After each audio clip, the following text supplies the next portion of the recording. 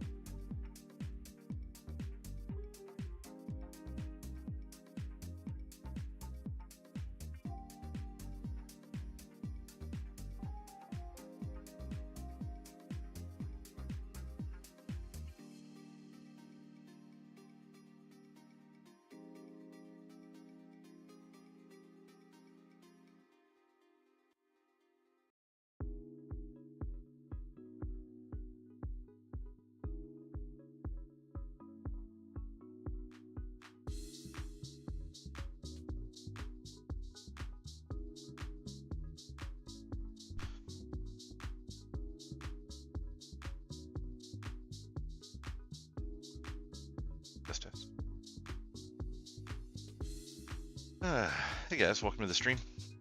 Doing a little bit of PvP tonight. ZG raid in about, start getting ready for it in about 30 minutes.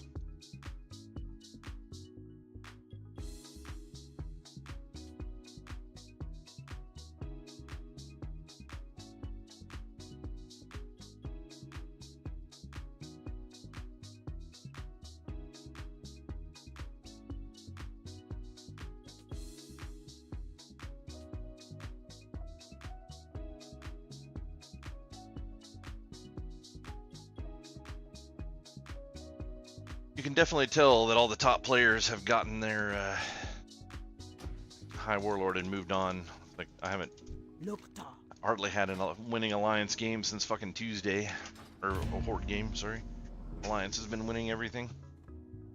So you just know that the horde team is absolute dog shit if that's the case.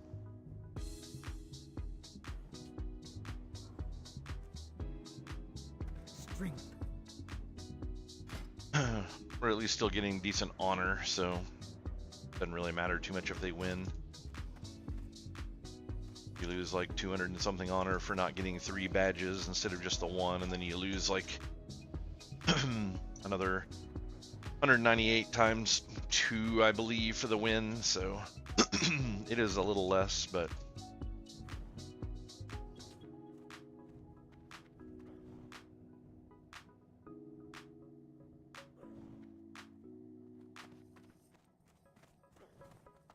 it's a little less honor, but not as much as you would think.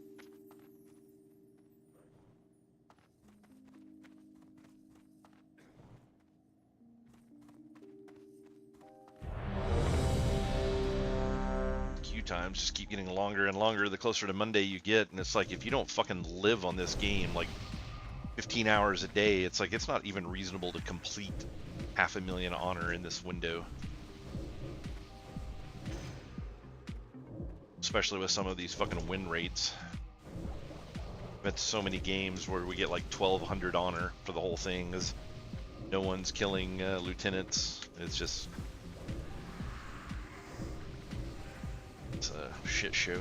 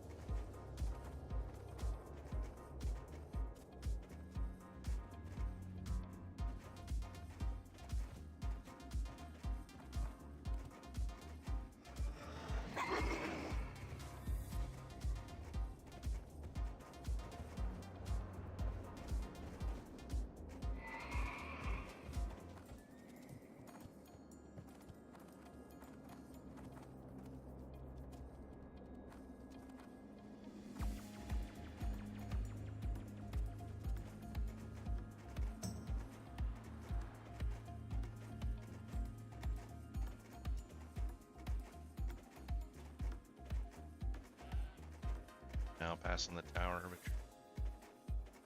probably gonna cut you off, drop off.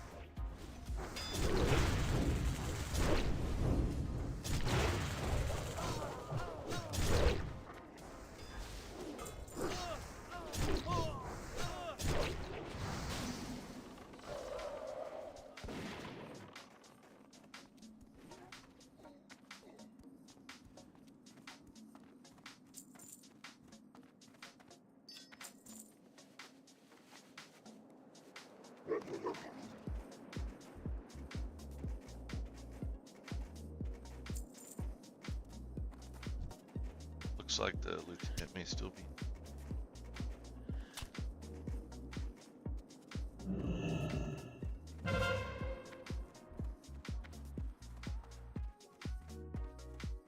Oh no, he is still in here.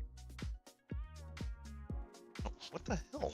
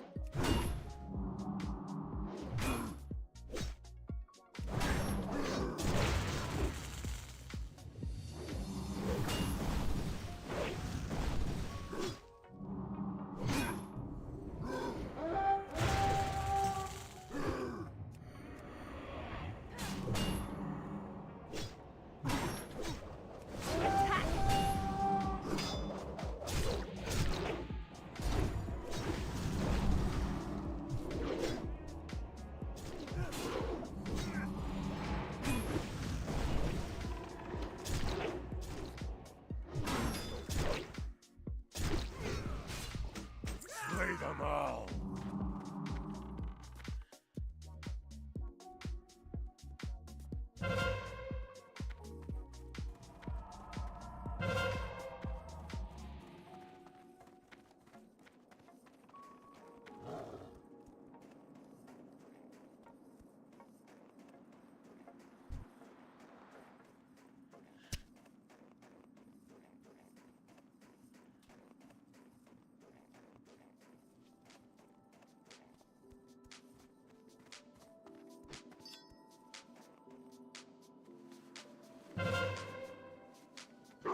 Probably fairly lieutenants at this point.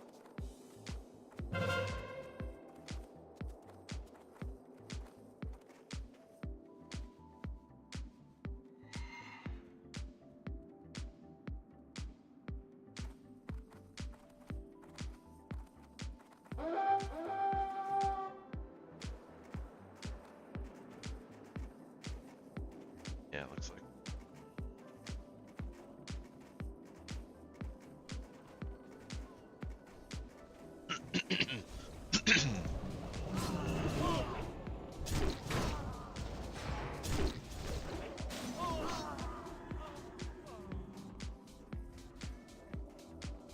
All right.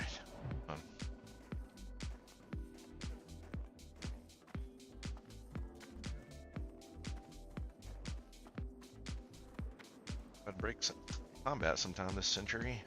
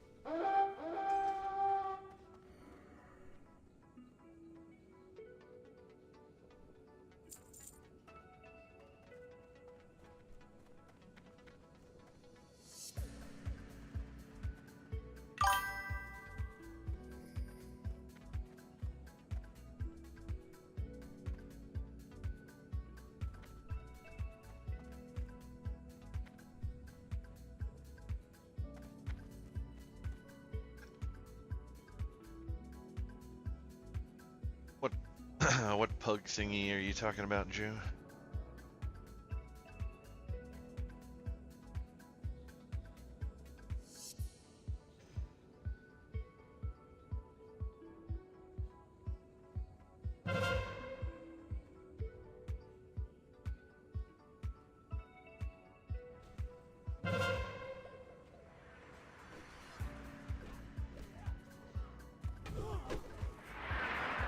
Oh, that pull didn't last long.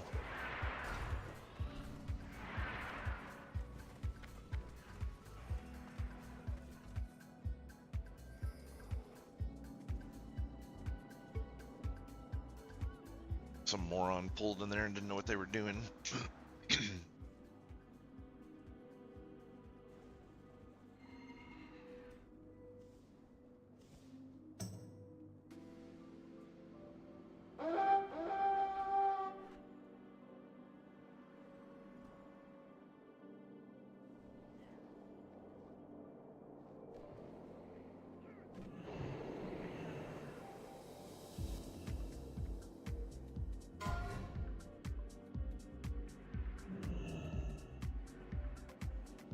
Why do you say that?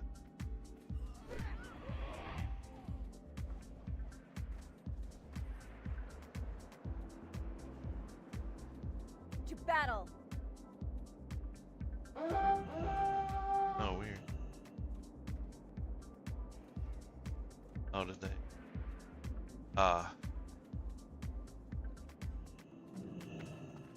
Destroy I them. see. I mean, you can go resto, and then we can just have brutal tank.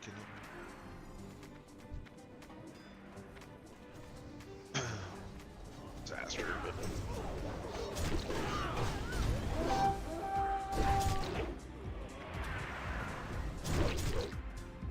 yeah, but we're all about to get wiped out in here because all of the marshals are in here, and they just AE the shit out of everybody left in here.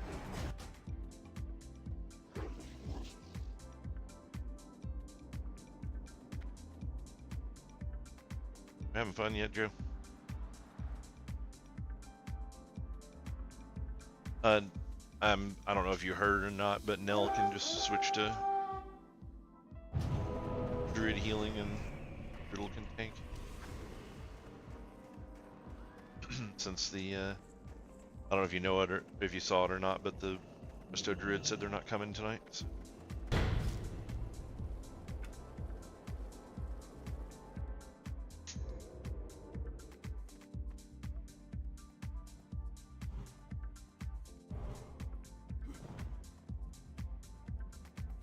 Hey, what's going on, Hunter?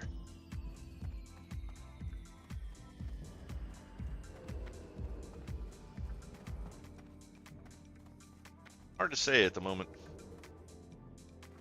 We had a full raid, but then as it's becomes invite time, people are randomly like, "Oh, I can't make it after all." Like, waited until literally time to start invites to say something. Yeah.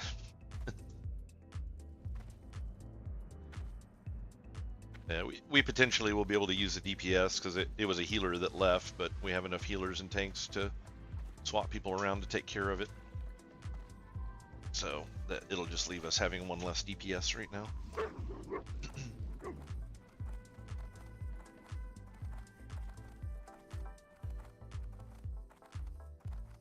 Yeah, you just don't want it to be two druids. Stacking druids even in a 40-man is a nightmare. 20 man is ridiculous. I can't believe out of all the stuff that they did, they still just completely screwed druids. They didn't go ahead and give them a res. They didn't remove the stacking conflict with their regens. It's like they have battle res. They don't have a regular res.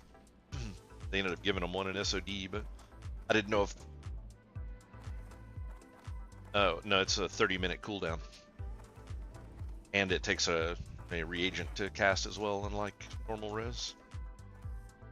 They gave them one in SOD. I wasn't super expecting them to give one here. I just know they said that they were making some changes, and it's like druids are such bad options for healers for basically anything except for a raid, and then you don't ever want more than one. because none of their regen heals will stack with another druid. So they just like override. And the problem is it's not that it says there's a more powerful one. It just cancels the first one that was on there. So the most recent one cast is the one that stays on there. So the druids will just waste their mana casting regens on the same people over and over.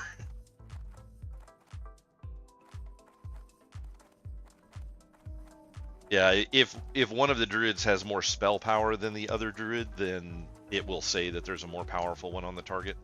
But if they have the same spell power, then it just kind of flip-flops constantly. And then druids are really bad for dungeon tanking unless you have a group that can do dungeons without anyone dying, because otherwise you get one res and that's it.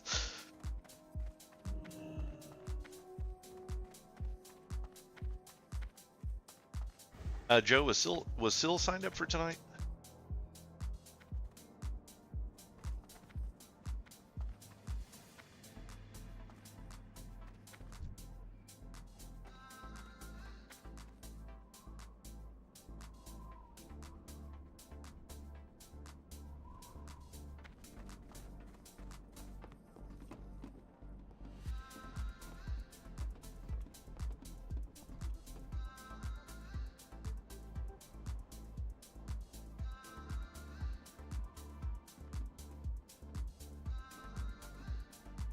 No, Syl.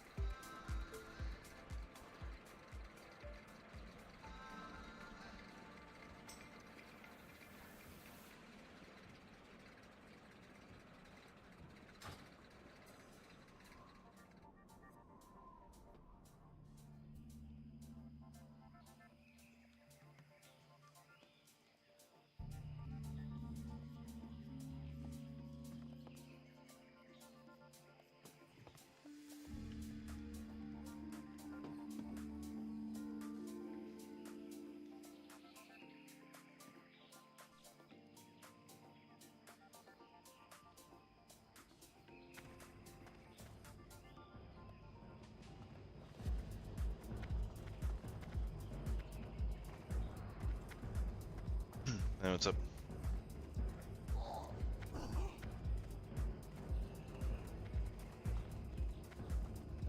Strength and honor. May your blade never dull. I don't know why I automatically go to the flight path.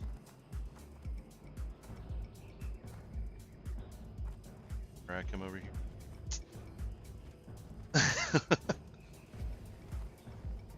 Yeah, I clicked on it and I was like, oh wait, this would be bad. The even more sad part is I don't even really need to come over here to hit the flight path anymore, because I finally just soulbound myself to Kargath so I could just hearth there.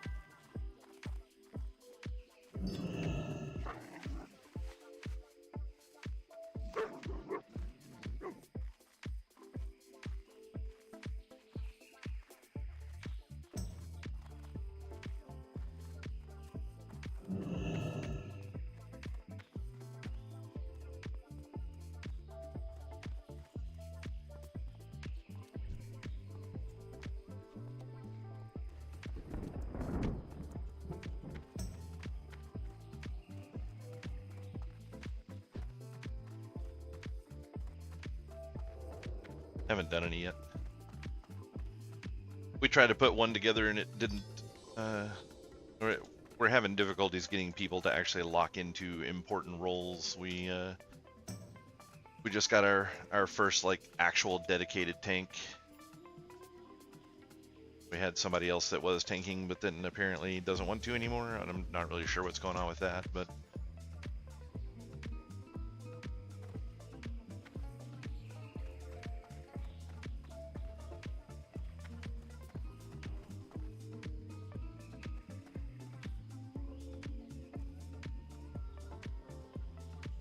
yeah, we've already got that covered.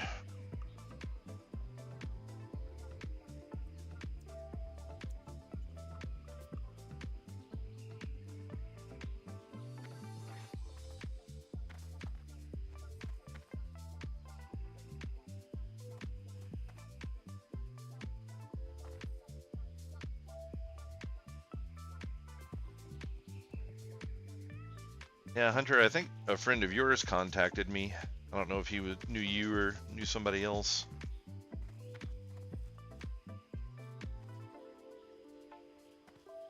Yeah.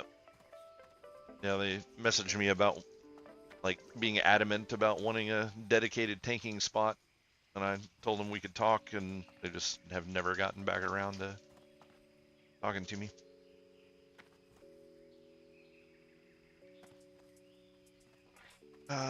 It was like Tazingo or something like that. A warrior tank. They had a yeah, Tostingo, that's it. Yeah.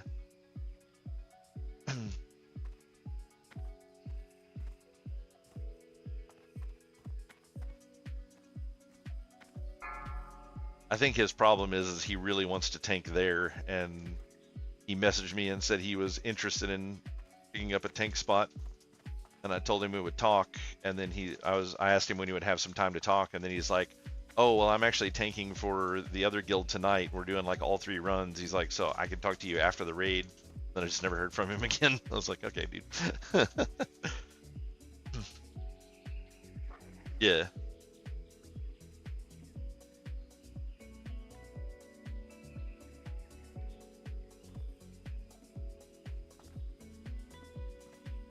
Yeah.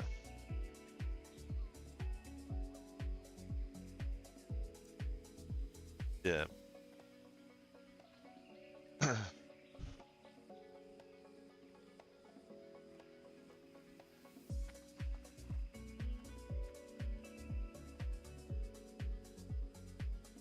Nice.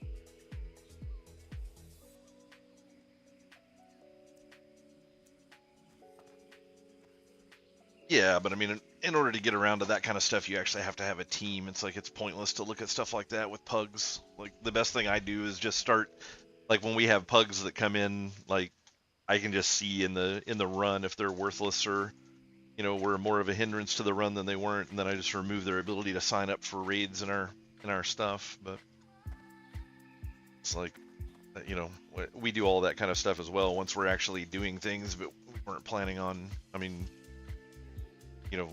when we did all of this stuff before, we were top 10 on our server for 2 expansions, so we definitely get into the hardcore side of it when we get into the content we want to do. It's just like classic is not fun raiding. It's like the more people that are in the raid teams, the more of a pain in the ass it is to get people to do what they need to do and show up, and I really hate the concept of world buffs.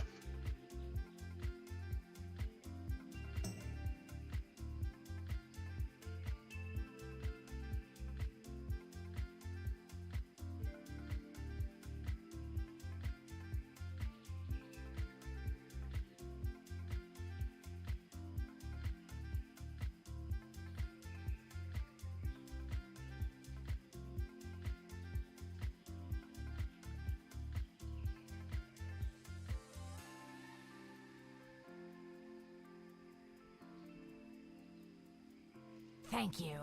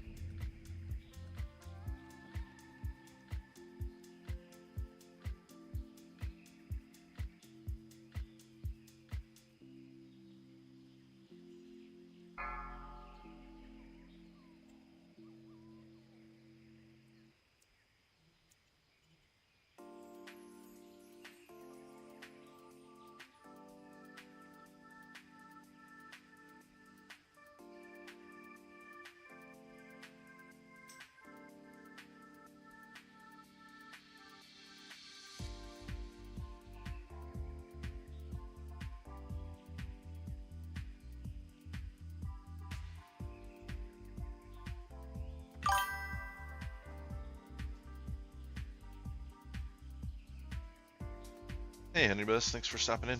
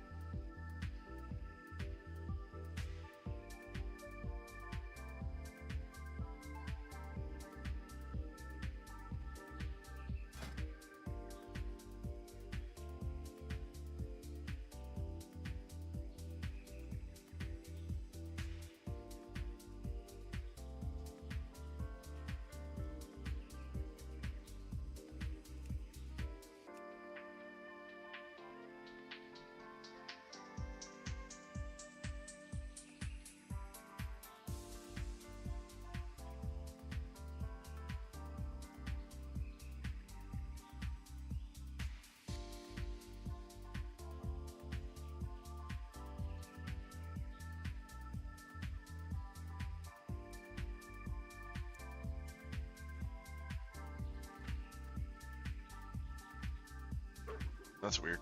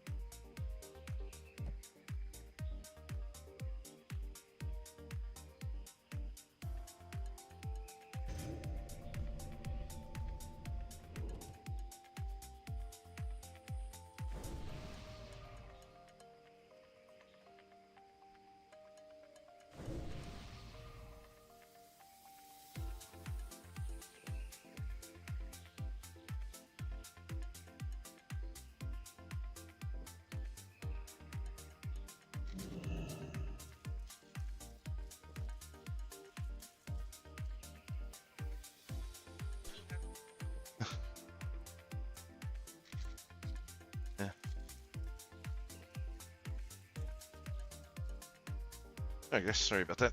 Some sort of weird sound at our house. Had to go check it out.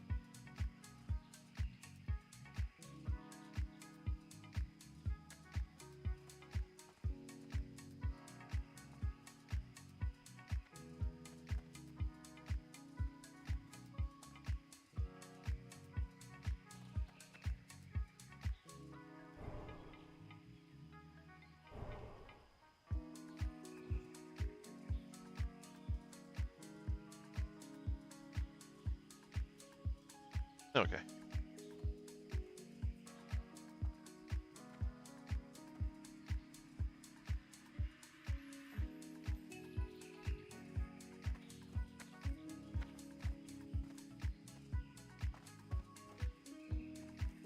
So what exactly are we missing right now, Joe? Do we need? You got Kaz to come in to heal, but we only had 3 to begin with. So are we still short a tank?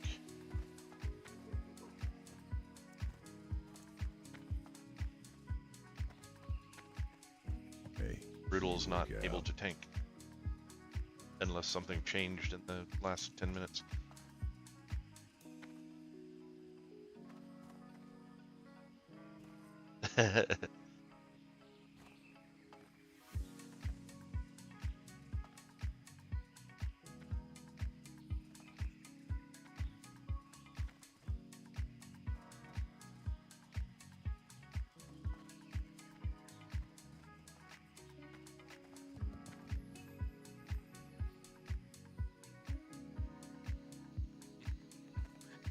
That's a good pun.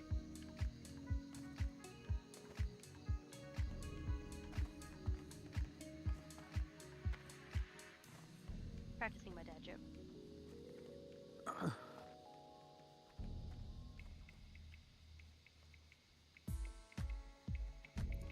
And then Dingle can be the 3rd tank when needed soon. Yeah.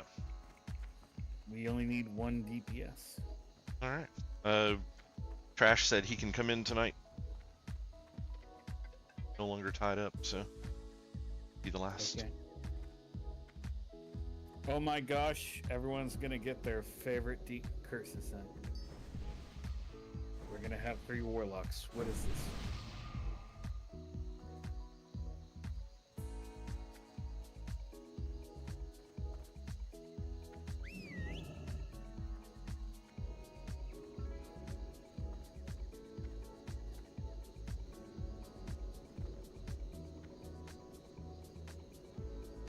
Is there not a single shaman? We're bringing 1 in. Kazram will be. Oh, just 1. Might as well play Alliance. Might Salvation. as well just be playing Alliance.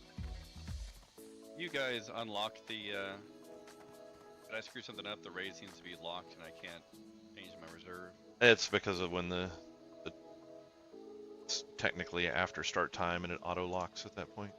Easy fix. Go, you'll have to unlock it. It's some of the 2 orc boys.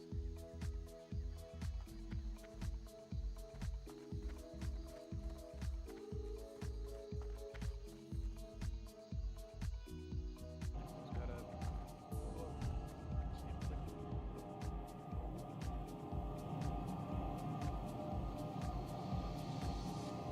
I guess we'll get the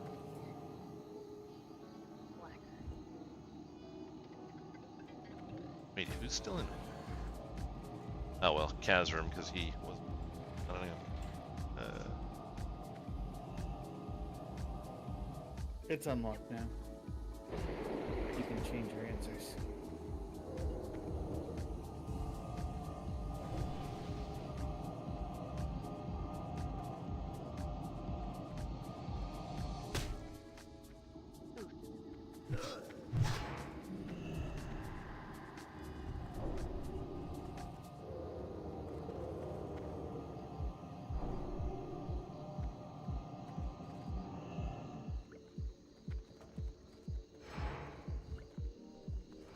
Get everyone?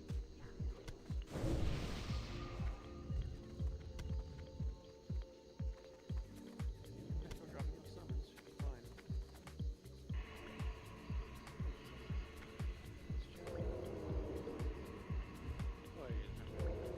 Oh, Hold on. Do we want to do the fish boss? Shit. Do we have fish and lures? I have lures. I don't have fish, but I can. Well, we can get the trip. we can get the fish here. That's not a big deal. I think Um, I don't know if they're still here or not because of who's bounced around, but we had someone that wanted the optional boss too. Did they make it in, Joe? yeah, or- that's me. That is him. Oh, okay, okay. Let me.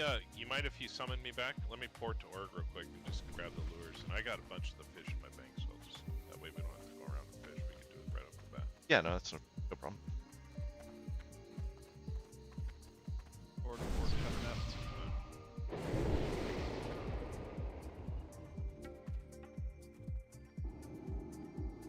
Yeah, I got the Mojo Madness. Nice. Or make me water. Avenger me, please.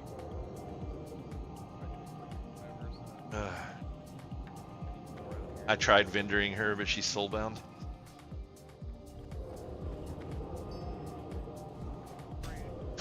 Thank you.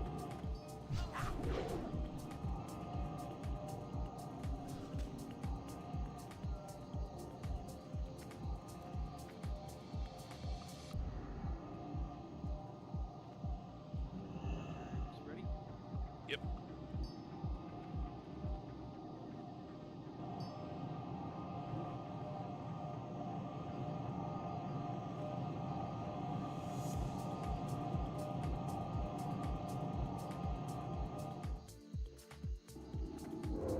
Cool, thank you.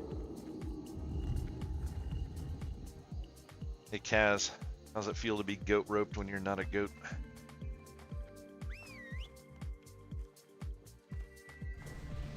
I don't know what that means.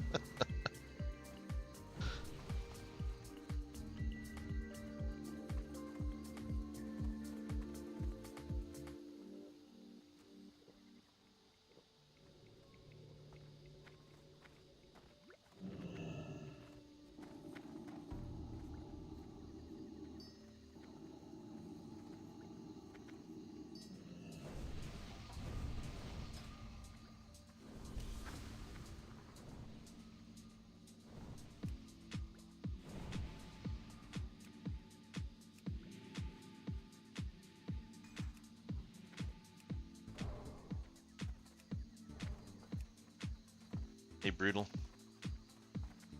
Yes, sir. why you gotta be getting mad when you're tanking for? The last couple groups really pissed me off, so man's like, that's it, you're done.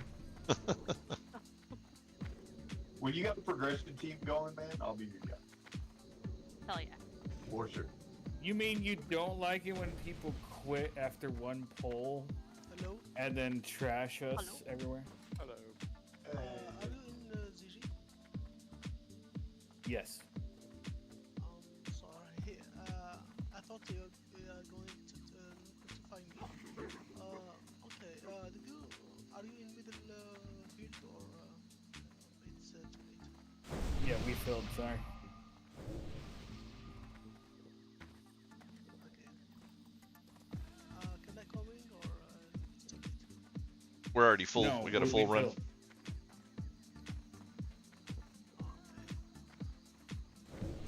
Thank you. Have fun. Next time. Yep.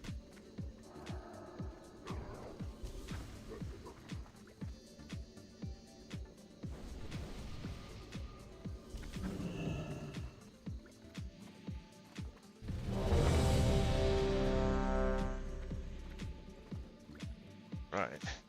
Dingle back yet? Doesn't look like it.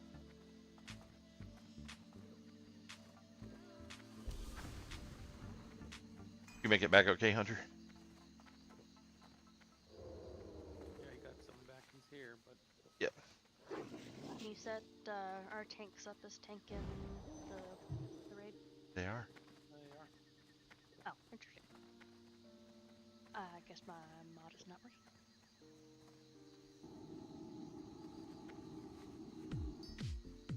Outstanding! How does a Oh, yeah, Torin I see. hide Got in the a form cherry cracked. tree? He Sorry, I'm paints back. his hooves red. Hunter's here. We're saved. Yeah, I think he'll get poverty buffs when he gets in. Yeah. All right, let's go ahead and start pulling trash. Got it, okay. No, Shabuzi, I am not.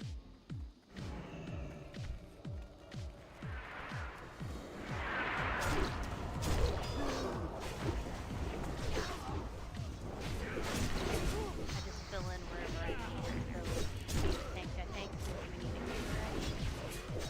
If we don't, I just can't. And hope for the best.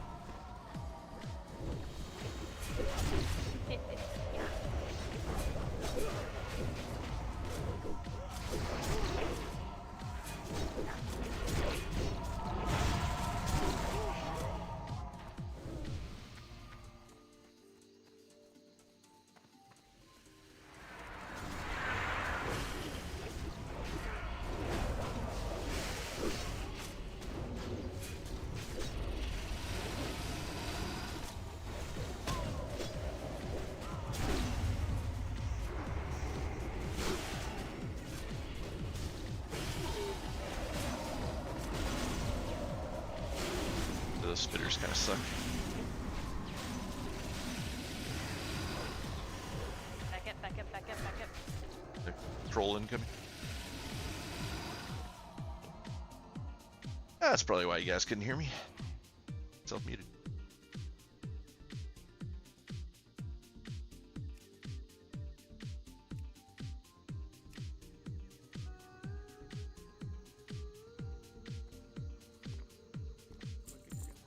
Yeah. We could just get these guys. Yeah, just go ahead and tag them. And it's the dead after. Or down a healer though, so be careful. It's just Cad.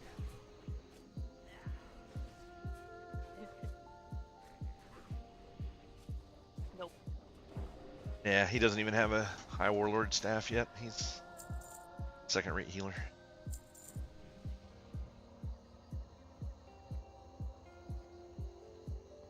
Mace, staff, whatever. Not like you actually hit anyone with it.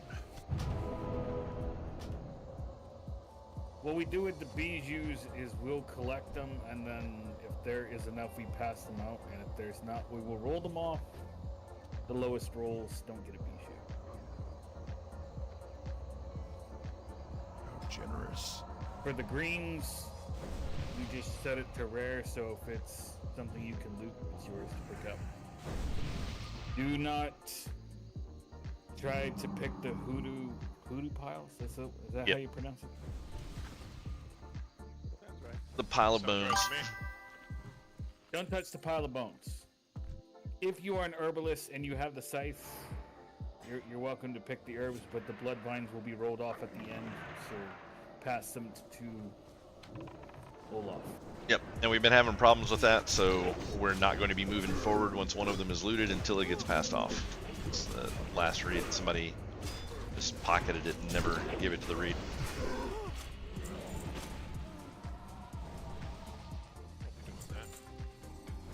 They can keep the other herbs that come from the Yeah. herbalism, right? Yeah, they yeah, can the other keep herbs are open, herbs, but the blood vines, because it's an item that almost everyone wants to use, or it will get sell. rolled off. They sell significantly Yeah, better I mean- than regular herbs also. Whatever you want to do with it, but like fair is fair. You're gonna roll on it.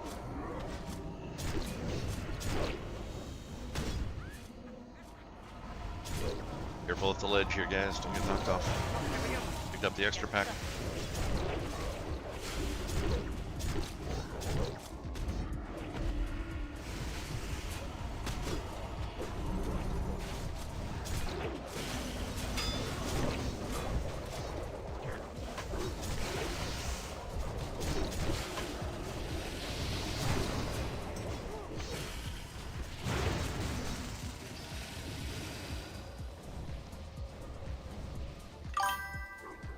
Freno had to die. Worthy sacrifice. I guess we'll Nobody see. important died. I Yeah. mean, If we get loot, then it was a worthy sacrifice. If not, he's just another dead undead.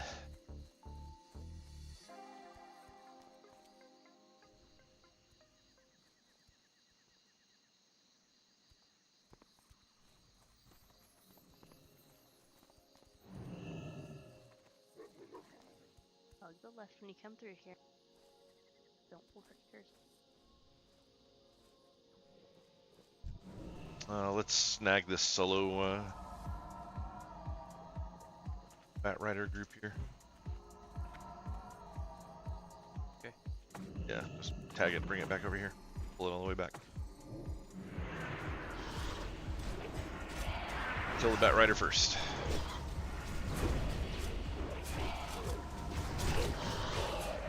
Yeah.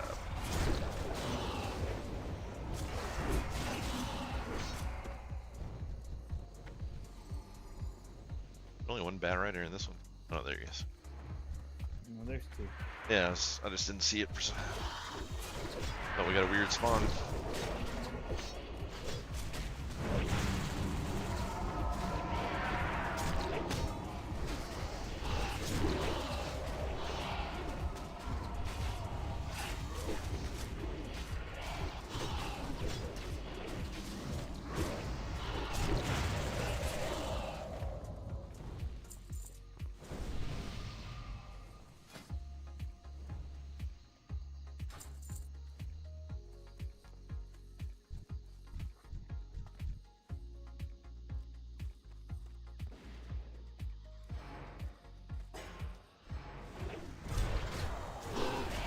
I like this boss. What was it? It's like we're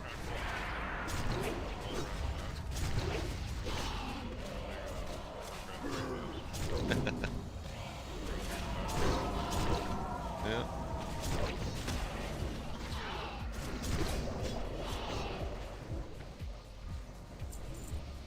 If you were an NPC, you'd be a Bat Rider.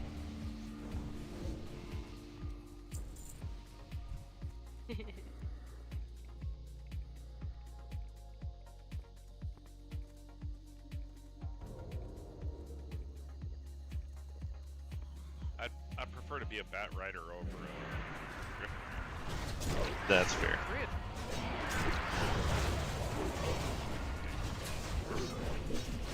Seriously. Jokes on you guys, most of these people are Alliance players. Never touched it. Well, maybe do Alliance one. Felt dirty, didn't you? It didn't feel good. No, it didn't. Actually surprising though, the number of people that go Alliance. It's like Horde's full of a lot more PvP players. Like if you look at the number of raid guilds that are out there, it's like 50% more Alliance raiders than there are Horde raiders, even though the numbers are relatively similar. Get touched by the goat. I agree, Ken. When you started playing an anniversary at the comp, it was only, if you would have said you were playing Alliance, I wouldn't have done it. If I would have said I was playing Alliance, I wouldn't have done it. The only downfall is we don't have access to Paladin. Yet. Yeah. I see. know. Commons are pretty busted. I want to prep my Paladin. What do you miss having that fucking talk to every 5 minutes, 40 people every 5 minutes? She's never actually played a Paladin in Classic era, so. Well, Yeah. that's I think it's kind of BS that we don't have access to Paladins. In Warcraft 3, one of the heroes, the Tauren chieftain, I believe he was a paladin. Which is funny because I don't think Taurens ever get to be Paladins, do they? We do. Do they? It's Was it Legion? Kata question mark or Kata. Mom? Oh, was it Kata? Okay. Yeah. I never saw one, so. Why if we ever went on further, I would name my Paladin appropriately. If I can change later. You can go on further right now. Come on. That'd be holy cow. Holy cow. Holy cow. We need to kill all Holy these. cow! Holy cow! I love it. Alright, ranged will be stacking on star. Melee will be obviously in melee. And if we can have the 2 hunters stand somewhere in between to bait the dash.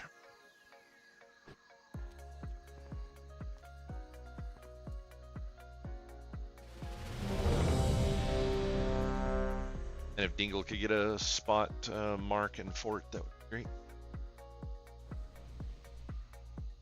The only guy in here unbooned right now. Brave. He wipes us every time he does it. The range stack on shoelaces. Yep. Got a little star on him. Alright. 5, Beefy on you. 4, 3, 2. Yeah, I'll move up at the one. fight starts to get into the proper range. Lord Hirik, grant me wings of vengeance.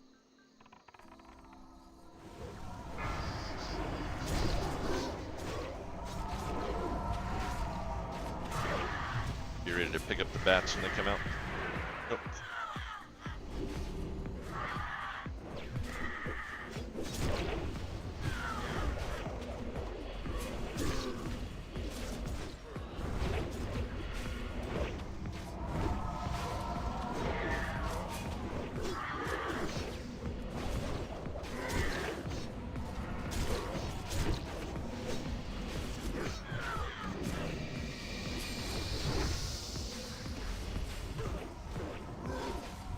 Bats. Drag him into melee. Yeah, dragging him in the melee is not a good idea.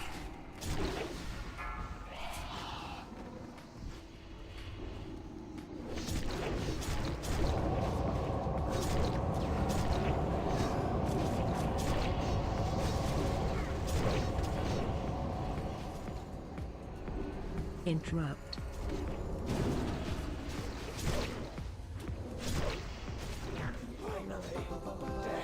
Curse you, curse you! Res the dead, please. Everyone else mount up.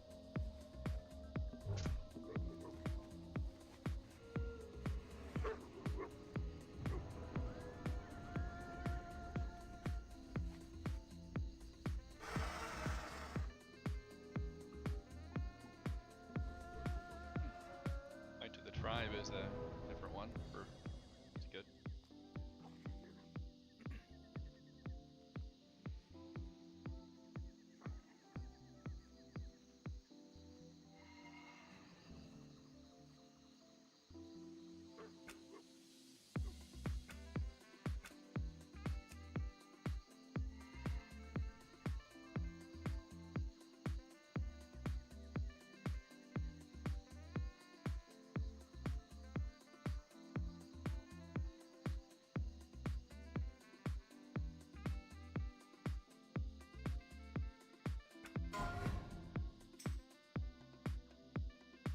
People in back. Wrong order, Shabuzi.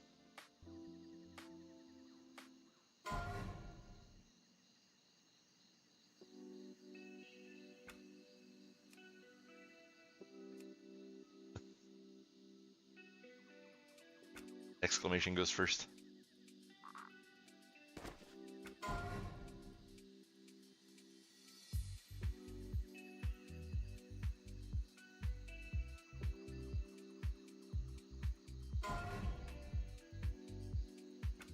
That's Mads.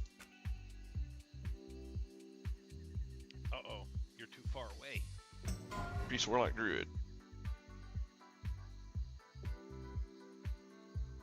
Yeah, we're getting the Bijus rolled off. Yeah, just make sure Shoelaces gets them.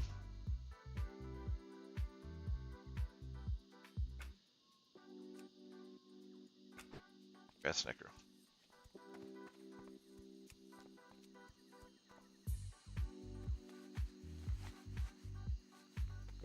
Yeah, sorry, I was trying to quickly figure out. I didn't get the soft reserve pruned from the people that signed up in soft reserve but then didn't show up. So we got more soft reserves than we have people.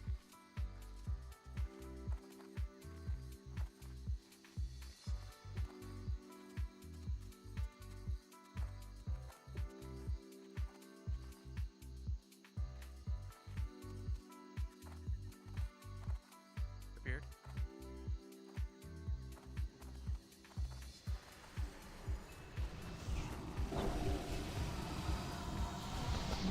As soon as I get in range, I get smacked by an axe and stunned.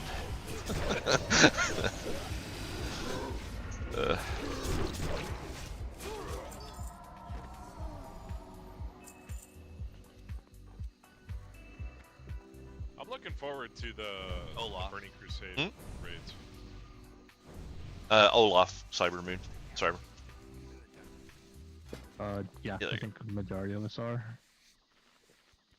You can keep the Lotus. The 40 mans are fun, but man, it's tough to juggle 40 people.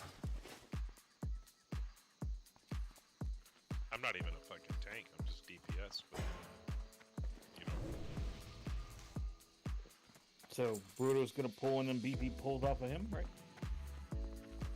Yes. So Brutal will be just getting the trash up here.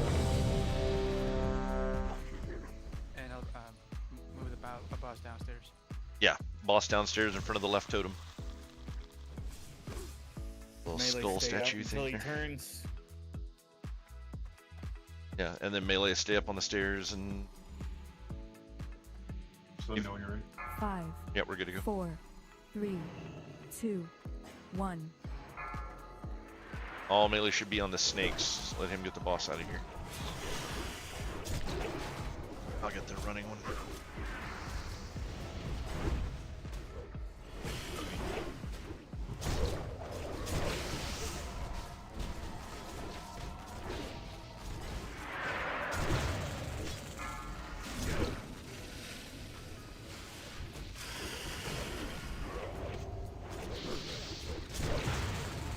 Alright, go ahead and move in and attack. Interrupt.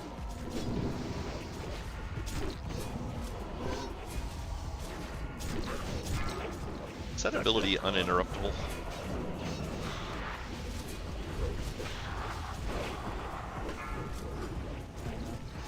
I tried moving, but it didn't work, so. But yeah, watch out, guys. Need to keep it away from the range group. Alright. When he drops the green, you move.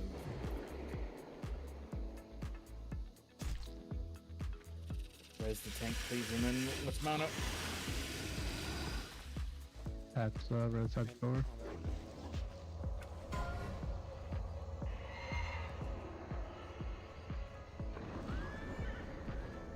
Or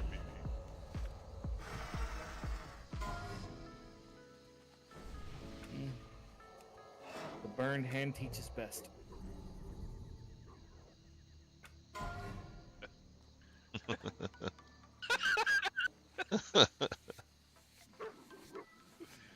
Okay. Glad you like that. Yeah, I do. I love it. It's fucking funny. It's like I'm like poor BP. Walk it off. Okay, I'm going in.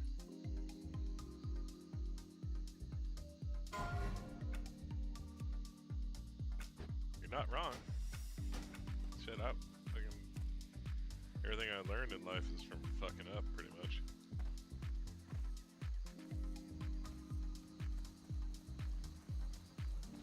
I mean, honestly, burning your hand on a stove is one of the first lessons that a whole lot of people learn. We don't mind if you make mistakes. We just mind it when you repeatedly make the same mistake over and over again. I first was touching a propane tank when it was, or propane heater while it was still hot. And yeah, here Mads still is. Propane. Are you guys excited for the reboot? Are they actually doing one? They're doing a revival of King of the North. Interesting. Bobby's going to be 25 years old. He's going to have tattoos. Is it going to be live action? Oh, that'd be hilarious. And Netflix is Yeah. sponsoring it or Yeah, seriously. doing it. Does he carry a purse?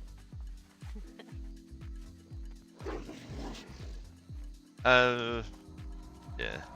Keep going, guys, before this berserker gets out here.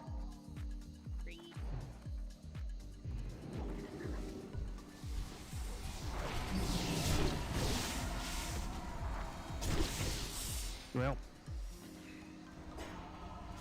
Uh-oh, we got a berserker behind us. and some cool friends. Yeah. Let's grab those quickly. Next away. And it wasn't me, because they ran right past me. Worst hunter. Worst hunter. Don't lie.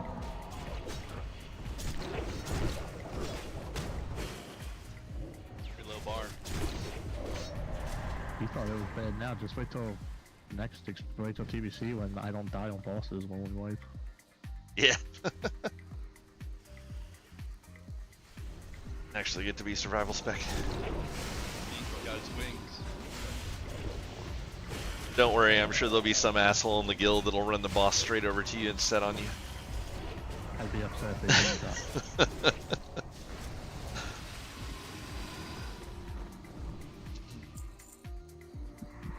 No one worked back. Aww. Poor Hobbit.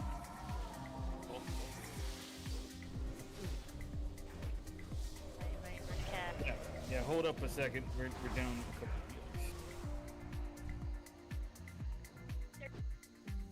Oh, no, oh my Were those Primal Hikari pieces hard res?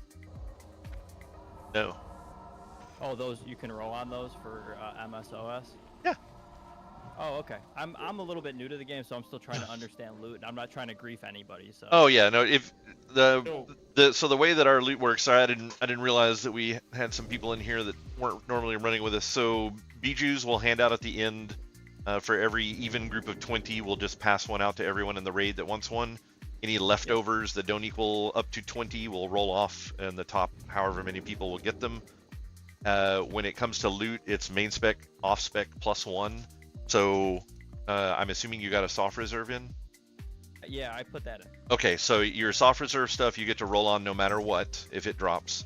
And then everything else, if you see it go up for a roll, the mod will automatically say keep pulling beefy.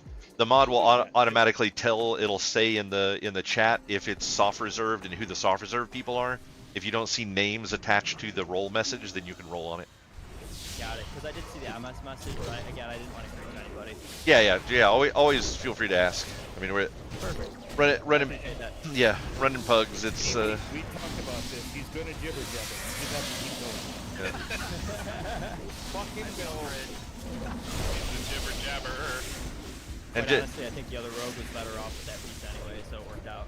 Yeah, there you go. And just don't forget, there's no stupid questions. Only worst hunter ever. I'm here just to make everybody else look better. Well, you need to try harder because you're not making me look better right now. Real high to begin with.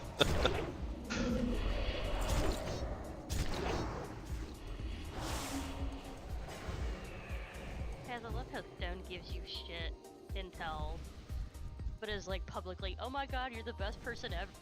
It was fantastic. Stone is also the person that will literally run around and teabag every single person in a raid as they die. So.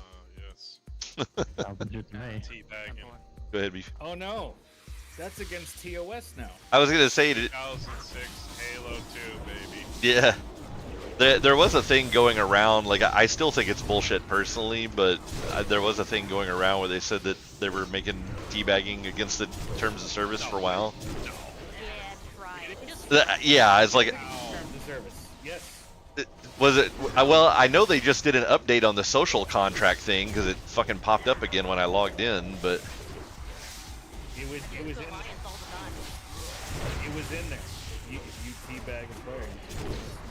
What was the wording that said teabag?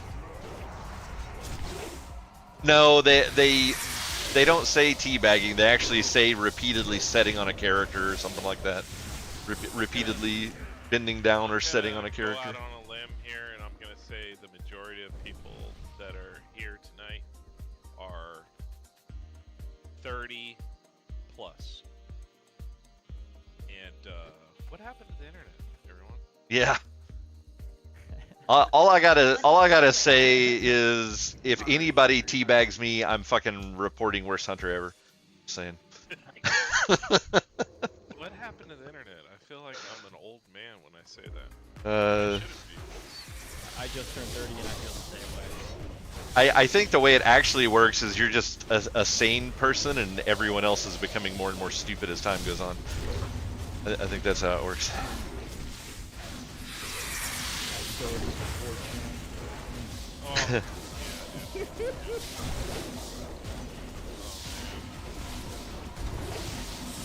feel like as an 8-year-old, being on 4chan is probably not a good idea. We were talking about this last week. I'm old enough to have the WoW authenticator. Oh, that actual like one that went on your keyring? Yeah, Nell's got one. Yeah. The phone one could do it too, and you got a pet for it. Yeah, that's what it was. It was a Corehound pet, plus it was the extra bag slots on your main bag. Yeah, that was a weird thing. It gave like 4 extra bag slots. It's like, you're really trying to talk people into doing this, aren't you? Alright, this is the account has a the accounts. Yeah. Worth it for them. Forgot. Did you guys see that they made a thing that you can permanently turn off the drunk effect? Oh no, that's actually kind of cool. All right, so on this one, same as the first boss, range stack up on Star, and try to stay as max range as you can. And let's try to intercept the spiders. There should be a small pack of spiders as soon as we pull, and then depending on how fast damage goes, we might get one more pack of spiders before he transforms. So just have off tank pick those up and try to keep them in the melee if possible. 2, 1.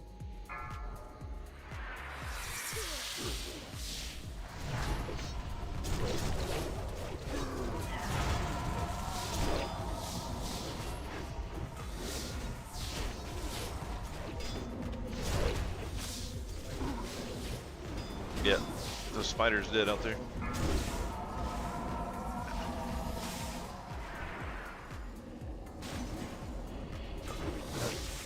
Don't threaten Joe with a good time.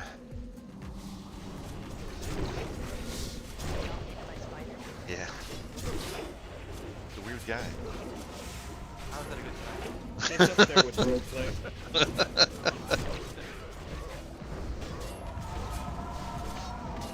Hey, don't know if they tried. That's what happens when you do the weird shit. Oh, if you saved it, Yeah. On a daily basis.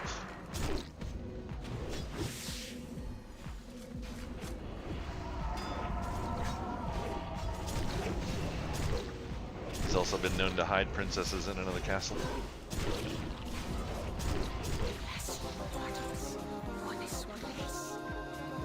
Controls me no longer. Woot, woot. Mount up, let's go.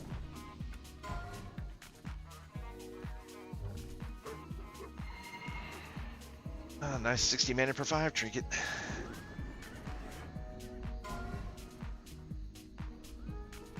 Engine nil. I mean, it was a place of my mark of tyranny for tanking. Man, it's nice. Good for threat too. Congrats, Beefy, and I also hate you. Thank you. You About, also hate me.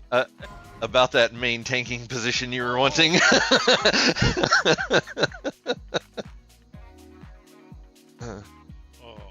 man, beaten with beaten 56.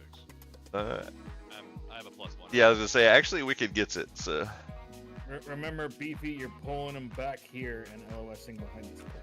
No, I'm going there and staying there, dude. Just kidding. No, not a great idea. I mean, you could do it. You'll die, but you could do it. Actually,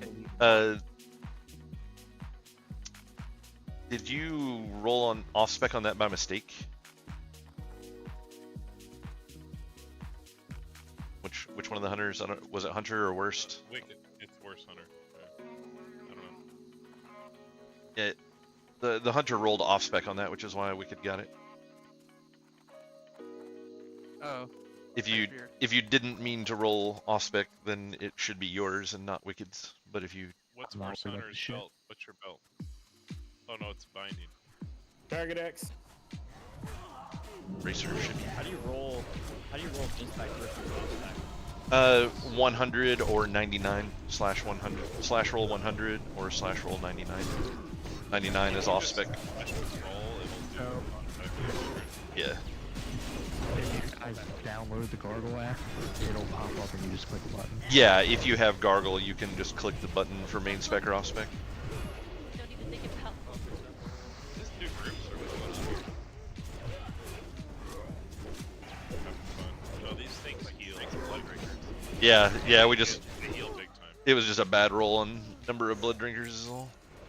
And the more people in front of them that they cleave, they heal for.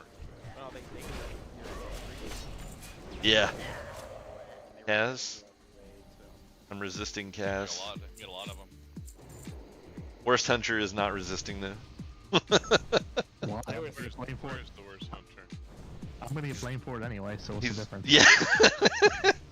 There were 4 in that he's pack alone. he's teabagging the only shaman in the raid.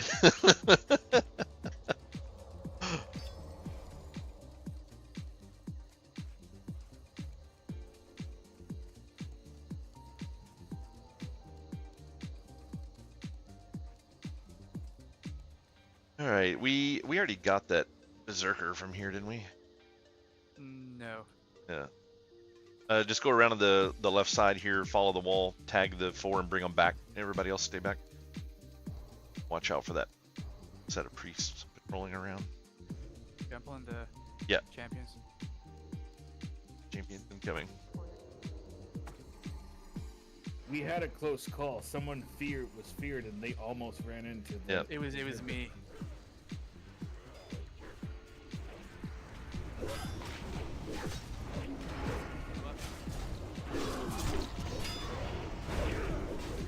What did you say, Warford? Said split them up. Why? Pull them out of the raid so they don't make it easy. They don't heal. These are champions. Oh, I'm sorry. Still drunk, sorry. Yeah. The spiders for 20 minutes ago. Yeah. Heal themselves. Actually, spreading them out's worse because then more of the range. So the range should try to be like max for those guys so they don't get hit at all. Don't heal them and do we wait for the big dude and kill it or? Do we pass along the blood vine we get as drops or just from herbs? Any blood vines. Okay. And we'll roll them off at the end. Yeah, I think we should go back and kill that big dude, guys. Where is he? Oh, there he's coming. Yeah, let's Go. just come back over here and we'll Just tag him and kill him. You can drag him back into this corner. Yeah, you can also just kill him in the room, but it's fine either way. Should I just pull over here? You can tag him from there, yeah. As long as he's not immediately next to the one over there, you're okay. Just pull it out around the edge. There you go. L's cut off by priests at the moment, so we're a healer down. Be careful. Pull it way back, guys. AE fear would be bad here.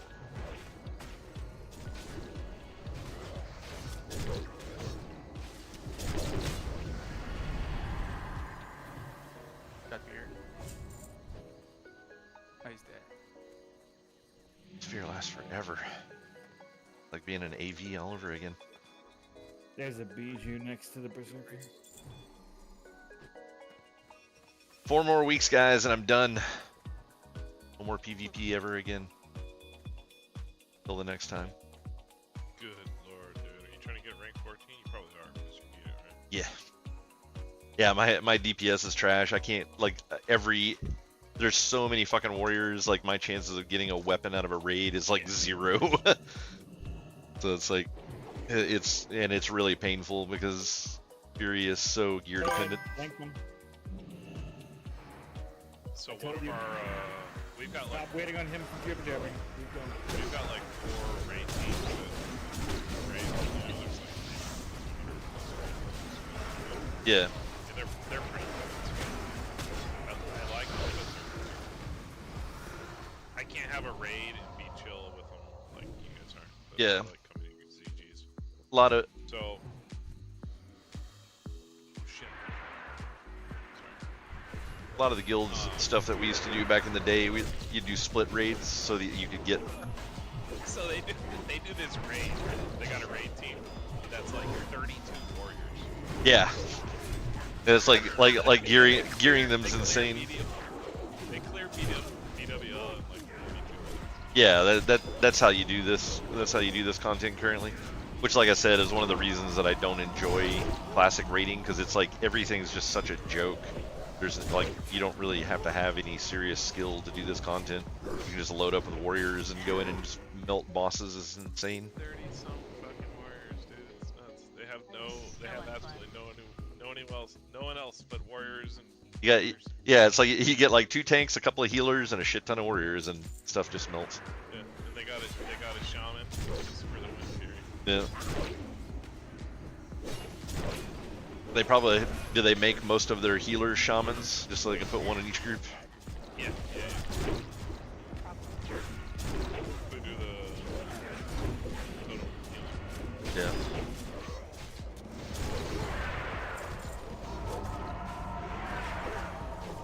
It's like sometimes when I get good crits, my DPS is okay, but it's like I'm still missing a lot of hit reading. It's very painful. Do the boss now. Yeah. I'm gonna Need mana and stuff. Alright, so as usual, try your best not to die. We need a fort on Warfarino and a fort on Dispersions. And remember, if you get the mark, don't touch anything. Yeah, if you get gaze on you, stop all aggressive behaviors towards the boss. If you're a healer, you can keep healing, but no attacking the boss while you're got the gaze. I still don't have fort. Yeah, Warfarino still needs fort. There you 5, 4, 3, 2, 1. Fort Farino. Yeah, Fort Farigno. pull it way back over here, guys. So the boss is the DUW. Okay. Now. I'll get back in the corner here to. Yeah. Yeah, we want to make sure we pull the boss like 2/3 of the way back to the wall here. Let's grab that raptor. And melee, remember 270-degree cleave, so you want to be directly behind the boss to not get cleaved. Gaze on Kazram. Look away.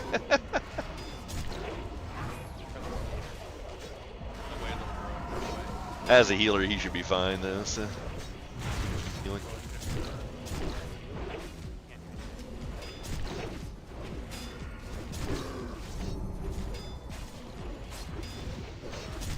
Stop casting. Off, look away.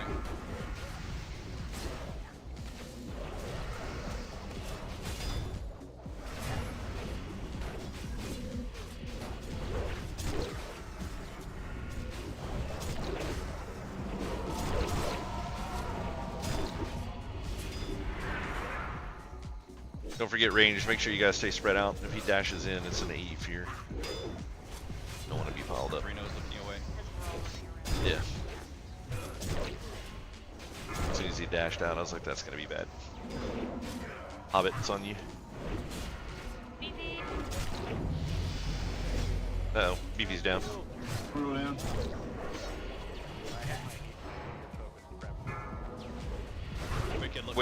Wicked, stop attacking. We almost had a warrior on him. There we go. Keep beefy up. Oh, he's down again. I can't heal fast enough. away.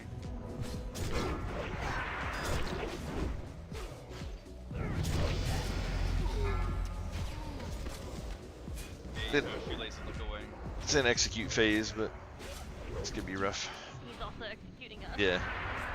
I mean, we should be able to get it at this point, as long as we can I mean, kind of get this under control. Stupid spirits to res faster. Silver slicer look away. At 8.6%.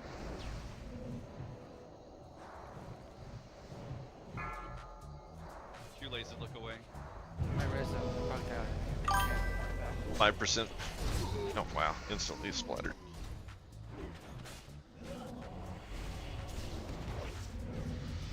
Half a percent. Good job. Not a wipe. Yeah, not a wipe. First try. Kill the witch. I gave up last night, Matisse. I got back in there and I got it. I got back in there when, like, with the run that you were doing. I got the pull going. Everything was going great. I got the majority of them down to almost no health, and then I just could not jump on the fucking wall. I tried like 8 or 10 times and it would not catch the spot, and I died. So I was like, you know what? Fuck this. I'll do it some other day. I was too fucking tired.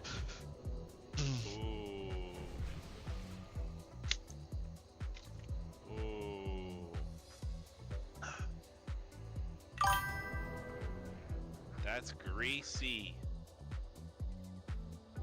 The worst hunter ever gets that. Nobody take it from him. He needs it. He's working up that AV crossbow. Let's res the loot master, please. Poor man's got that AV crossbow still coming. Oh, the AV crossbow. I know. And the Kirsting. I worked with that AV crossbow for a long time. Silver just comes in here for for idols. It's like the only thing he reserves. Once you're res, please mount up so we can move to the next thing.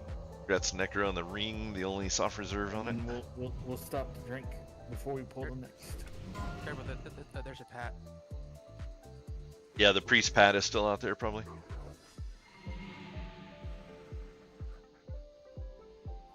There, Mark, just hug the right.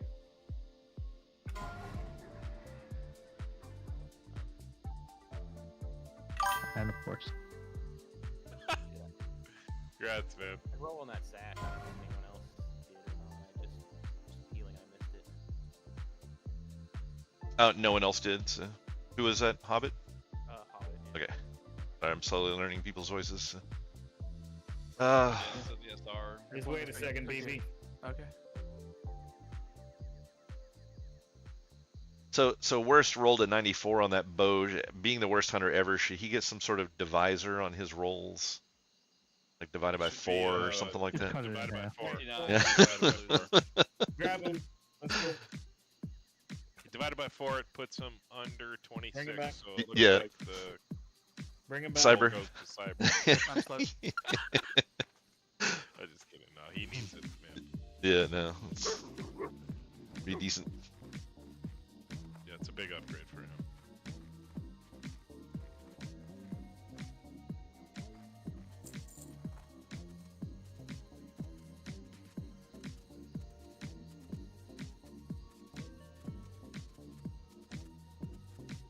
Plus, it looks badass. It's a badass looking bow.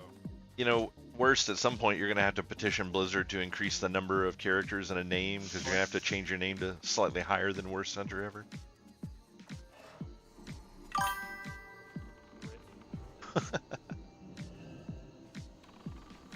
If we need any XP leeches, that allows me to clear it so much faster. XP leechers.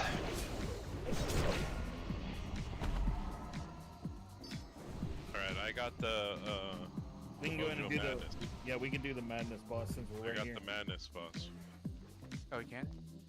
Yeah. Yes. The thing is I just request that I get the blood piece. Yeah, if you bring the you bring the material to do the summon, you get the quest item. That's cool.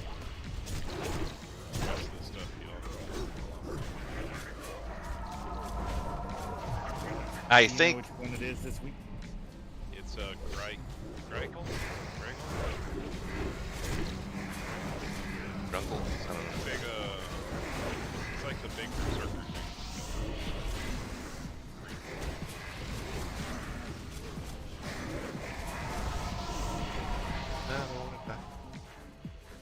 Oh, did I lose her?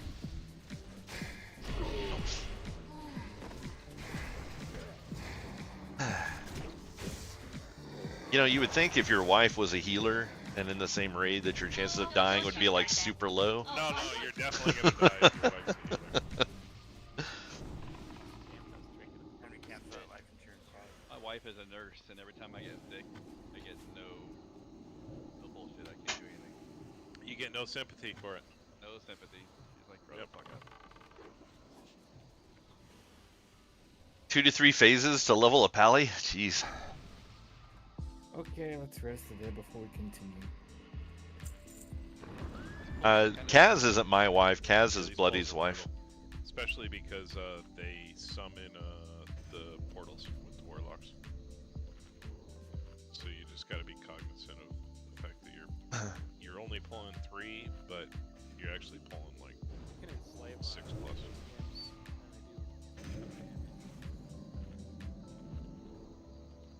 Can you banish the demons?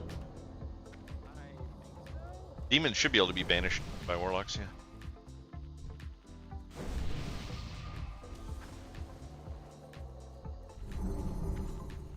Maybe we get a demon or get a warlock to banish one of the demons. Mark one. I mean, Oh, yeah. Bloody's just the guild whore, so I mean, if you want to seize your wife, that's fine, but everybody's getting in on that.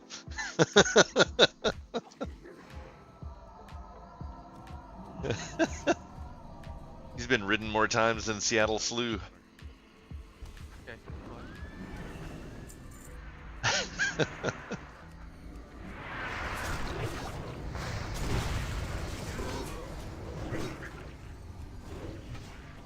Bloody's been ran through.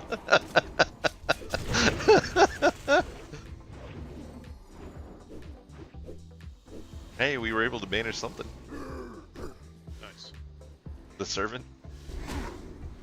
Yeah, these are demons as well, so they should be able to be banished.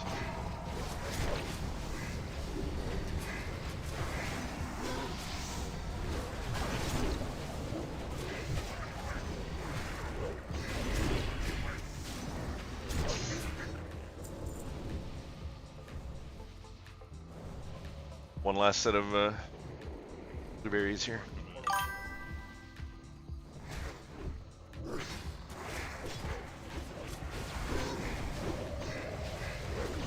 Yeah, see, if Bloody was here, he could defend himself, but he's not, so that's a him problem.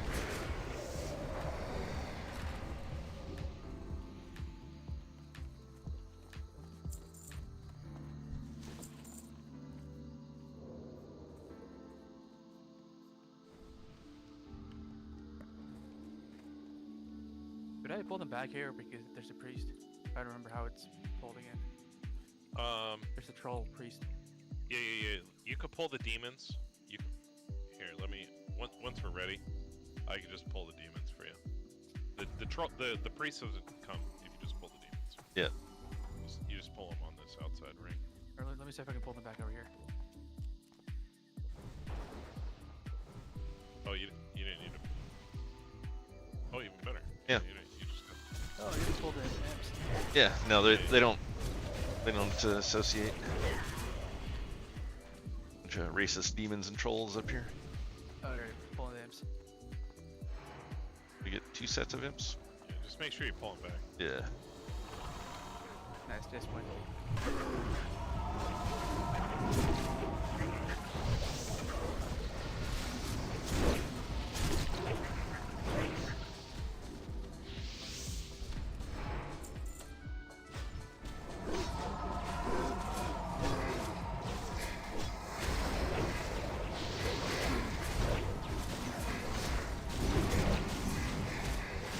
Holy shit, I gotta heal.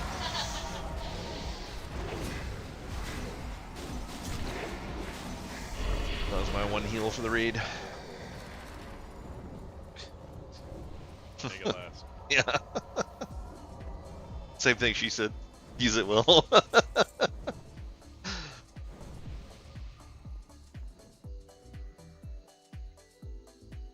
They're pulling the priest only. They shouldn't pull. Yeah, as long as you time it so that the imps aren't, he's not pulled through them. Are you talking to me about that, Kaz, or somebody else? It's probably because of your mount situation, is my guess. Hold him back. I'm gonna go with I don't use that.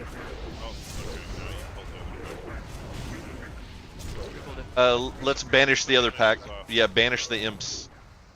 Don't kill the imps, banish them as soon as we can.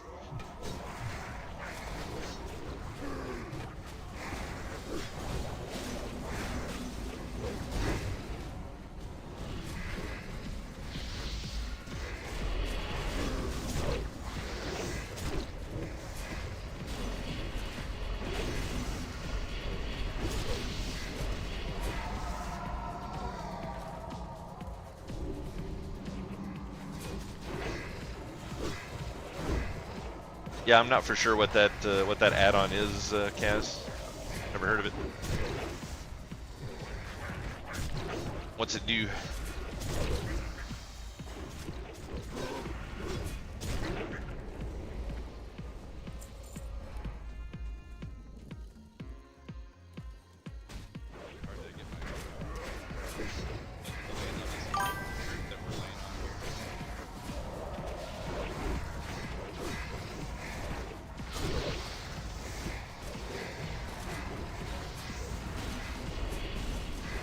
Oh, interesting. Yeah, I need to look into that. I've also got some new ones that Nell made that I need to get uploaded for the subscribers.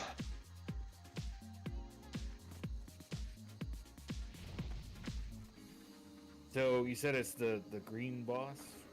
So what do we need to do for this guy? Let me see. It's Grylick. Let's see.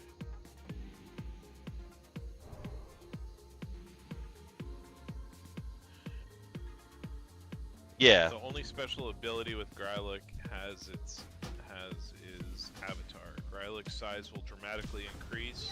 He will wipe all threat on the current tank, and his melee damage will be much more powerful. However, during this Avatar phase, Grylick will move at a much slower pace. Yeah, kite the boss. Yeah. Yeah, so you just kite him. Yeah. So we basically just want everyone to spread out, and you only need 1 tank for this. When he switches to the other phase, if you're the one he's focused on, just run from him because he can't catch you. Yeah. Don't face tank him. It's a one shot. Yeah, and melee, you'll want to run out and just let the range do some damage when he goes Avatar mode. Alright. Everyone ready? Yep. I'll throw this bottle of gasoline on this fire, right? Sounds good. Perfect. There's some gunpowder in there too.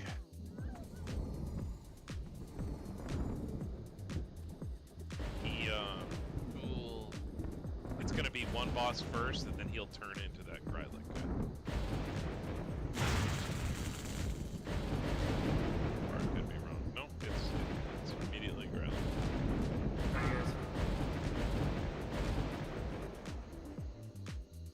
Five. It's like that one 4, boss from every expansion. 3, Yeah, pretty much. 2, 1. Yeah.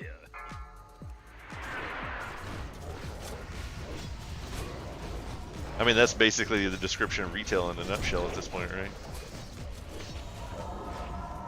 Like every boss there is just some combination of bosses from previous expansions. Keep moving. Move. Now he's big. Move. Do not face the boss. Yeah. Run away. He's on you, Laces. Again, 3 laces. Oh. Dispersion. Alright, he shrank again. Be able to be taunted now. He's still on dispersion though. He's not happy with dispersion at the moment.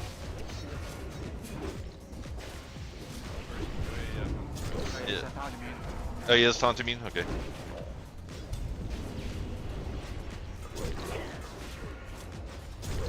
Now he's at the bottom. Hunter, worst center. Spain. Run! It's all over Necro at the moment, so you got 5k threat to play with. Some of us do. Dingle, watch out. You're getting close. Right.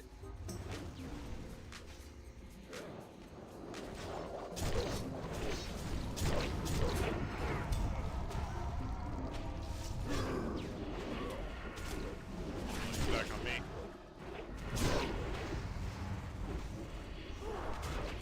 Oh, now he's on me. I don't know what this. Everybody's a tank. I'm a tank. I'm not a tank. Not a tank.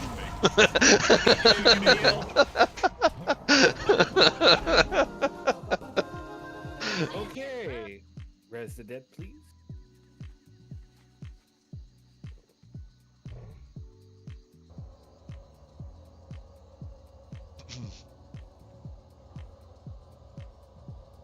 Damn, did he not drop the blood? He does. Everybody has to check the corpse though to get it to show up. We found that out the first time we did it. 'Cause somebody brought the thing. That was when they brought it in, and it was like 100 gold for the summoning thing, and he's like, "What the fuck?" Yeah,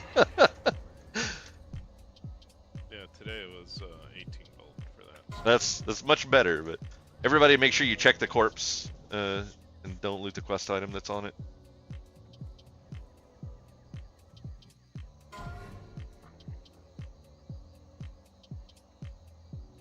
I'm gonna loot this quest item. That's all right. Yeah, the Growlix blood is on there now. So. Awesome, thank you. Go for it. I think that's also everyone. that's another one of those things that you can't like master loot. Dingle dangle, that doesn't work like that. It's one summon every 2 weeks. Which boss is there? He just wants to summon the same boss 4 times. Takes you like 2 months. That's too much work, yeah. Skip this back. Yeah. Skip the pack on the left and Let's kill the tigers. Yeah. I thought they were dogs. No, these are tigers. How many times have we gone over that? These are tigers. The black ones are dogs.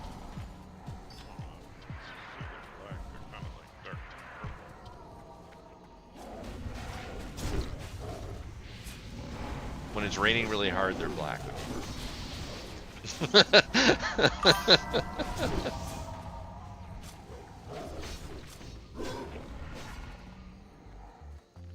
Alright. Nobody touched that pile, huh? 3 tanks? Yeah, everybody mount up.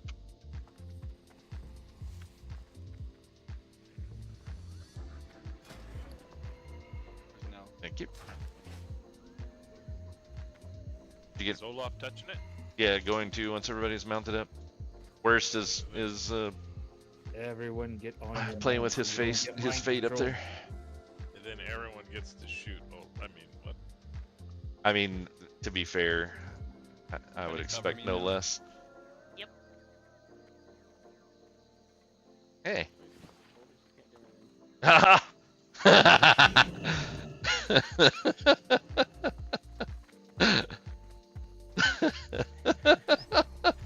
That's weird though. You're not supposed to be able to get mind controlled when you're mounted, and he was straight up on his mount. They must have changed that. Oh no, he's not a fan of Orfino. Man, he almost ganked me. Yeah, he did, huh?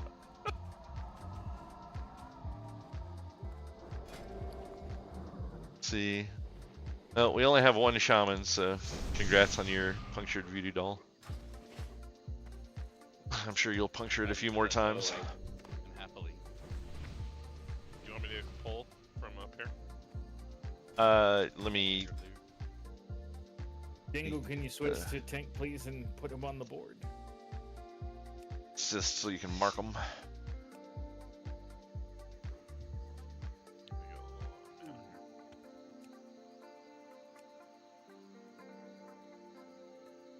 Alright, Dingle should be on the board for tanking the time. Hey, Brutal, did you bring a repair bot with you? I did. Can you drop it, please?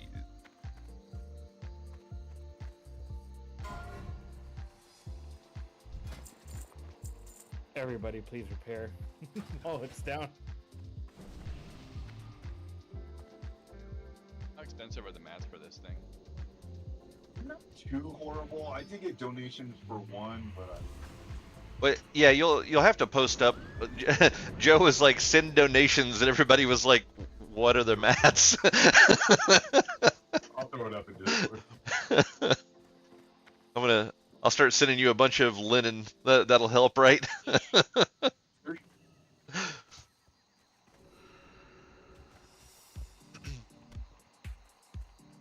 All right. So we will have Beefy. You'll be on Skull. Brutal will put you on X, and Dingle will put you on Square. I'm assuming that's the 3 marks you used. Yep, that's the 3 marks. Awesome.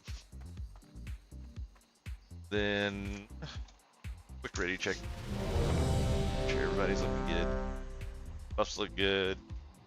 You have 6 different smiles. One for when you're angry. One for when you tear flesh. One there, for Cyber. when you chew flesh. One for when you loot bodies. Cyber One for when Maroon. you skin game. And one All for right. when you want to kill. Pull away. What add-on is that you're using for the ready check? Alright, they're coming. Mine is Nova Raid Companion. Lord, they come. Yeah. The ready check is He's watching my stream. Yeah, he's watching my stream and has seen the all DPS on the little tigers.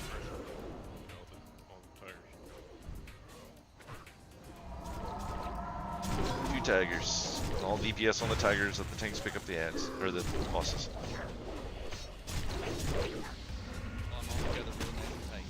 Yeah. Brutal's gal, I thought he'd film here and say. Yeah. Silver. The big guy's coming too, so watch it.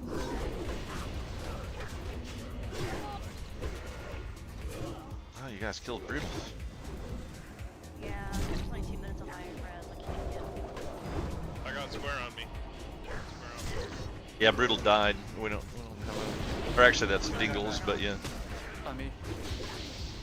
A little bit of extra damage to Square, guys. It's a little behind. Step forward, everybody.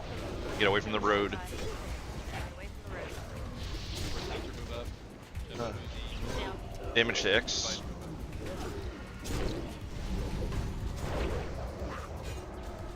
Good, good catch on that interrupt. X needs some help.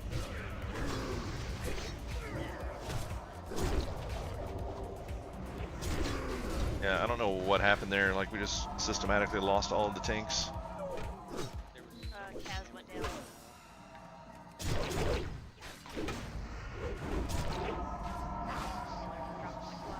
Yeah.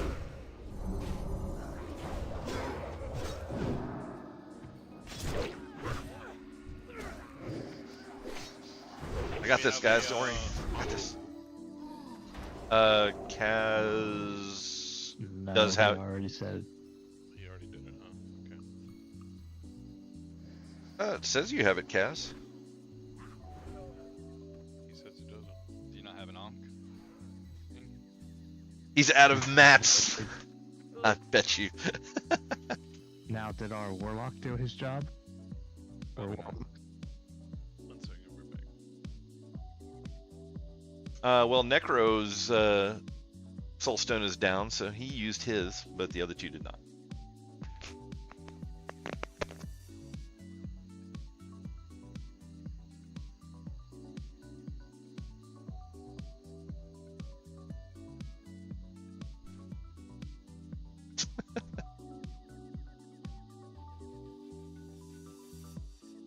that trash bot have reagents for like Onk?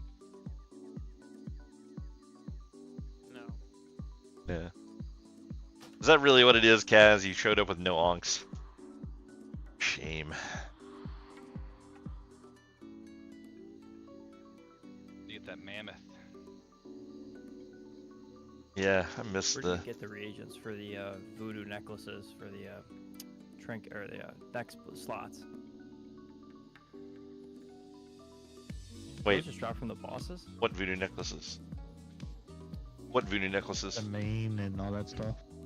Yeah, because I have the voodoo doll for the rogue from my last run, and it says it needs reagents. Oh, the voodoo dolls. Yeah, with the. What Hunter picked Or up. they're used for the enchant. Yeah, if you're talking about the punctured voodoo doll, then you use that for your. Was it helm and legs enchant? And you I need. must have confused that. Yeah, so if you have one of those, you need the item.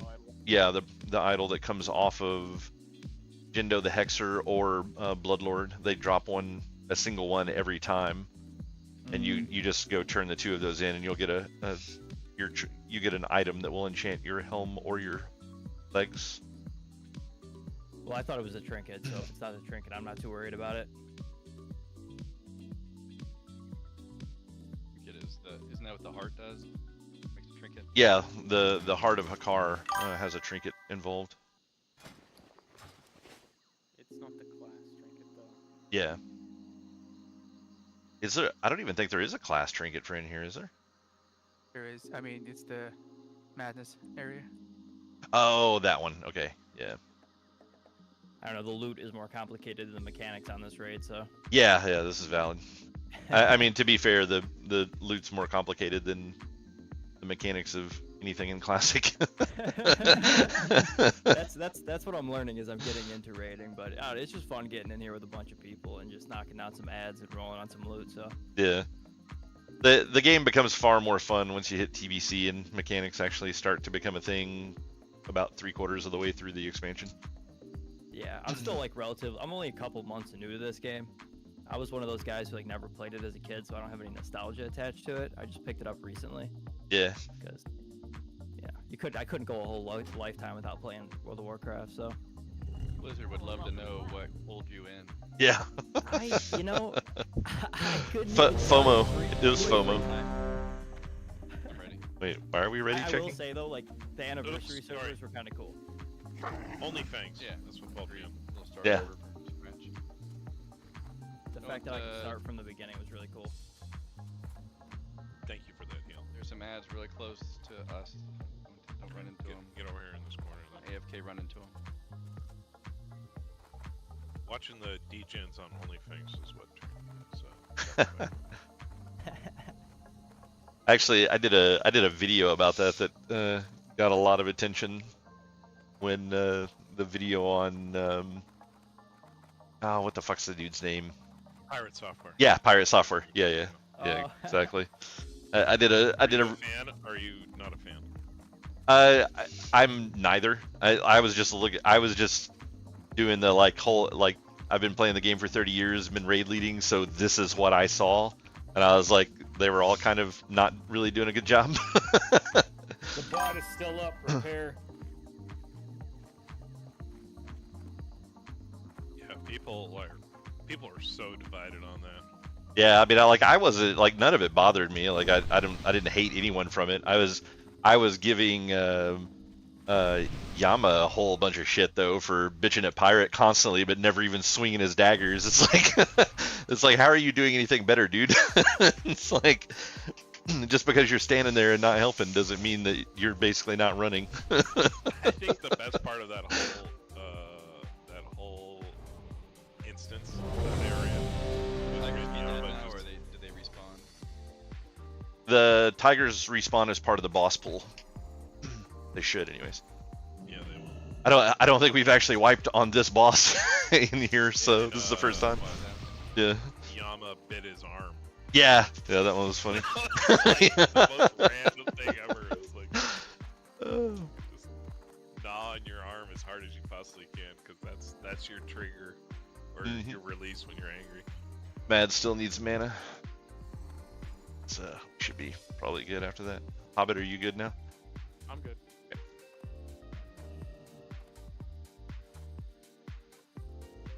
Is that what you call brutal? Actually, let's tag this. Let's hold off for a moment and tag this berserker.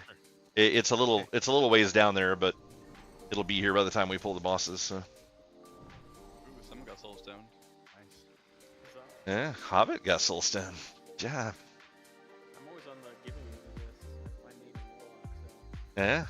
Now you get to receive, huh? Normally he's a pitcher, but today he's a catcher. We should pull it back, right? Because yeah, we need to pull it back to the tiger room. Like everybody should be back here. We just need to wait for a minute for it to walk over. This sounds like a hunter's job. Maybe the worst hunters ever. Well, it's okay. Like worst hunter's not gonna get it, and Hunter Biden's been pardoned, so. What? Worst hunter should get it. He's got that nice Mandakirk's. But he's the worst hunter ever.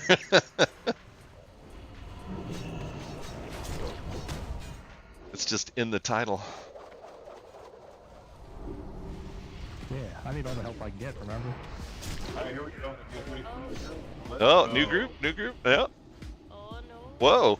I'll work. Holy crap, how did that not pull? Whoa, what happened? Nothing happened. Nobody important died. Yeah. How did that happen? This big clumpy man pulled aggro. Now. Yeah. It's a / clam slam warfarin.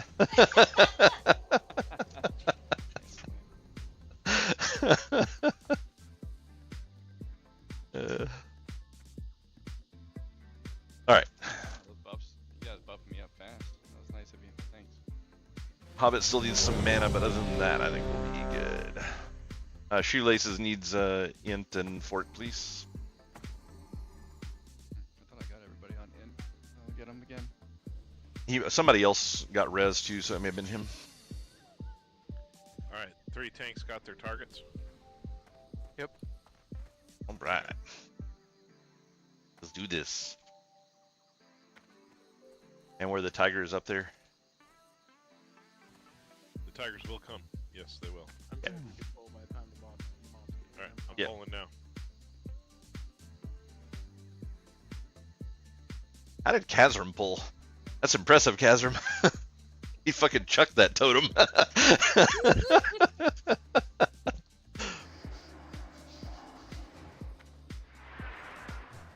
This is why we don't listen to MRT when it tries to get people in trouble for pulling.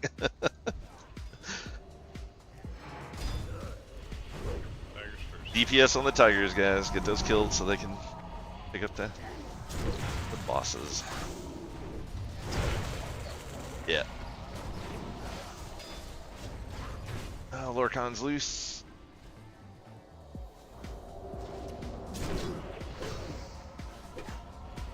We need a little extra damage on the X. He's kind of behind.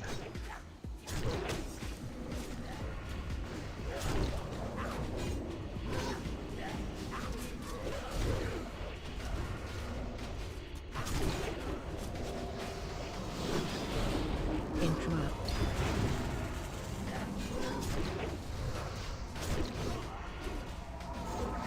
More damage on Skull. It's kind of behind. And then X will be next. Lorcan's the lowest at the moment by a long shot, so stop damage on Lorcan.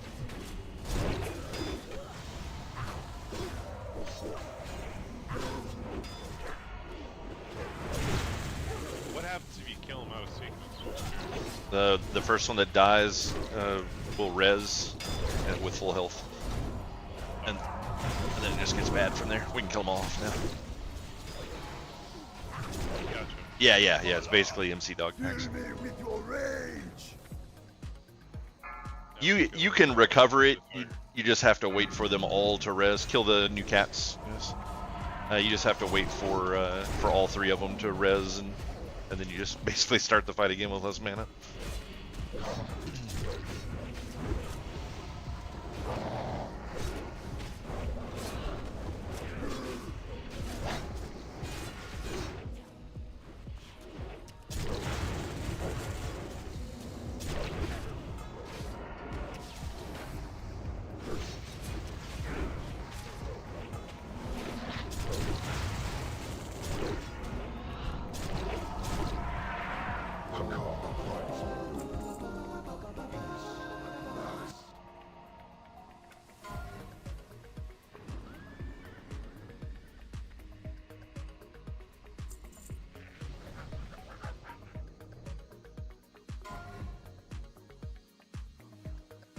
like brutal. Urban. Congrats. Oh no, I got sorry. the Wreck. matching- Wreck got it. I got the matching set of this ring. If I get this ring, it's a double Thank set. you. A double set, huh? Yeah, this set, this ring. This ring is I'm not better than Don that? years though. We got the ads. Watch out. Oh, sorry, I'm rolling on that. I distracted by this. Okay. You did not beat Kazrim.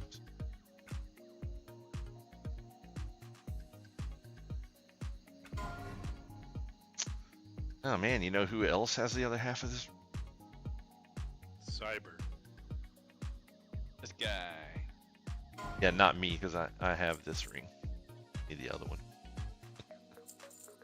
That's Cyber. He's got 2 thumbs and needs a ring.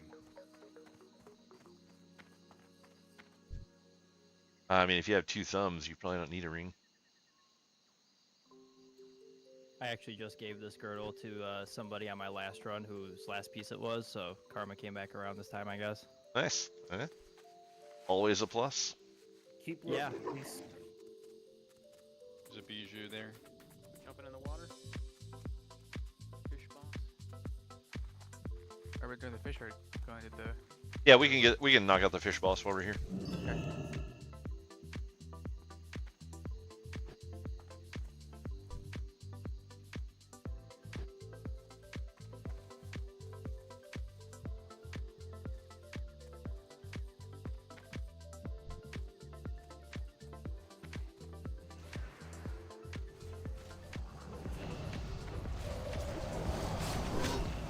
In the water so you don't evade the surprise.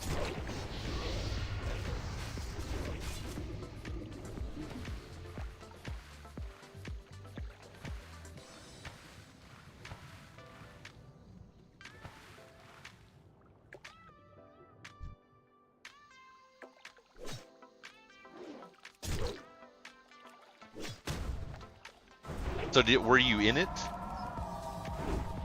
You weren't in it originally, and then they asked you to come?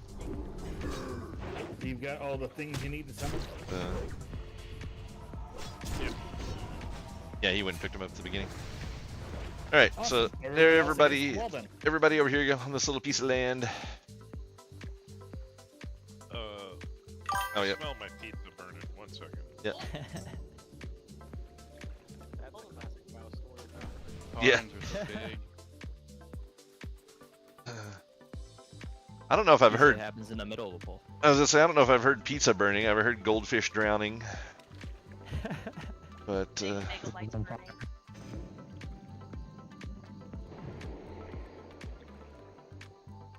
That sounds amazing, actually. I don't know if I've ever had a bagel bite. What? I actually, As long as they're it cooked didn't through burn. all the way. Didn't We burn. gotta fix this.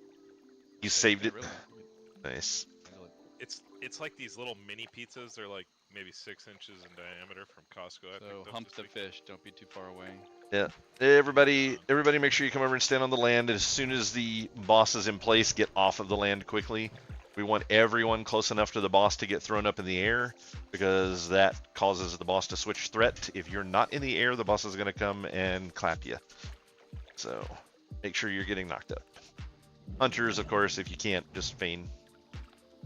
Or pray. Oh, ready? Praying works. Yeah. You let me know when. Beefy, if you want to go to your right some more. I'm a TP. There you I'm a go. wigwam. I'm a TP. I'm a wigwam. I said, relax, Yeah, man. I feel You're too like tense. those are some interesting choices. Either you get knocked up, or you get your cheeks clapped. Yep. Maybe not in that order. Sounds like a standard 79. By the way, Beefy, it's gonna come from behind you there. So. Yeah, it comes And- from where I'm at, Beefy, up here on land. Yeah, go ahead and pop it when you're ready, Hunter. All the mana is good. Here she comes. Actually, So yeah, I have this Beefy idea for did a this great last movie. week. That's right. It's about 2 gnomes who find a bracelet of power, and they have to take it to the burning steps and cast it into the cauldron. They form you the tread Brotherhood water of the really Bracelet. nice. Along the way, they're trailed by a murloc named Gotham, who's obsessed with the bracelet, and 9 bracelet boogeymen.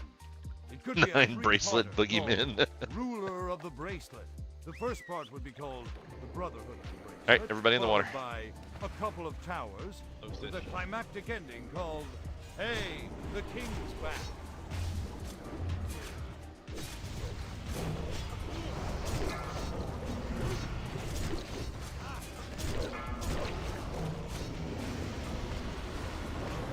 Some of you that are a little further out may want to move into here. Wicked mostly.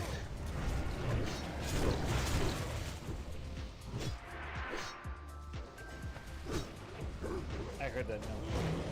Of course you did. I like that she goes through your microphone, bro. No, that was me going through my own. No, you didn't. Really? I did both. You didn't.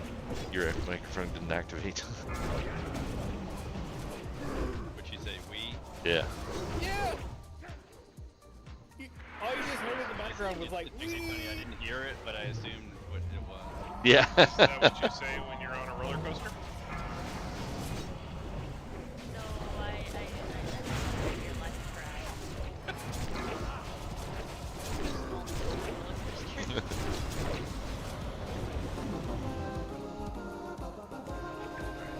What we get? Harpoon.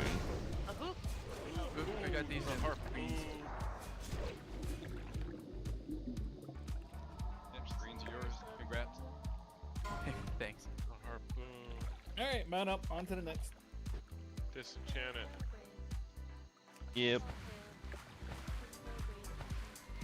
So you know how all of us went to theme parks and stuff when we were younger, and they always had that you must be at least this tall to ride this ride, and we all grew up and finally got to experience the ride, unless you were Nell. Someone not. Unless you were Nell. Oh. No, I cheated and went on one of the rides. And Mom said that was a serious ride for her because I came out of it. I almost died. There's probably benefits to that though. Like you probably get a child's pass for like going to movie theaters. Yeah, no, totally. She totally used to be able to do that. Yeah. It was actually really funny. We went to a restaurant near here for Valentine's Day once, and so it was a mother and father, or a daughter and well, I don't know what they. I mean, I guess that's what they were assuming based on what they said, but well, we had ordered a bottle of wine with dinner. And it wasn't like a big fancy restaurant or anything. It was a little restaurant inside of a bookstore, and we just happened to know somebody that worked over there. So we went and did the dinner and had a bottle of wine. And at the very end, there was just like a little swig left in it. So as we were getting ready to leave, she just picks up the bottle and just like bottoms up. And these 2 ladies that were sitting behind us, their eyes just got so big. Yeah. And then one of them said, "Can you believe he let his daughter drink that wine?" Yeah. When we first started dating, we went out to a bar and met with my dad. And when we got to the bar, my dad would always sit at the bar because he knew the bartender, and we went in and sat down, and the bartender was like, "She can't sit here." It was like, we were like, "Why?" They're like, "You have to be at least," they're like, "She's too young to sit here." And I'm like, "How old do you have to be to sit here?" They're like, 18. I'm like, she's 21. I was almost. Oh yeah, you weren't quite 20. Yeah, you weren't quite 21. Yeah. And I was like, "You're pouring me my first drink." Was 46, by the way.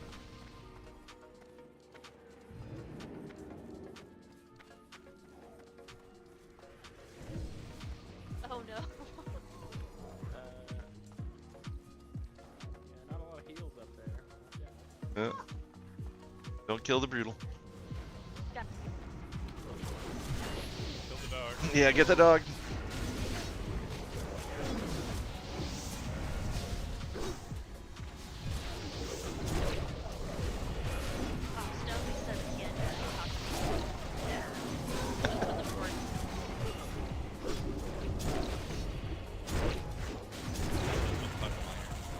Yeah. I guess.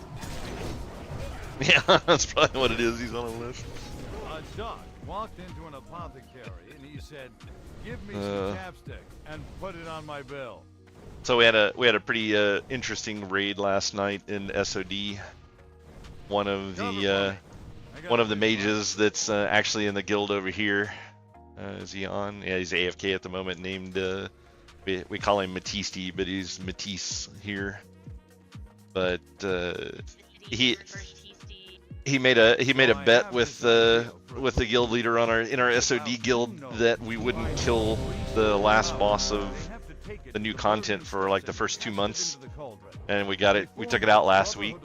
So Matisse had to do a live stream and wear a furry hat for the whole raid. Yeah. If you want it, yeah. If you go look at go to my YouTube from yesterday, I actually featured him on my YouTube, put him in the top right corner of the screen like the entire night. Can you get the mark on your head? Drag the Panthers into the melee, please. And when she disappears, get your back to the wall. Yeah, and worse has got left. Hunter, if you can get right for dropping traps, please, that would be great. Sure. And how about you said you're ready? Yep. Why is Shoelaces wearing a You don't want to know. Alterac Valley tabard? You don't want to know. And he's not representing the guild? Rude. There's a reason. You all ready? Yes. Bethek, Do the thing. There's the boss. calls upon your might.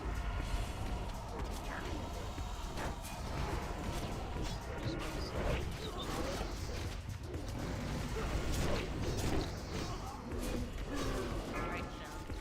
It was not a reasonable purchase.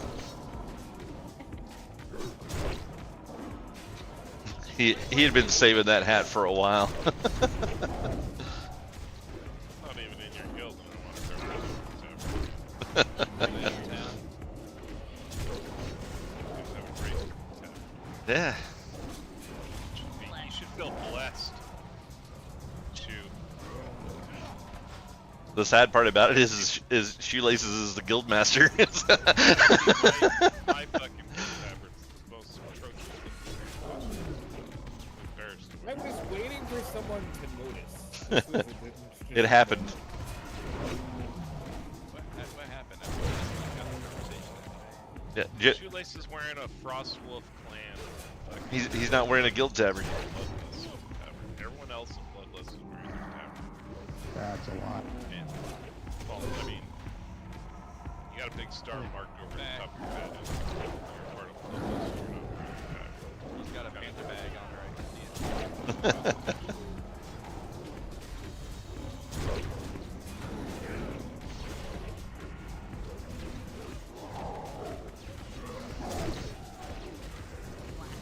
We pull the boss back a little bit closer to the range. Not on top of him, but we're getting awfully far away.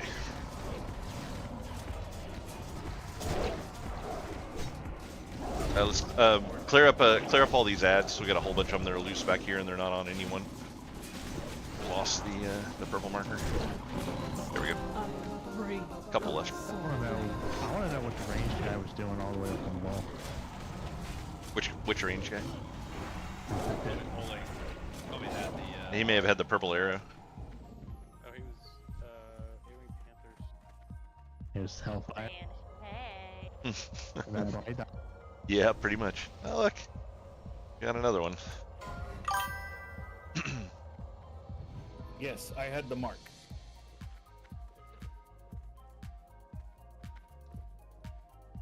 And I was AoEing the Panthers. So it's a 2-for-1. You want Winfurry? Cyber? Wait, did that not go?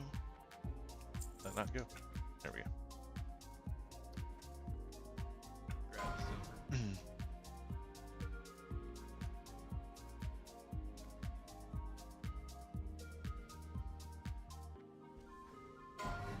Oh, Fluid, didn't you hear Matisse applied to become the next officer?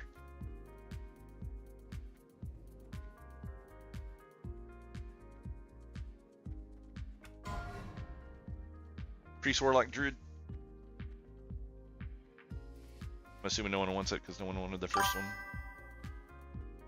We got a big guy. Actually, did you get that one, Hobbit? Yeah, I got mine. Okay. I was thinking about that after we got over here. I was like, did I remember to give that to him?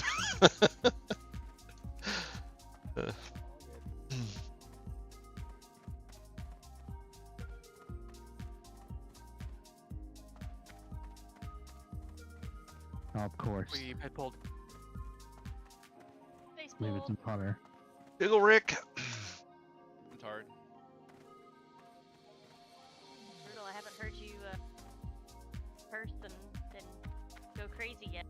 Is this not making you angry? His mic's not silenced right now. Right. Hey, that's how you fix it, Mads. If you don't want him getting annoyed, tell him he has to play with active mic. It has to be on all the time, so we can all hear it. No balls.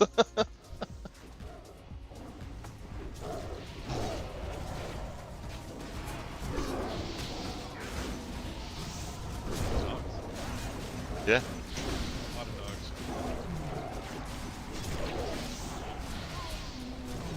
More rep. Yeah, what is my rep at in here? Oh, I'm this honored. Step, you'll just get more rep. Yeah. Working on Cenarian and Thork. I'm at honored with these guys. I don't need any more rep. I can get a shoulder enchant now. I'm a TP. I'm a On my wigwam. I'm a amazing TP. I'm a green wigwam. shoulders. I said, relax, man. You're Yeah. too tense.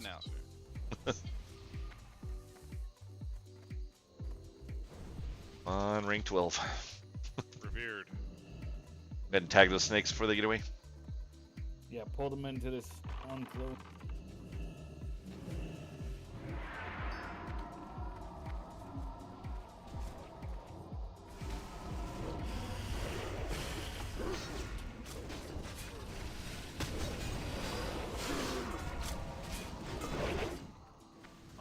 Patrol by us here. And he said, give me some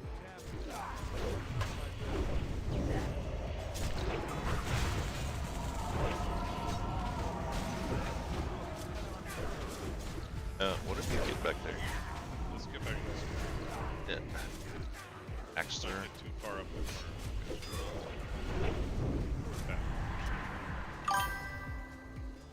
No.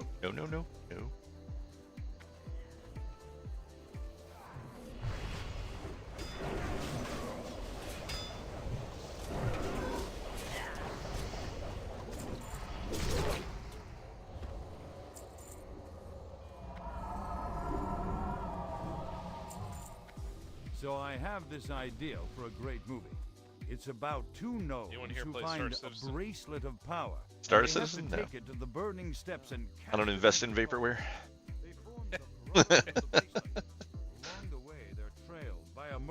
I hope they do well with it. Like their vision is really amazing, but I mean, was it like $700 million at this point and still no game? Yeah. Star Citizen. There is a game. With a climactic ending called Hey, the King. It's not like this game. Don't get me wrong, it's a great game. But it's still very, very rude and crude. Look at this worst hunter ever. Just like back here chilling.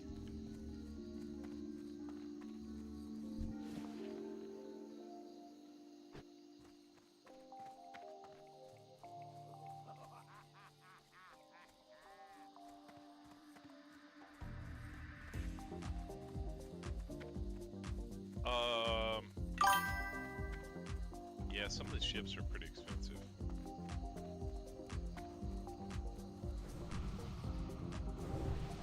I think the most expensive ship they have in the game that you can buy outright is probably like $2,000. A guy walked up to me and said, I'm a TP. Alright, kill I'm the little wigwam. gnomes I'm a first. TP. I'm a wigwam. I said, relax, man. You're too tense. It's a huge event.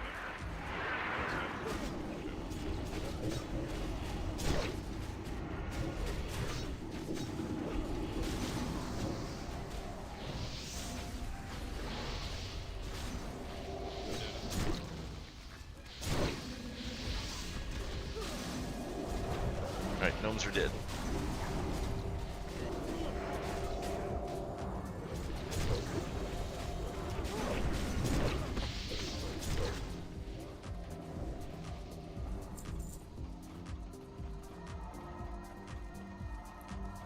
Yes, we know your hatred for the Alliance runs deep.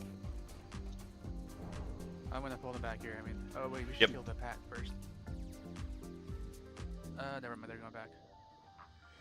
Are they? Pull them back.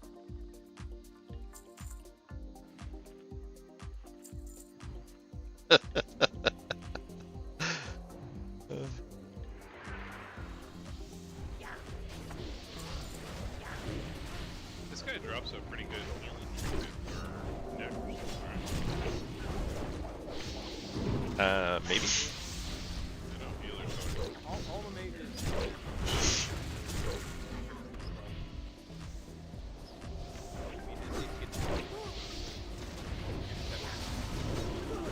We also have Berserker coming up, so after this, Yeah. Let's get the res out quick too. That one curse increases damage taken by 500 every hit, and the other one before you go, you make that healing thing. taken Sure, that's right. by 75%. So if we don't get those up, we're just gonna die left and right.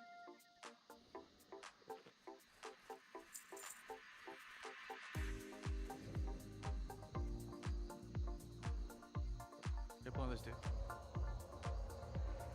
Did we get Hobbit up yet? We're still down. Working on it. Okay. Healer.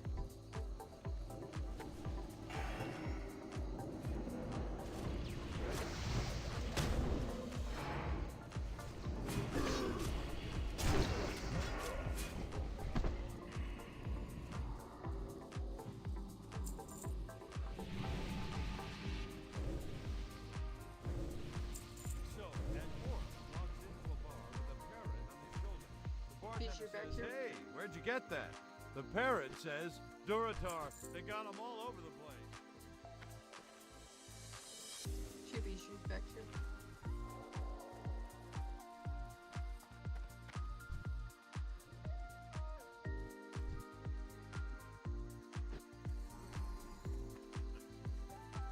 Do they?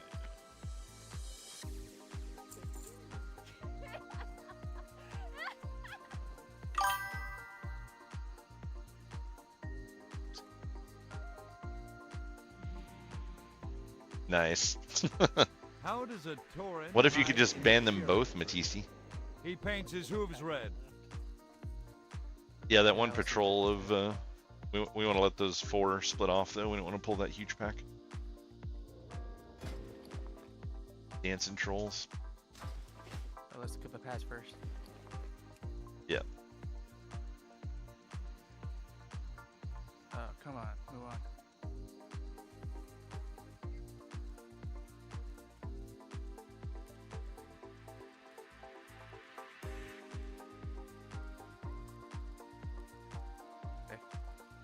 Make sure you're helping Decurse.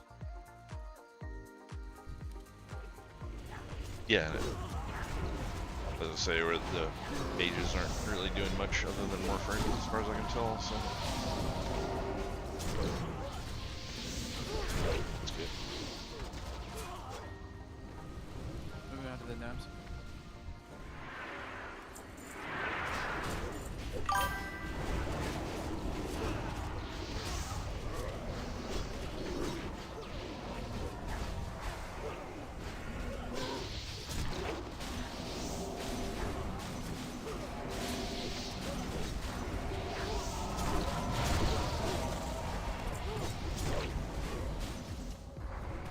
Holy Decurse, Batman.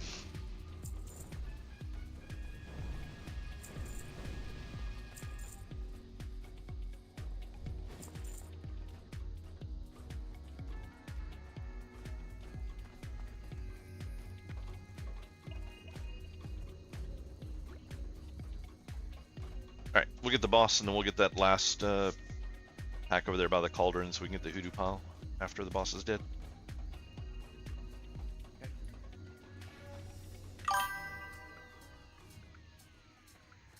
Fort has 2 minutes on it.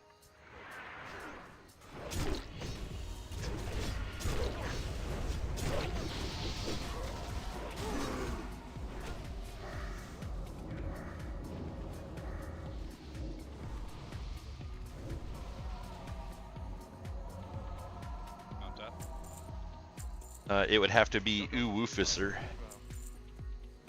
I think he literally just said opposite of what you did. Yeah. Yeah. Oh, he got the herd. Okay.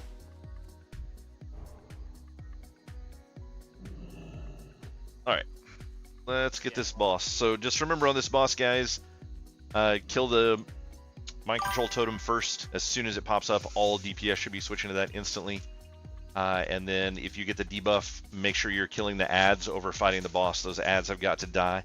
Last time we did this, it was, huh? I said don't dispel the Yeah, don't dispel the debuff at all because you'll stop people from being able to kill. So no dispelling in this fight. And the last time we were in here, the ads started just overrunning the group. So let's make sure we're getting those ads dead this time. If you get portaled to the red square over there with the skeletons in it, run to the crossroads on the path here, and the mages will AE them down. Okay. Mads needs fort and int. 5, 4, 3, 2, 1. Welcome to the great show. Step right up and die.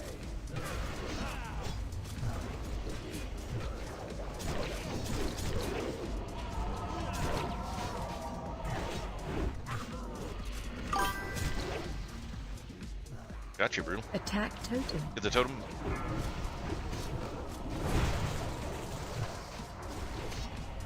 Yeah.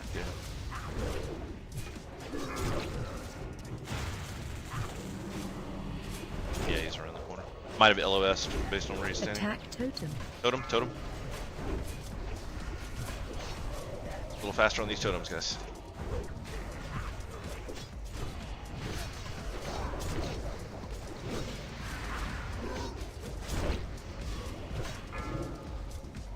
Target changed. Attack totem.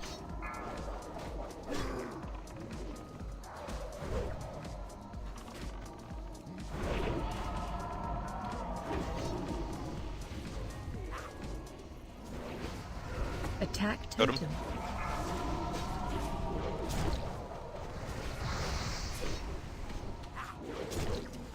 Oh, he's just not like me. Sorry, I'm trying. That's fine. Attack totem.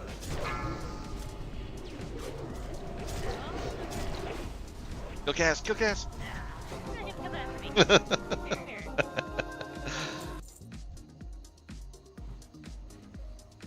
Did no judgment.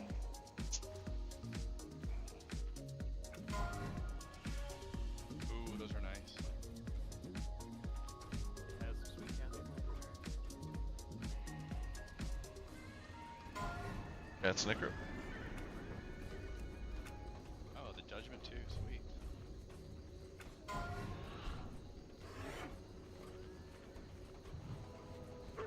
Oh wait.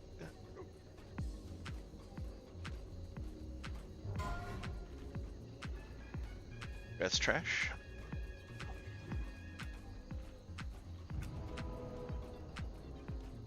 We gonna get that Shaman Druid. Yeah. Oh. Probably because Yeah, it's gonna pull the whole room, so we're gonna need to clear the other stuff in the room. Yeah. Everybody back into Jindo's room. And then this idol is open roll for anybody that wants. So you said there was no stupid questions? Yes. Yeah, what's an idol do? That's the thing you put with the voodoo doll to get your helm or leg and chain. Yeah, helm. Okay. Oh my god, I won something out of ZG. Blasphemy. First time I've won out of here. Alright, Yeah. rigged. Is Go for it. That was Loot Master privilege.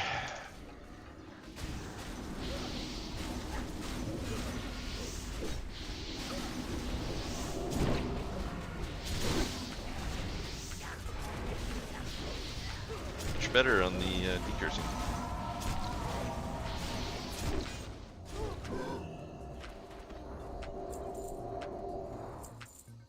Wait, there's 2 hoodoo piles. Look at that. Okay, now you can mount.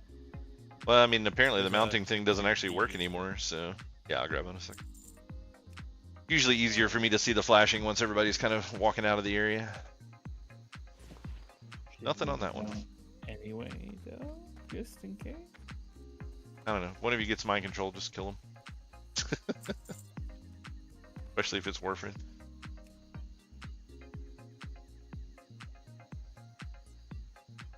Yeah, that's valid.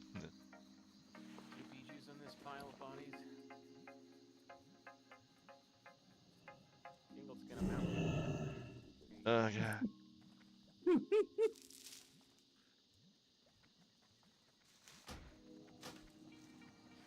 Get this guy a curse of wreck before he gets unmind controlled. Oh, not quite. We have multiple priests here, so we'll roll this out. Priest only. Doesn't count as a +1. Serious rolls there. Congrats, Hobbit. Come grab this one.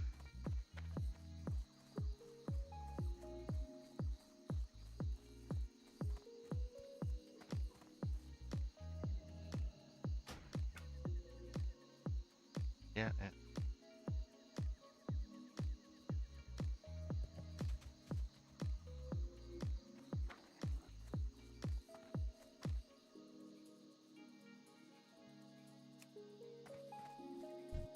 If you get an idol and you don't have a doll, I mean, there's only 3 gold on the auctions. Up the middle. Looks like there's ads running to you guys. Someone pulled something. Back down.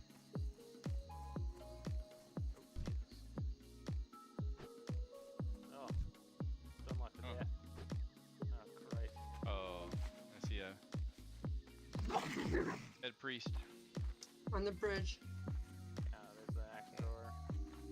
Let's just, Boys, whirlwind. how difficult is this? Keep it to interrupt the axe throwing.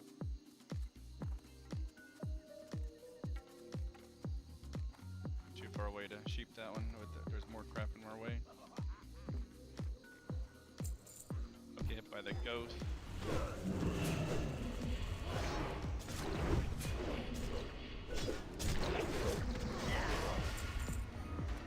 Nice. I think we're good. The bijou on the bridge here. Yep. Someone's really trying hard to get that rep, huh? It's totally me. Pulled it from Jindo's room. Impressive. Alright, thread the needle here on the stairs.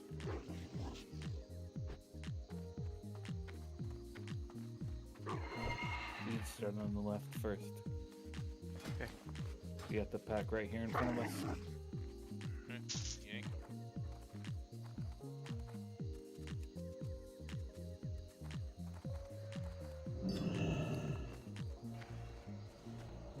We're all gonna die. At some point, you're right. I mean, Dingle thing said.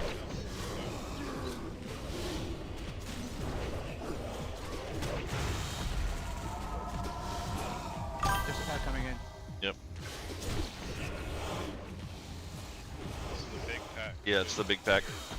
We pulled it. Yeah, we've already got it. Kill the soul flare first.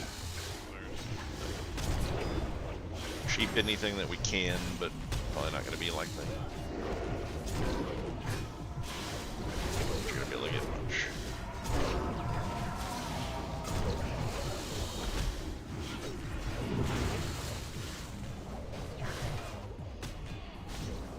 Hey, Joe, check your whispers.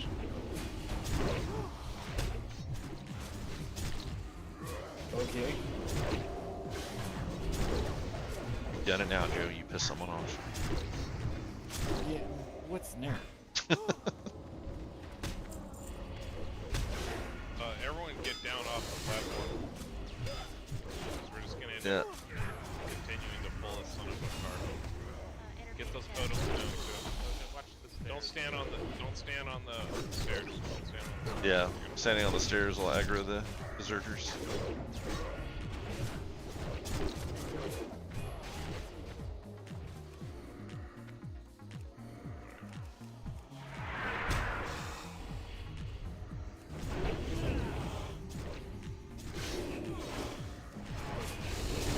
Out of quarters.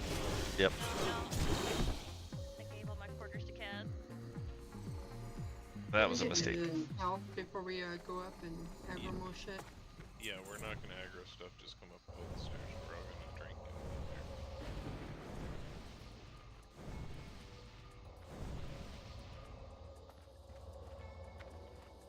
Yeah, so future reference, guys, when we come here, we always pull trash to right here in the center of this area, where Star is at the moment, because stuff like that happens. Where we're killing a pack and another one pulls in on top of us. Yeah, can we cleanse these? The stuff cleansed, please.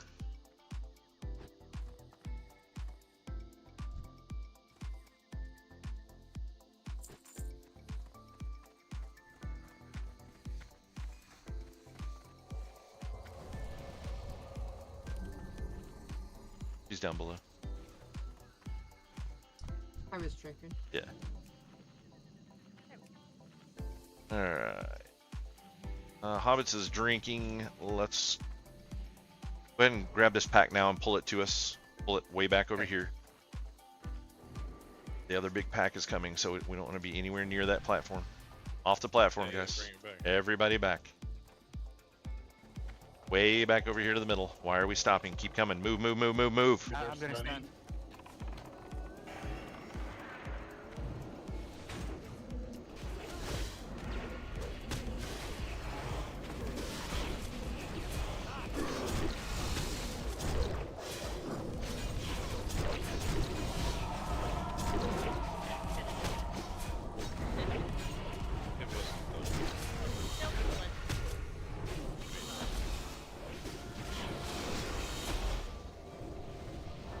Alright. And did somebody get a distract off over there? Is that what happened?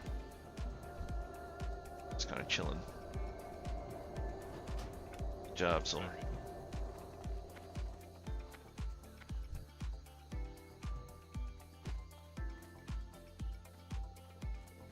Let's get some mana back up, then we can pull that group that's moving away. I'm going to try to get some sheeps on them this time, though, so it's a little less of a clusterfuck. Will you grab this one solo sun here, please?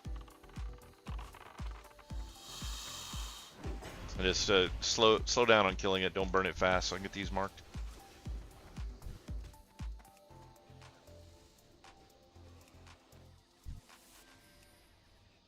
All right, let's move on up. I don't want to walk through the green. Warfern, if you could get circle, please, for sheep. And Wicked, if you could get moon. And Dispersion, if you can get triangle. Yeah, the sun's just going to keep coming. Go ahead and tag them and pull them back this way.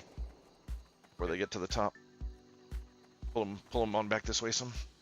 Give room for them to get sheeps off, guys. So keep coming back. No AE. Kill this sun that's here. Mess around with it for a while. Watch your area of effect. Especially warriors. Okay, we got them all sheeped. We should be good.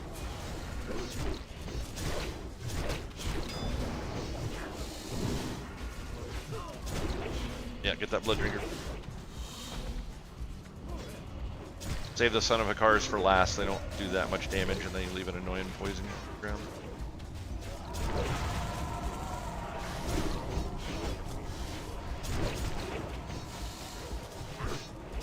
Okay, yeah, it's dead.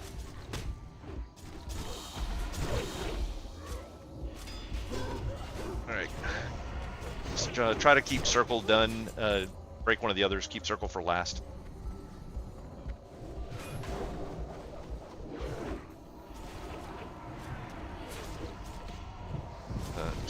Circle's got that crazy heal. Keep circle.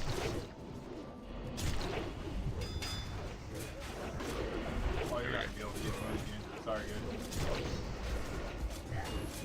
Yeah, it's moon's fine. Circle's the one we want to keep locked down so he can't heal everybody.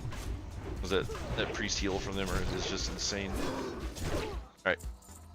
Now I'll kill the priest. Got a loose stun.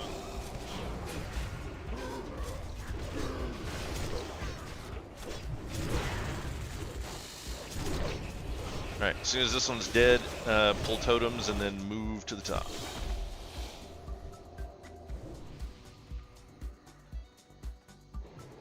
Got a Strength of Earth totem back here again. Yeah. Just make sure everything's cleared on this side. Everything's cleared on this side. Alright.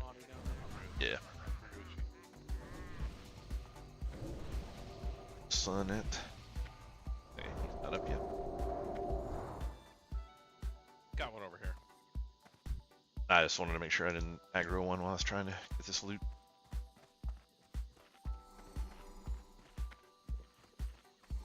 All right.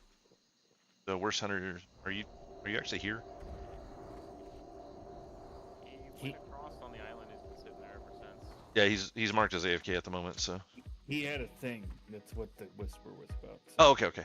Is he gonna be back shortly, or? Don't know. He said to pull without him. Okay.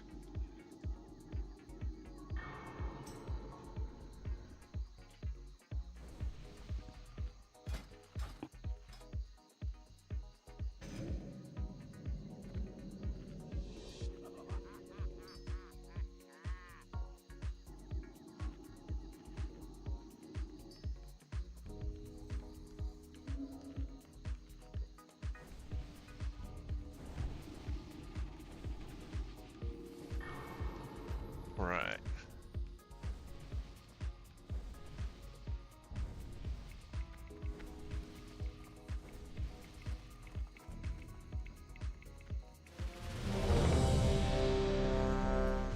Everyone knows this fight? Yeah. We're getting ready to find out. Dispersions needs fort. Hunter needs int.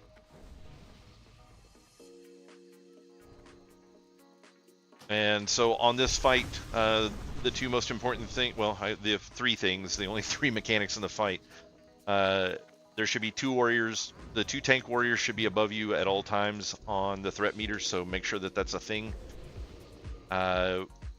If you get the blood debuff, you need to get away from everyone else. It can hit multiple people if you're stacked on top of each other.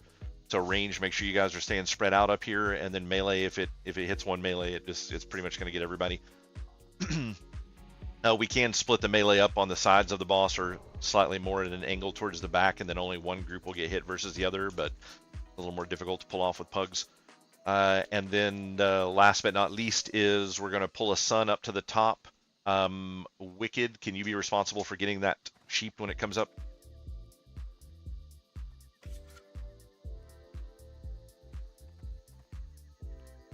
Yeah, I got it. Sorry, I had my headset muted. Yeah, no problem. So, okay, Wicked will get the sheep on the sun when it comes up. At about 20 seconds till time for the ability, I'll call to kill the sun. Everyone kills it, and then everyone gets in the poison. No one dispels it. Don't do like that last shaman did, Kaz, and leave a poison cleansing totem down. I don't want to listen to Warfarino bitch the entire fight. Just sent him a tell, don't worry. Okay.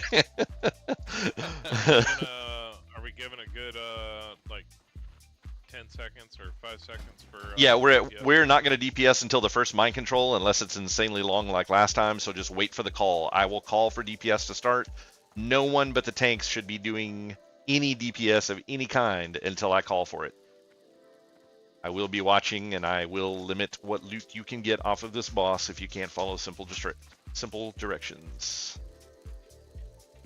And we were good. Hunter still, or Worst Hunter is still AFK, so we're good to go. I'm Hunter Biden. I'm assuming you got the suns. Yeah, Pulling them up. Okay. I got him pretty good. Awesome. All right. Full timer's going out. Beefy is going to be main tanking, and Brutal's going to be off tanking. 4, 3, 2, 1. Pride heralds the end of your world. Brutal, before this fight's over, I want to hear you screaming through her mic. It's the wrath of the soul slayer.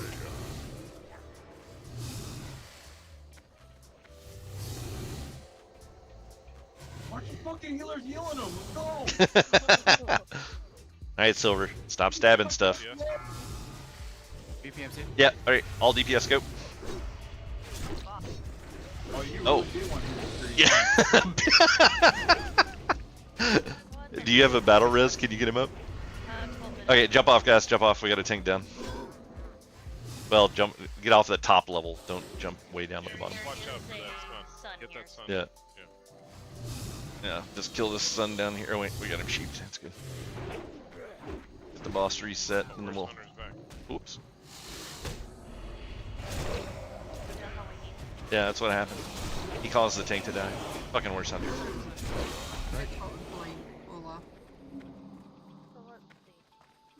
I just want to prove that you guys couldn't do it without me. Yeah, we should be able to get everybody. So.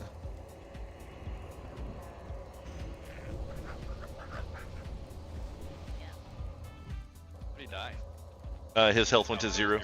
Yeah. Ran out the hit point. It was a couple melees from Picard, corrupted blood, and bloodthirst while hitting him. The only heal he got was rejuve from me. Yeah, so I've been a little concerned tonight with the rate at which tanks have been dying. This is a very tank damage heavy fight, so we need all of the healers focusing on the tanks and making sure they're staying up. If a random DPS or something dies, it's not going to be the end of the fight, but if we lose a tank, it's a reset and we could be here for a very long time. Let's keep these tanks up. Especially Brutal. We want to spare Mads' ears as much as possible. So true. Very true. I have a funny feeling that that Brutal and I are a lot more alike than either of us truly know. I'm totally cool with it, man. Nell has some horror stories.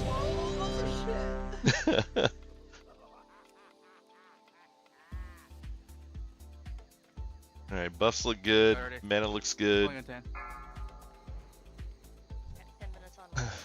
And remember guys, no DPS. 4, 3, 2, Gotta tell myself that too, because I just went in and started whacking and I was like, oh wait. Come, mortals, face the wrath of the Soul Flayer. Remember, range stay spread out.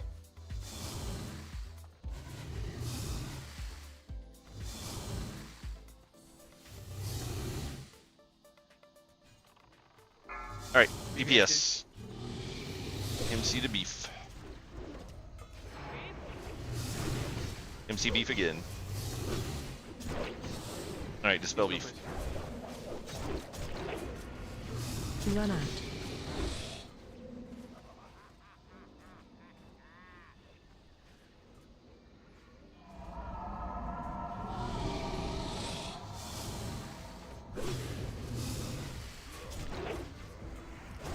Alright, Wicked, I got a son of a car in the back.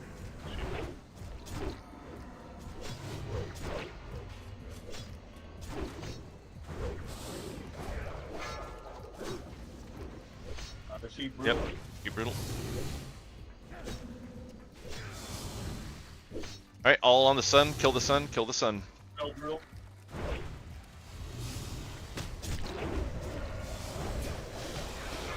Eight seconds, get your debuff. Everybody get a debuff. Go, go, go, go. Everybody. Sheep brutal. So long for the ride. Good job. I'm sorry, I'm sheep. No, you're fine. All we wanted was no red beams. That's what we got. Heals on brutal. Sheep brutal. Yep, sheep brutal.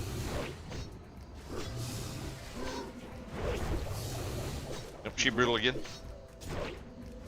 Dispel. That's it. Sheep got broke. He'll always he'll always mind control the main tank. Sheep brutal.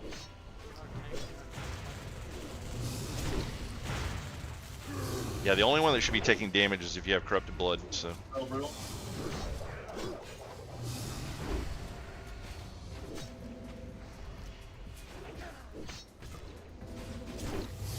We got a sun coming up soon. Sheep brutal. Okay. Be ready to pop that wicked. Still brutal. Sun on the back wicket. Actually, don't even do it. Everybody kill the sun. Just kill the sun. Pull it a little closer up here. Yeah, we only got 15 seconds left. BB, No, sheep beef. Everybody in the poison.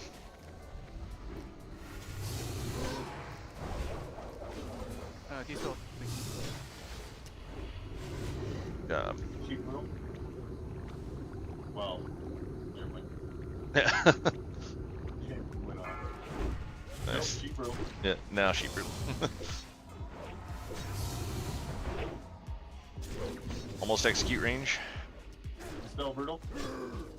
We're in execute phase. Shields on BP. Come on, guys.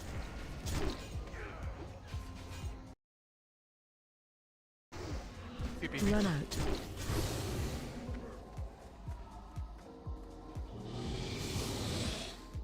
Using last game because I. He's still BB. Yeah, good time. I got 13 mana. 7%. I'm not gonna have another sun. I'm dead. Yeah, no, that's fine. We got 40%. We got 40 seconds, so we only got 3% health. No brutal. I want to know why you jumped off and died. Like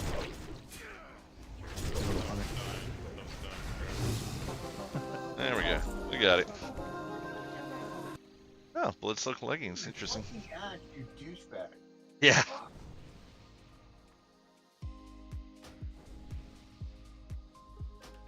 You never All dropped right. what you want. Heart of a car. Crap, dude. Oh. Hobbit and Shibuzi reroll. Hide at 63.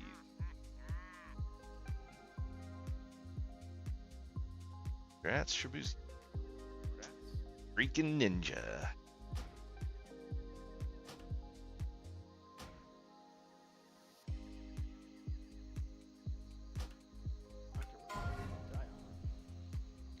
I died on.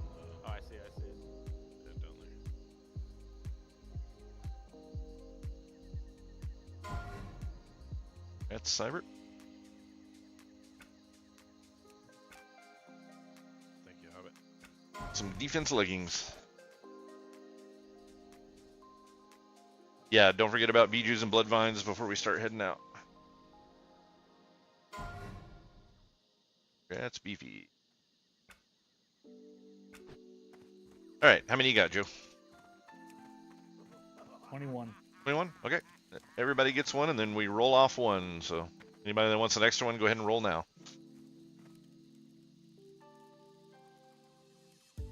Apparently it's Necro. Necro lad. Necro with an 88. Oh, Silver with a 97. Like, get off my bugs. So yeah, I don't know. I feel like that was a little faster than last time. Seems like we're getting a little faster each time. Yeah, it was good. Did the cloak consumption drop? No, it did not. Yeah. I think Cut out right in the middle. the only hiccup we had was at the Tiger Bus, right? Yeah. Well, that and the trash at the other end of this pillar here. You want to be you open trade with me? Yeah, and then I've got, let's see, I've got 5 blood vines to roll out. So I'm just going to roll them in the top 5, get them. Yeah, who are we trading for the Bijus? Shoelaces. Yeah, thanks for the run, guys. I appreciate you guys opening that up and Yeah, the pug. No problem. I'll probably join you guys more often too if you have open spots, because I just recently joined a guild, but they're not super active, so I kind of hop around. Yeah, you're more than welcome. Sign up anytime. We're also looking for recruits, so if you decide that guild's not for you, you can hit us up here. Yeah, that definitely might be the case. There's a lot of drama in that guild over, not a lot, so. Yeah. Now get out now. yeah. As soon as you say drama, I would say it's time to go. Let's see. Yeah, I should throw a word here. Not for One. No, you guys seem like a great guild to run with, so I appreciate the run. Yep. All right, dispersion. Wait a minute. Why did you roll twice? Thank you, guys. Dispersion trade everyone. for a. I don't know what. Oh, yeah. If we can get another portal to Orgrimmar, I can hand them out there. A couple of people stepped down already. Thank you, Wicked. Looks like Dispersion's got a Leaf, Trash, Wicked, Hobbit, and Hunter Biden. Should be the 4 people. I'll be in Orgrimmar here. Yeah. Well, I guess go to the next person from me because I'm not gonna be available. I can mail it to you. You want it? Alright. Yeah, thanks. See, trash I guy. didn't think I won until I away.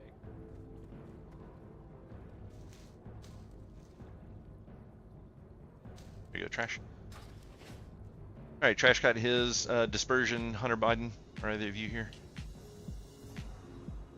Yeah, I'm over here. I just can't jump back to it. Oh, never mind. Let's see. Wicked got one. I'm gonna trade with him real quick.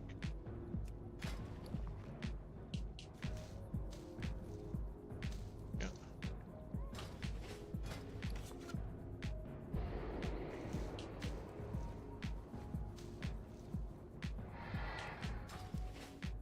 Right on. Thank you all, brothers and sisters. Dispersion's Sisters in here too, so thank you. half a one, anyways. Your half sister? That makes sense. Yeah.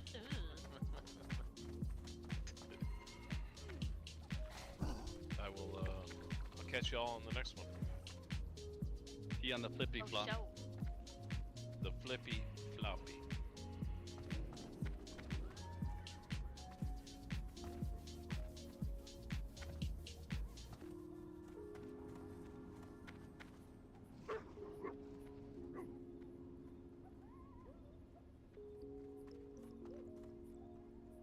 Even with the wipe, that was a 2-hour run, so we are getting faster about it. I think we assembled a little bit faster too, which was good. Well, that started. was just kind of Yeah, that was a weird start.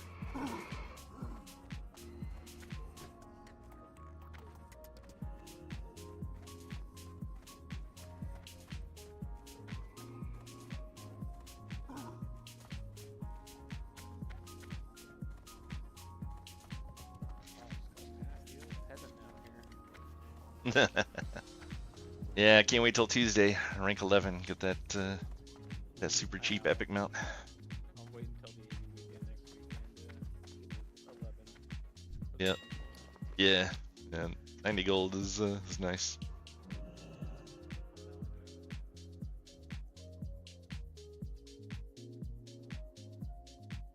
I mean, I think getting these next couple weeks is gonna be way over what it was. Yeah, it's already getting pretty nasty.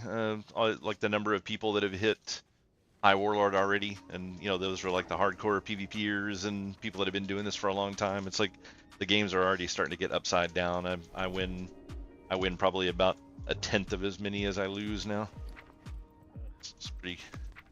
Alliance painful. just straight up says, "Fuck it, I'll just go mid and start killing everyone." And Yeah, they do that a lot too. Yeah. They love the 20-minute game. And it's like, what are y'all doing? All right, how about your Bloodvine's on the way? Thank you, sir.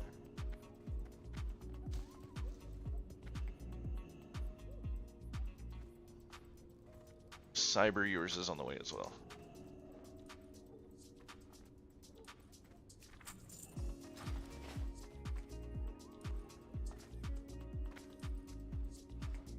Yeah, I just don't understand the free things like because it's 6-minute games, especially as Alliance like always have way more honor like in these games too, right? So like, why are you fucking this up?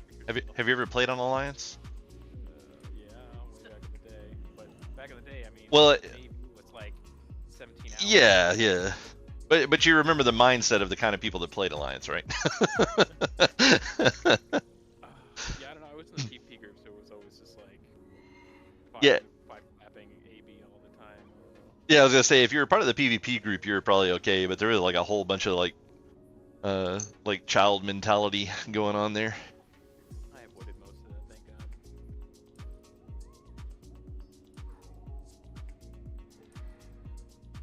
Let's see. I am thankful how much easier the honor is to get like this go around. Yeah. Yeah, no doubt. Hey, Mads, are you still in here? I am. What's up? I'm gonna borrow you for a second. Like he's gonna do anything else.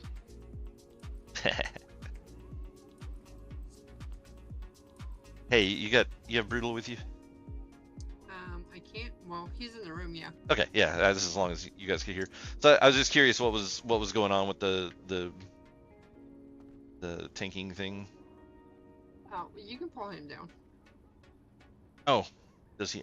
I thought he was listening through yours. Sorry. Yeah, but that way he can talk for himself. Oh, he actually has his own mic. Okay. Okay. I thought, yeah, sorry, I thought you guys were like completely like all on the same mic and like speakers kind of thing. I turn my speakers down because I can hear through his, so we don't hear echo. But we have our own mics because Gotcha. if he's gonna be taken, he's gonna be able to speak up. Gotcha. Yeah, yeah. Yeah, no, like I'm totally fine if you don't, you know, like if it's if you get too angry with the tanking thing, like I totally get that. Nil has to listen to me scream at people constantly. I am very, very vocal when I start getting pissed off, and thankfully I don't do it in Discord, but yeah, I can. Yeah, it's the incompetence, and when we're dealing with pugs. Yeah, yeah, the pugs are rough. Trust me, I like. The last one we had that other tank, Haruktar or whatever. Oh god, you don't want to know what I actually call him. Fructard. Not pulling shit, and then yeah. I No. got so pissed off, and Mads is like, "Okay, I'm sick of this shit." Yeah, he's not coming with us anymore. Hopefully, hopefully, yeah, I know, Warfren. I don't have a whole lot of hair left, but it's going to be even less at the rate we're going. So. It got better tonight, that's for sure. Yeah. Yeah, I mean, as we get more and more people that are used to running and doing things, then you know it should be pretty decent. So. Yeah, as far as beating, I could run with that guy for sure. Yeah. So if he keeps signing up, I mean, I can be a tank. It's no problem, but. Yeah, no, that's cool. Yeah. I don't give a fuck. I'll just be mad. Yeah, I just wanted to I just wanted to make sure because we had some other people that were kind of interested in getting in as tanking as well, and I was under the impression that you were wanting to tank, so I was telling people that we were getting kind of full on tanking, but I was like, you know, if you wanted to not do it, then you could DPS and I could find somebody else. But if you would rather. Let's go with me as a number 2 because I think the DPS would help too. Yeah. So yeah, like. Beefy is really wanting to try to get into like he wants to be the main tank, but I'm gonna have to work with him a little bit and kind of get him where I want him to be. It's like he's got some decent instincts and stuff on some things, and now I just got to get him worked into how I want him to do the pulling and stuff like that, and what he should be pulling, things he should be looking for. I need him to pick up a mod so he can actually see how much mana the healers have and things like that. Because those are important aspects for someone that's tanking, and I need him to kind of, it's like whoever's doing the main tanking kind of needs to set the pace of what's going on, and he kind of, I guess he's a little nervous right now because he hasn't played in a while. So that's exactly what I said to Matt. I think this guy's a little nervous, but yeah, he wants to do really well, and he wants to be part of the progression team when we move into TBC. And I'm like, well, it's like I'm fine with working on that once we get to TBC, but for now it's it's one of those things where I've got to see where everybody, this is basically just like a big a giant interview. it's a 6-month interview for people that want to get into the progression team. So we're just kind of seeing how people are handling stuff and how they're going to grow, because sometimes you'll get people that are newer and not super familiar with what they're doing, or they haven't played the game in a while, and it's like that doesn't mean they're bad, that just means they're out of practice. So right. But for me and TBC, I'm in. Yeah, the content's just so much easier to manage people. Yeah. I can even help them lead the raids, but it is frustrating. But when Mads gets mad at me, then I gotta come back up a little You gotta understand, Bruno freaking takes his like position like serious. Oh, I'm the same way. If it fucking goes down, like I have to freaking listen to it, and he may not get mad, but he's mad. Yeah. And I just can't deal with that. No, yeah, no, I get it.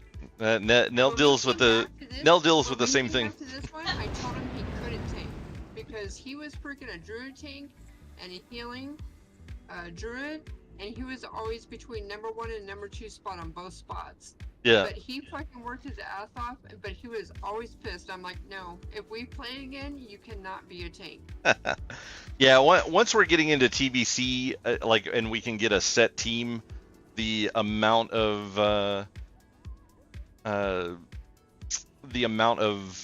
frustration that you have should be reduced pretty significantly, because we get a lot more hardcore into pulling apart people's logs and kind of, seeing where they're at. Like when I was running the guild through Classic, I was spending close to 30 hours a week just crawling people's logs and figuring out where they're screwing up, where problems are at, getting things resolved. And once we have a set team, that's the key word here is team, and we're in the team building phase right now.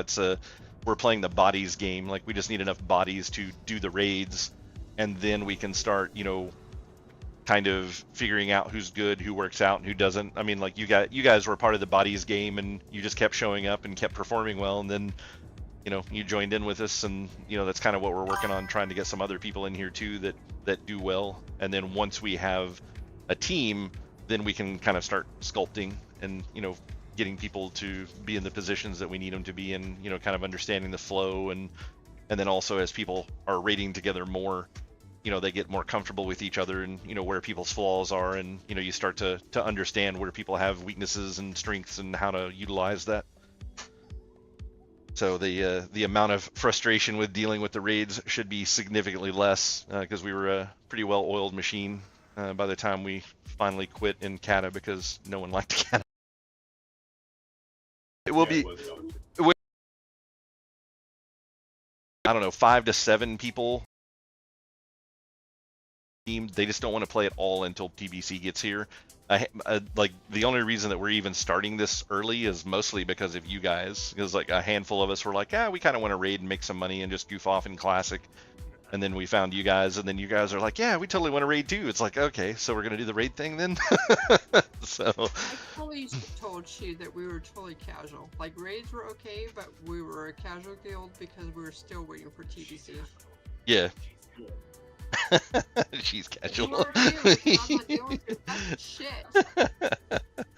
But yeah, I mean, like, everybody is kind of on the casual side going through. Guild that is not like 40-man ready. Yeah.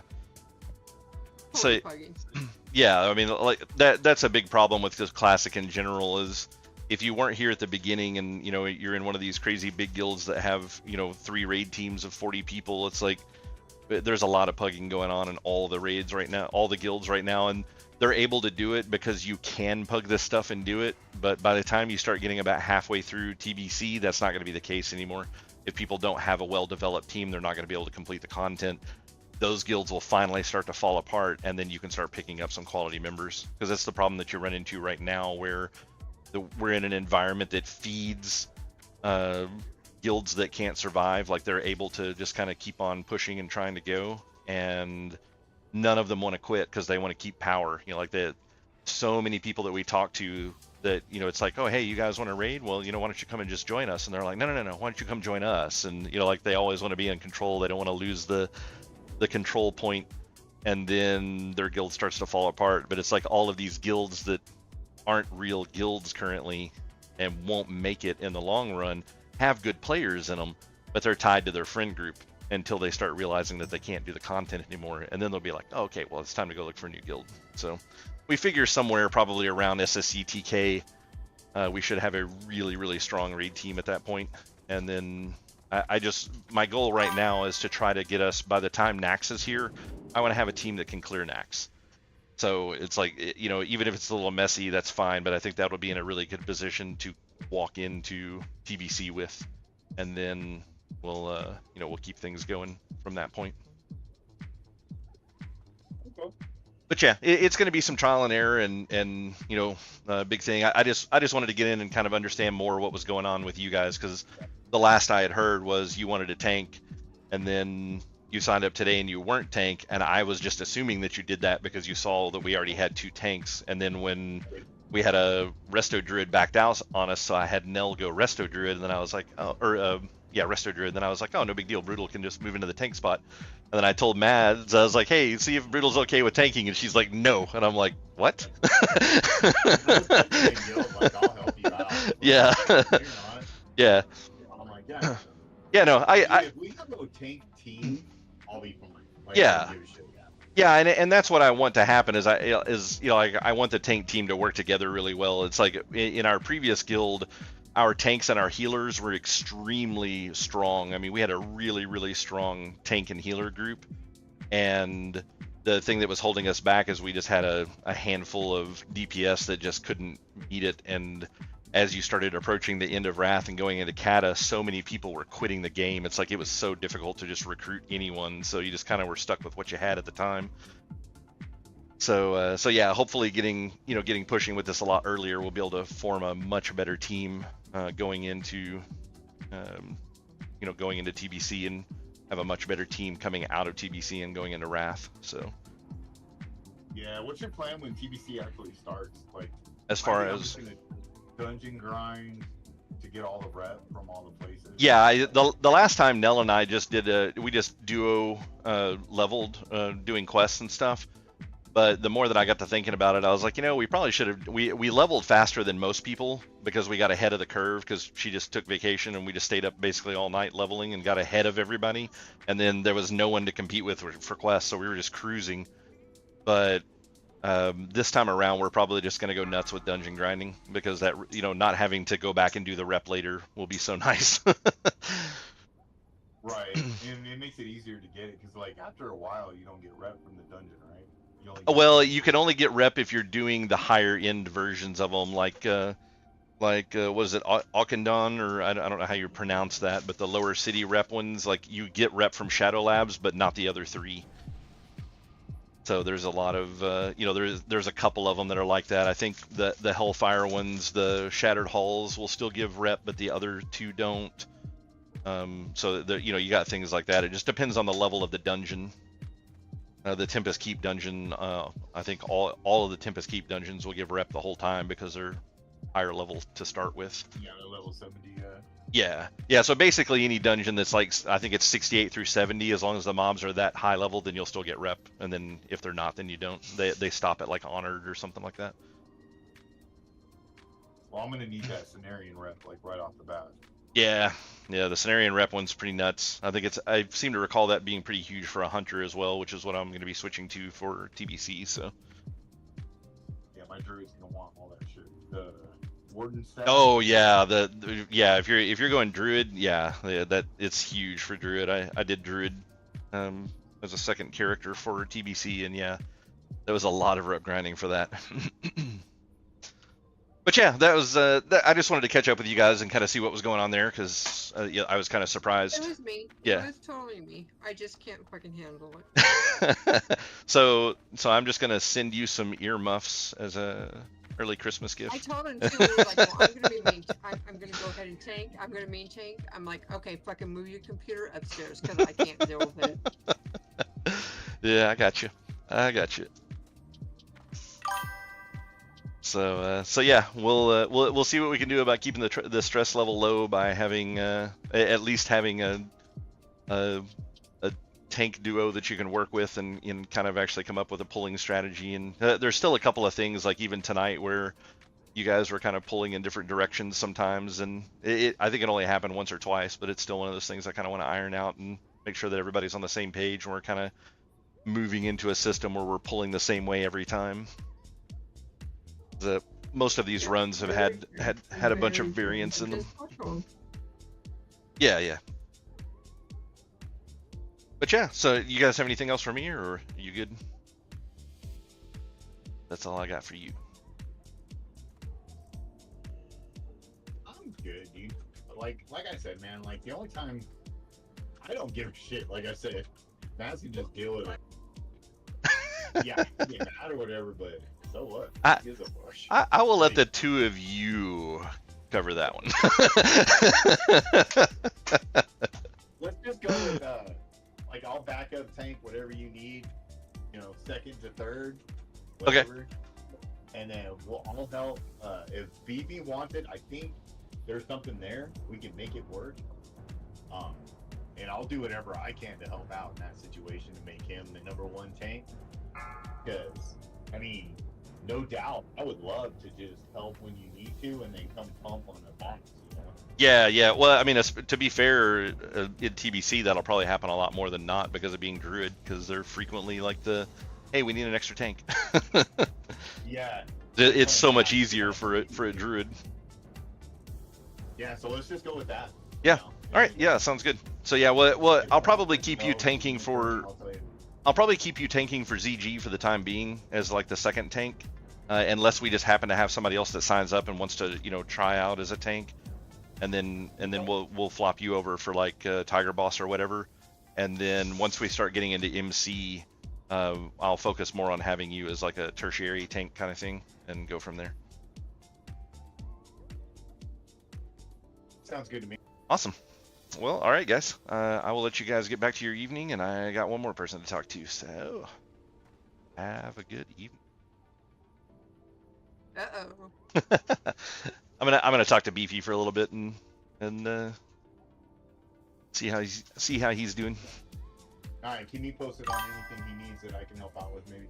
Yeah, sure. I'll probably have him meet up with you just at some point, since you guys are going to be teaming up in ZG a lot, so I want to make sure you guys are working well together and stuff. He seems like a super laid back, pretty chill guy, so. Yeah, for sure. Yeah. All right, man. Awesome. Yep. See you guys later.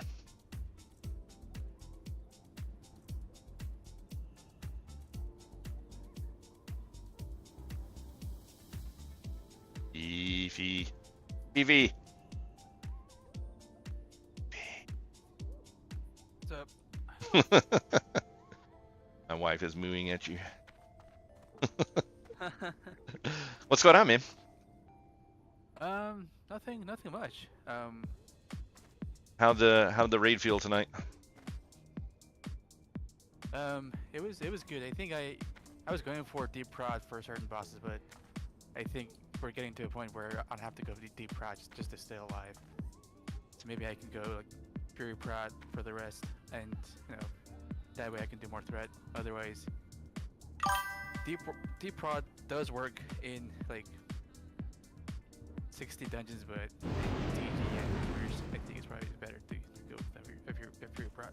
Yeah, you're probably a good direction to go there. So I just wanted to kind of talk with you a little bit and kind of give you a little bit of some just feedback in general on. I know you're wanting to get into kind of like a main tank role. So the big thing that I just wanted to talk to you about and make sure that you understood is, like for now, I've got you in tanking, but you're kind of on like trial basis, and since we're not really going to be hardcore raiding until TBC, you're kind of just going to be on trial until TBC. Not that I think you're a bad tank or anything like that. It's just like everybody's kind of in a trial position, so.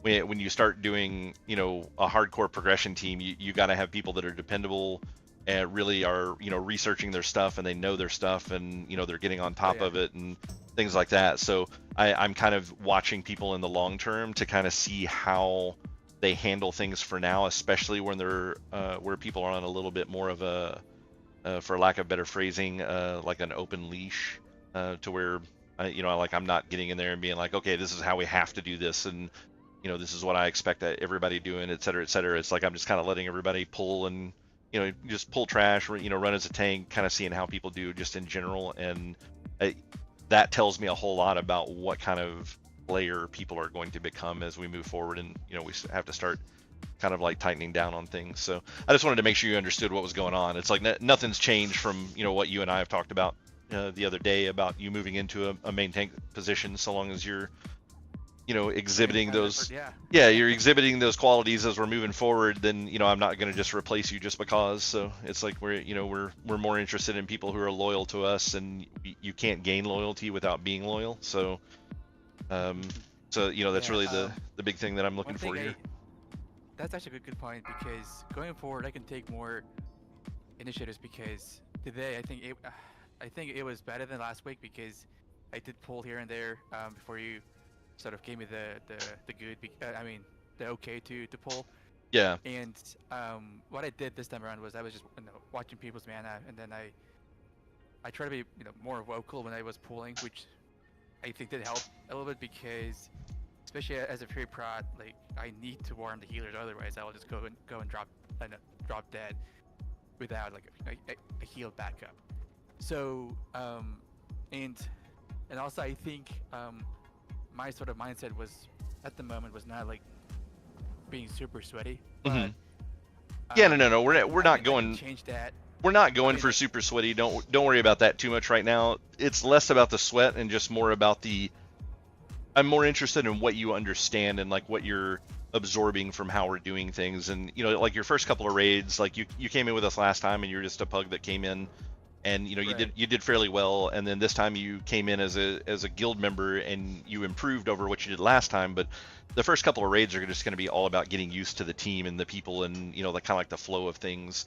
So like I don't have any direct feedback for you today as far as like, oh, you did really good, or like, oh, you did really shitty, or anything like that. It's like you've got some, you have some butterflies to work out of your stomach, kind of thing, because it's like you're on display with everybody, because the person that's in the main tank position, it's like you kind of set the flow of the raid and kind of the pace that we're moving and stuff like that, and it's a whole lot of weight on your shoulders, and this is only your first raid, so I'm not super concerned about that right now. That's what I like about us doing classic the way we're doing it, is it gives me some time to kind of like watch you and see how you're evolving, and you don't want to push yourself into something too much, because then you'll just screw up more, if you're not real comfortable with what's going on. So I think keeping a good pace with it, and just understanding that you may feel like you're on display, but at the end of the day, it's like we're just looking to make sure that you're going to be a decent tank. So you need to do what you feel that you need to do to be that good tank. So it's like, what are the things that, when you sit back and think about, oh, who makes a really good tank? It's like, search for those qualities. And even if you're just slowly growing into them because you're trying to get comfortable with the raid team and stuff like that, there's nothing wrong with that. So. Okay. So yeah, it's like, it's all about getting everybody comfortable. Like we want you to be able to get in here and bullshit and cut up with people and find people that that you can shit talk with and stuff like that, if that's what you enjoy doing, and just feeling like you're part of the team, is what we're going for right now. So, and then just not completely screwing up. You didn't do anything tonight that's like, oh my god, there's a problem. And the main reason that I wanted to talk to you tonight was just to kind of go over this stuff. But as a rule, I generally don't tell people why exactly it is I want to talk to them after raids, because I just like making you feel uncomfortable. So, but no, really, it's just I just mostly wanted to see kind of what mindset you were going to be in the raid tonight, and how things were going to go. And I mean, it went pretty smooth, and there's going to be a little bit of communication that you and I will have to work on, and it's not all from your aspect as well. The last time I was doing running a hardcore team and raid leading, I was also the main tank, so it was very easy for me to just kind of keep the flow of things going the way I wanted it to. But now there's a communication factor in there that was not in there before. So not only do you have to learn kind of like the cues of when it's okay to go ahead and start pulling and stuff like that, but I also have to make sure that those cues are known, because this is it's kind of a step in in between for me, where I've not pretty much the entire time I've been raid leading for this team, I was a tank. So, it was very easy to just I just do a ready check. When I'm happy with the way things are going, I just pull. So now I have to be more mindful of making sure you understand when it's time to pull, so that it doesn't have to be 100% on you. I just need to make sure I communicate that so you know what I'm looking for. Okay. Yeah, I think maybe that's the part that I gotta work on the most, because playing with you, this is just my second raid, and then it's also ZG, not a blown raid. So that's going to be a learning curve for me for sure. And so I think that's the biggest part. That's how I feel. And number two, and also I think it's about getting to know how others play, because yes, yeah, 100%. It's not just me or healers or other tanks. It's the DPS too. So, and then you're absolutely right. As a main tank who's kind of setting up the pace of the entire raid. It's not babysitting, but it's kind of hurting the cats at the same time. Exactly. Yeah, you're hurting cats. In the raid setup, right? And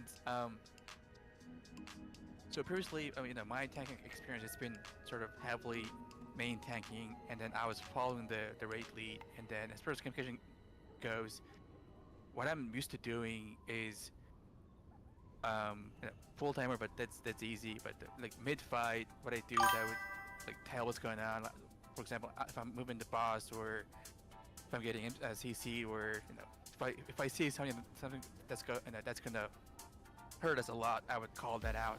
But it sounds like what I will be doing in this guild is like one step further, where it's taking on some of those sort of main lead responsibilities as a main tank.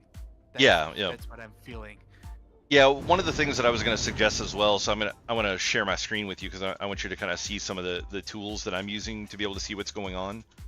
And I wanted to know if you're using these tools, and if not, that it may be a good idea for you to pick a couple of them up. Oh, okay. So yeah, I just shared my screen in Discord if you want to check it out in there. Okay, one second.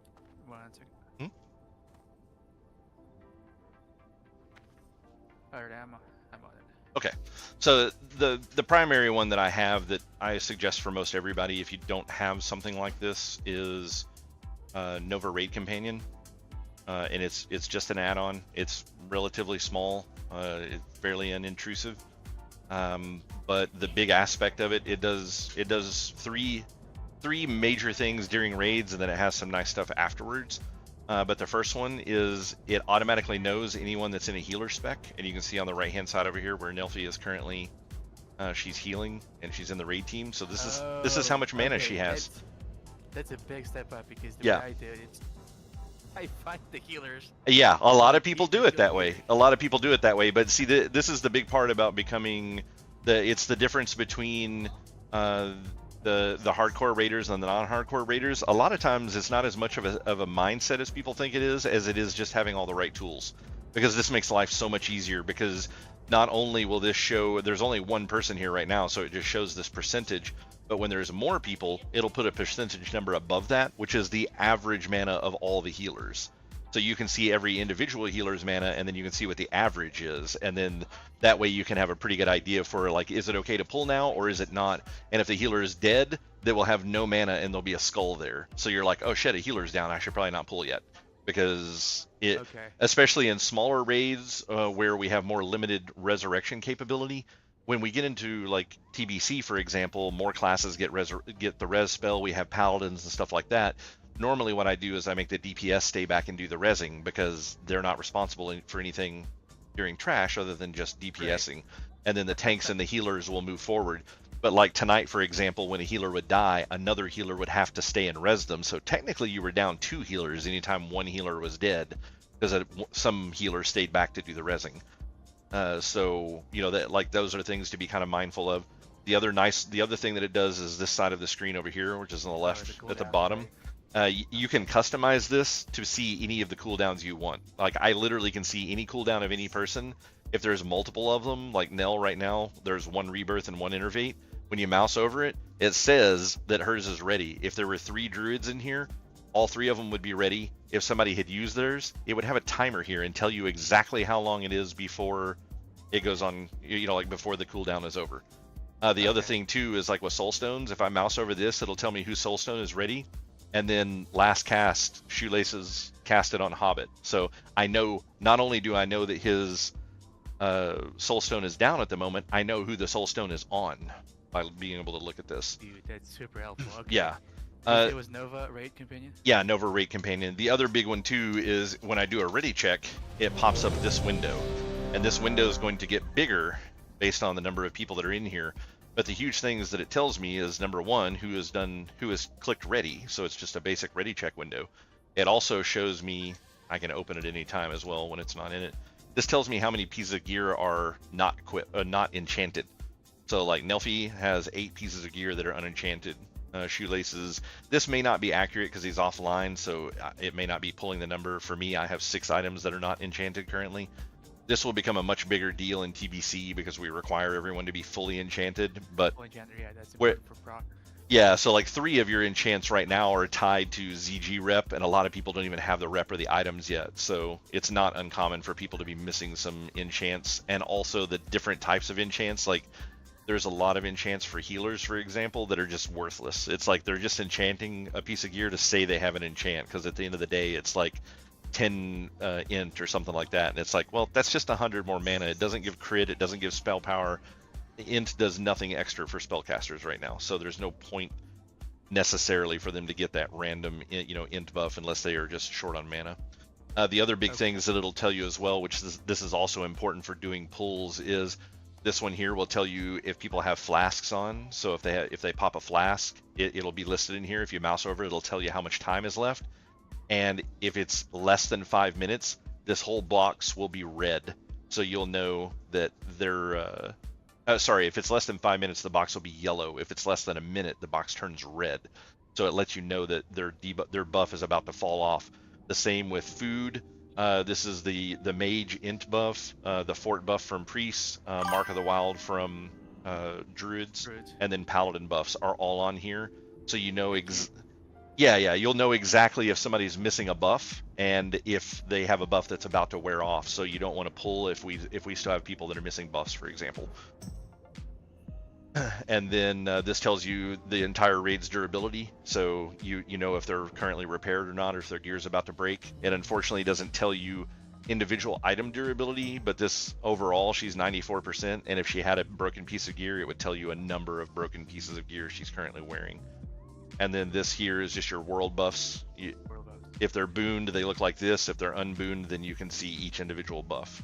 So that's the benefit. I can hit the more button, and now I can see everyone's resists. So I know what your current resist levels are at. Yeah. So I can also see what your weapon enchant is if you have weapon enchants and stuff like that. And then if you want to go even more crazy, once we actually have a real raid team and we can start working on optimizations and stuff, if you right click on this is every raid this is the past 50 raids that I have done. Unfortunately, this covers all kinds of different characters, so this knack stuff is actually from SOD. Yeah. But for example, if you look at the ZG run, here's every single boss. Here's the amount of time that it took to kill it. Here is how long we were in the zone, 2 hours and 14 minutes. Here's how much time we spent in combat, 49 minutes and 32 seconds. So we have a huge ability to optimize this dungeon run by a lot.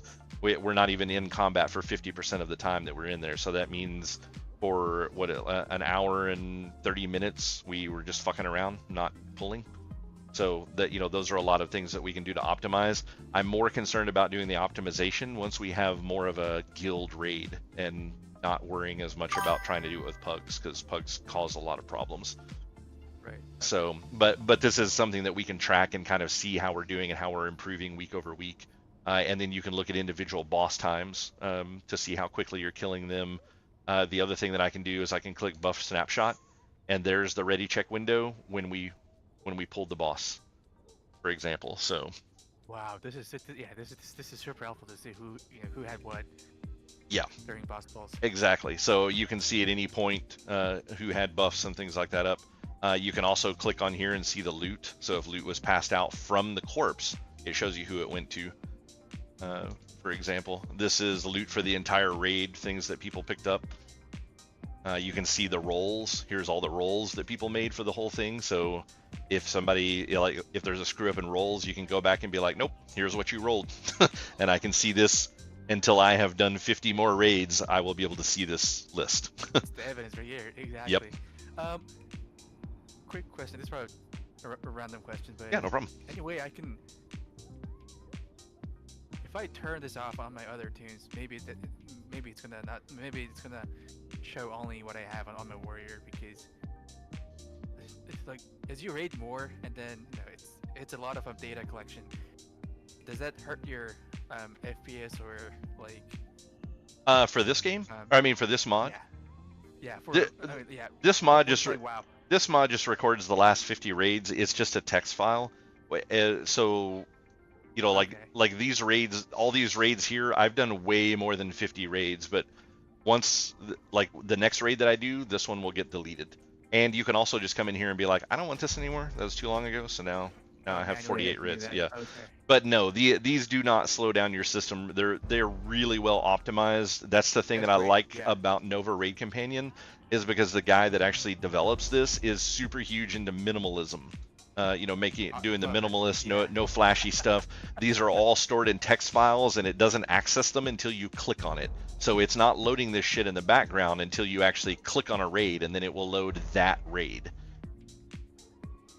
So, and some of these raids won't show up because it won't show me SOD stuff while I'm not in SOD. If I click on this in SOD, it's much different.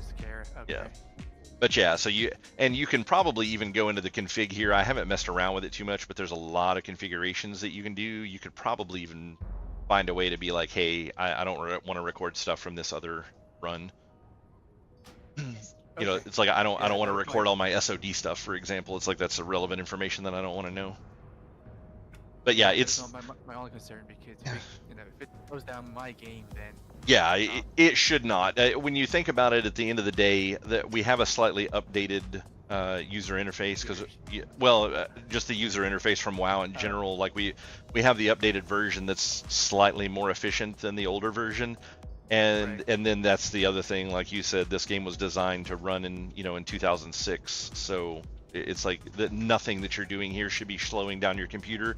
If it is, it's because you probably have an add-on that has a bug in it, or like it had a faulty install and needs to be reinstalled. But if you're getting lag from an add-on, it's generally a bad add-on. Because it's like as you can see, these are all add-ons that I'm running. I have no slowdown at all over here.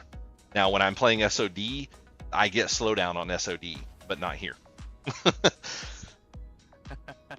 Okay. But there are some mods that I have that are only for SOD. The other thing that I would suggest, if you when was the last time you like actively raided? Did you play Classic and actively raid? I think you said you were doing some SOD stuff. Yeah, it was Dax phase. Okay, yeah. So are you familiar with like Weekaras, for example? Oh yeah, the add-ons that I use currently, it's DBM, details, and then Weekaras. Yeah. And what else? Let me see. What do you also keep it very... What do you use for threat? Details, because it comes with the threat option. Gotcha. I would highly suggest picking up Threat Classic 2. It's also another extremely lightweight, and it's more accurate than details. I personally like keeping fewer add-ons. The fewest amount of add-ons that I have to have, I prefer it that way. Yeah, that's what I do too. But that's the reason that I use this instead of Tiny Threat, because Tiny Threat's not as accurate. So you will think that you're okay, and then somebody will pull off of you, and you're like, what the fuck happened there? And it's like, oh, it's because the Tiny Threat is a little less accurate. And it's one of the things that's been brought up to the guys at Details, and they're like, hey, we're really more of a damage meter kind of group, and we just kind of threw that in there so people could have it if they wanted it. So they're not super into making it accurate. They're like, we feel it's accurate enough, and it's like, well, it is until somebody pulls. So let me go and get that. Did you say threat? Threat Classic 2. It's a very tiny install, okay. not much to it, and it pretty much has the same setup as Details does as far as Windows and all that kind of stuff. Super simple. And if it's more accurate, then yeah, I gotta go and get that. Mm-hmm. Now the other thing, and this one's totally up to you. I highly suggest it, but as a tank, I was very resistant to it at first. But do you use Plater? You mean it's just an add-on called Plater. I'll show you what it does here in a minute. So I was very resistant to get into Plater at the beginning, because I was like, that just seems like a lot of clutter that I don't need, and I didn't want to install it. Okay. Well, my wife was tanking at the time, and like the #1 paladin tank in the world uses it, and he talks about it all the time, and she was paladin tanking, so she picked it up. And then I started watching what she was doing with it, and it's just broken as fuck. Like now that I play, I don't understand how people tank without it. I keep it up even as a DPS. So, for example, you'll notice when I get close to this boar, this nameplate that pops up here, that's plater. So it's like you can see the creature's health. The other thing that you don't know by just looking at it is when I click on it, you see how it's got the highlighted blue and the borders? That's the one I'm currently selecting. So if I have 10 creatures around me, I know exactly what I'm targeting because I can see their nameplate. The other thing that it tells you that's really nice is the nameplates change colors based on how you set up the mod. So by default, if you are a tank and the creature is on you, its health bar is purple. And when if you start losing threat, the plate will turn yellow, and then when it turns red, that means you are no longer tanking and that now it is on someone else. So it is a phenomenal tanking add-on, and like I said, I was really hesitant to get it at first myself, but it's insanely broken once you get used to it. You can change these like all kinds of stuff about it. You can change like this is it, and these are all the options that you can do. I primarily use the threat, but you can customize the threat however you want it. So for me, if I am tanking, if the plate is green, then we're good. If it's red, then it's bad. You can also, it also has a specific color. This purple color means that I don't have threat on it, but another tank does. So if you're tanking, like if there's 6 creatures up and you have 3 and there's 3 that you don't have, you know which one's being controlled by a tank, so you don't waste your time with that one. You get the one that's red that's beating on a healer or a DPS, because the purple one is the one that the other tank has. Okay. I think that add-on's gonna help me a lot. Yeah, it changed my game, but yeah, you'll have to play with it a little bit. It also has you can change the colors as well. If you're a healer or if you're a DPS, you can make it so like when I'm a tank, if it's on me, it's green. When I'm a DPS, if it's not on me, then it's green. So green always means good, no matter what I'm doing. It's like if I'm tanking, green means I have threat, and if I'm DPSing, green means I don't have threat. So, and it separates them, like the colors are here. This is the DPS and healer colors, and then this is the tank colors. And you can change all kinds of stuff. If you don't like the health bar color, you can make the health bar always red and then make it to where the border changes instead, or you can make it to where the name of the creature changes based on the threat that you have. So you're completely customizable on how you want to do things. Really, really useful. Okay. And yeah, I think it does a lot of other stuff that you can play around with. I haven't played around with a lot of it. If you do any PvPing, it's also really useful because it makes enemy player names look significantly different, and you can also see their health bars through walls. And it's not a cheaty thing. That's just how Blizzard UI works if you have nameplates turned on normally. But this makes it all nice and tidy looking. You can also change the size of the bars. So for example, if I have 10 creatures in front of me that I'm tanking, all the ones that are not currently my target can have really thin health bars, and then the one that I'm targeting has the thick health bar. So I know, I know where it's located. The other nice thing too is you can make the bars not overlap each other. So it means that they won't necessarily be directly above the creature that you're tanking if you have a bunch of them piled up on you. But it forces the bars to not overlap, so that way you can always see if you're about to lose threat on one, because if they're overlapping, the one that's behind one of the others could start turning yellow and then you don't see it. And you can just click the bar to target them. You don't have to target the individual creature. Like here, I can just run up and click this bar, and now I'm targeting it. Okay. Yeah, I think this kind of thing is going to get way more important when we actually have like a full raid team. Yes. Right now, Pugs are, I think, we're just sort of,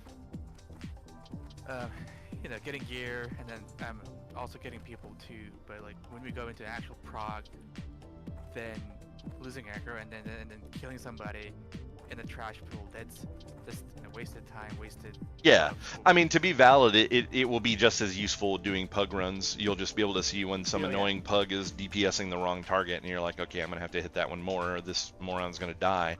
Or if you keep seeing one that's a losing threat, when you have classic threat up, anytime you target something, it'll tell you the threat on that target.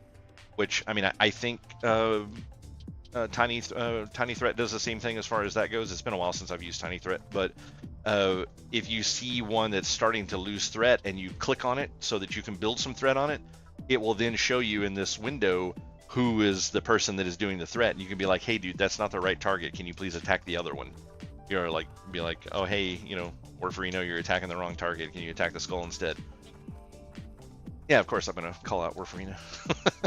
That's actually another question that I might have to ask you. Mm-hmm. I was going to ask you in the future, but like, how do you guys go about calling people out when? Okay, now we give them like the rundown on what to pull, what to do, who's going to be the first target, and second, third, and whatnot, and then, but people are people. Sometimes there are going to be mistakes, and people will. In pugs, I just kind of let it go. Once we're in progression, no, I don't give people much of a leash when we're in a progression raid. I'm a significantly different person in a progression raid. I take things extremely seriously. I tell people what to do, and if they don't do it, they don't come back to raids. Like I will tell people ahead of time, hey, you know, here's some mistakes that you're making. I need to see this improved. But when it's something as simple as targeting the correct target, it's like everybody should know skull is the first target you kill. And if people aren't killing that target, it's like you got no place in a progression team if you don't understand basic markings. It's like this is something that you should learn like within your first 2 or 3 weeks of playing WoW in a group with other people. You should learn that markers exist and what their orders are. Like it's, you know, like just naturally, as a rule, it's skull X. Squares is generally a hunter freeze target, and moons are generally the marker for sheep.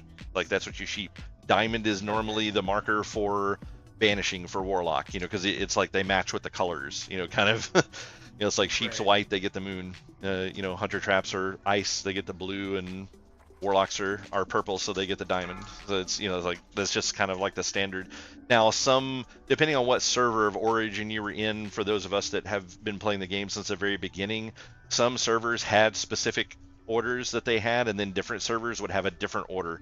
So sometimes you'll get people that are like, oh, sorry, I thought ice or the blue square meant something else, and that's just because that's what they've been used to.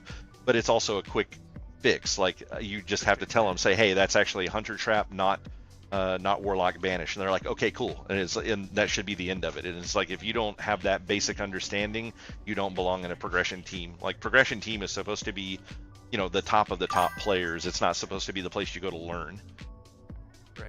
So, you know, so like, and that's kind of like why I said what I'm doing right now is it's like there's some people that are playing this game that are competent players that have never played WoW before, so they're learning everything about WoW. There's some people that are very competent players that haven't played since 2006 era, or, you know, played maybe a couple of stuff in 2019. Maybe they did a couple of expansions there, but then they haven't played, you know, in almost a year because they didn't want to go into kata. So, you know, like sometimes they just need a little bit of time, and that's why we're trying to form a raid team now and trying to just get people together and do stuff and kind of get that bonding for a team going and getting people moving on into being prepared for TBC and what the expectation is going to be there. Like I'll give you an example of how, so you see, let me pull it up here.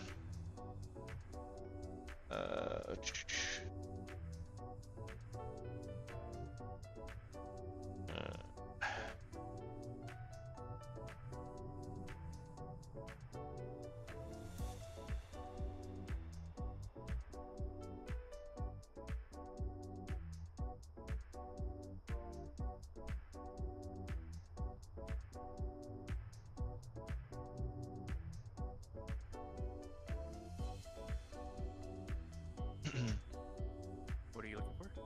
I'm looking for our old. So this is kind of like, this is the type of thing that I get into once we get into raiding. This was some of our stuff from like early raids. Wrath, okay. Yeah, so this is Wrath stuff. Normally, this is one that I was doing as a work in progress. This isn't the final one, but this was just the first one I saw on my list, and I didn't want to look forever for them. But normally there's a picture of the zone here, of like the boss's room, and then there will be markers on them, and then the markers will be associated with stuff over here, and then your name is going to be placed in a list. It's, you know, like there's a spot for a main tank, there's a spot for, you know, like the shaman that's put in this marker here is the only shaman that does lust, and they do it at a very specific time, which is marked. So when we go into a fight, 80% of what you need to know, you know before you go in the fight. You just look at this table. Like, you should be looking at this before every single raid. And, you know, like, we update this top section to let everybody know who's raiding in the upcoming week, like who they'll be. We'll have the tanks will be first, and then the healers are second, and then all the DPS filters in afterwards. And then you can just scroll down through here and you can see what everyone's assignment is. It's like, if there's cooldowns that you need to use in a fight, it's marked on here. If the warlocks are supposed to soulstone, then they have a person listed in here. It's like, the first warlock's name goes here, the person they're supposed to soulstone goes here. If they're not doing their job, that's when I pull them aside and go, hey man, you know, I spend 10 hours a week going over all this stuff, fine-tuning it to make sure that when we get into the boss fight, we don't have to talk about it. Everyone just knows what to do. Why can you not take 5 minutes before before the raid starts, or 30 seconds before a boss fight, and just look and see what your responsibilities are? You know, so we, you know, like, we make this stuff really simple for people. Yeah, like, here's an example of some of them. So, you know, Right, yeah. The prince fight, yeah. Yeah, exactly. Yeah, well, this is Queen Lenethil, the queen right, fight. yeah, Yeah. yeah. So it's like, you know, you drive, if you get Trigger the fire, if you get the fire goes around the outside edge, the healers get the diamond in the middle so that they can equally get everybody. You got a left melee group and a right melee group, which is listed right here. So left melee group is all the people in this list, right melee group is all the people in this list. So when we get into the room and I ready check, as soon as the ready check is done, you do a pull timer and people just know where to go. The byte order was, we actually ended up using an add-on for byte order because it was just a lot easier. But at first we were using this and it worked out fine because people would go look at it. We had specific cooldowns that people used to reduce the amount of damage that we were taking from pact. So everybody knew ahead of time. Yeah, D-sacks and, you know, things along those lines. So it's like we get pretty hardcore in this kind of stuff. So I mean, and this was, I think this was one that had gotten updated a little bit more as we were going through. So this one's actually got pictures, and, you know, this shows how the groups are supposed to be split up. And, you know, we had a DPS spot here because you wanted the DPS to be equidistant, because Maragar bounces back and forth between he picks randomly one of the two furthest people from him. So we would have 2 hunters over here and 2 tanks over here. So Maragar never did anything other than go after a hunter here and then back to the tanks here. And he just did back and forth and back and forth. That's all he ever did. And a lot of raid guilds that you would get into, Maragar was just like going all over the place, fucking chasing people. Killing people. Yeah. Exactly. In our team, he came over, we pulled him here to the start. The first time he did a spin, he went straight over here to a hunter. They run out of the spin. And then you just stand there until the spin stops, and then they come straight back to the tanks, and that's it, over and over. Stupid, simple, almost no one ever died. Can I say something about, you know, these strats and whatnot? Yeah. You know, what's coming for TBZ. So the last time I was in a very sweaty guild was, I think it was Legion. I was in the Mythic Proc guild as a tank, and then since then, you know, I've been raiding here and there, like in BFA, Shadowlands, but they were only like doing heroic level difficulties, not Mythic. So definitely not like super sweaty guild. And then I quit WoW for a bit and came back when it was Old War and Wrath Classic. Yeah. And then in Wrath it was like heavily I'd say the casual rating as well, because I think I was kind of fed up with that sort of sweaty mindset. And then SOD happened, and then SOD was the step up because I had to put in like extra work just to make it work, and because especially as a tank warrior, it was rough. I mean, shaman tanks just going in and then pressing one button, and then their threat is solid. But as a warrior tank, I had to work for my threat. And yeah, I did.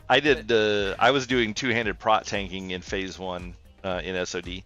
I was doing. Dude, you had to. Yeah, yeah. Shit show. Yeah. I mean, even as two-handed prod, it was still a shit show. It's like if I could get the thing's threat, then I was fine. But the moment somebody ripped off of me, I was done. I couldn't get it back. It's like it was so bad. You're at the bottom of the meter. It was Yep. so bad. Either way. So I think, and then I played sort of SOD since day one through like end of Nax, and then I think that like got me into the idea of doing more raids in like classic WoWs. And then I think classic fresh servers were announced, and then I wanted to play that, and I saw it was ending too, and then I came back here. And, Yeah. And I think at some point in that sort of period, like something in me is not wanting to do more sort of sweaty, well, not like sweaty as in like toxic assholes, but Yeah. doing raids that are in a organized, structured setup. Not like just 20 people going in there, trying to kill something, and then end up wiping. No, that's just a waste of time. And then a lot of us are like not like teens anymore, right? We have other things to do in life. So we don't want to spend like half a day in a raid with only a few bosses down. Yeah. And that happened a lot in my Wrath Classic guild. Mhm. In SOD didn't happen as much because our guild lead is a Chad. Mhm. So I also argue that the majority of SOD is a face roll too. So. Oh, yeah. The funny thing is that SOD, it made things okay. The current raid probably is like an actual difficult raid, but anything prior, it was stupid easy. But the people that are or were in my guild, they were, I don't know, man, they were just standing in fire and dying, or Oh, yeah. pulling aggro randomly and dying, or getting others killed. One example, we were doing Twin Emperors, right, and then I was tanking the physical, the sword boss, and then the boss teleported, so I was just hanging back, and then the physical boss came back to me. I went out after a ton of just hold aggro, but then the warlock put on like shit ton of dots, and then he was going ham on the physical boss, and then that somehow pulled the physical boss away from me. Brought the physical boss over to the caster boss, and then I think they healed for like 10% of their HP. And then it just like through playing Wrath Classic and then SOD, I mean SOD was definitely more organized, but I think like the average skill player that I've been playing with, it's been, I'm not saying I'm the best player, but it's been like. I mean, if you're doing pugs, there's a very high chance that you could have been the best player. That's always one of the things that I try to get people to understand is, like we'll tell people that we're recruiting for a progression guild, and then somebody will come and contact Joe because he's the primary recruiter, right, and deals with most of the new people coming in. And they'll come and tell Joe, and they're like, "Oh yeah, man, I went and did this. I went and did this pug raid. I was like the #1 DPS in there the whole time." It's like, dude, you gotta understand, you're top of the shit stack. It's like, it's like just because you can out DPS a pug raid does not mean that you're ready for progression raiding. Those two things are not equal. It's like so many people come in. I mean, like even people that were in mid-core guilds. And then they would come in and raid with us like 1 or 2 times, and they're like, "Wow, you guys are just so far beyond what it is that we do. That like what I was expecting to be a progression guild to be."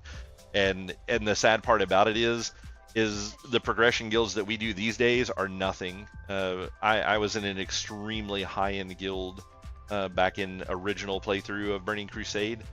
We would change our trade skills weekly based on what boss fight we were going to be doing next. Because that was the first expansion that you did where, like if you had maxed out mining, it gave you extra stamina, so you had more health as a tank. So, and leatherworking or skinning would give you crit, and herbing.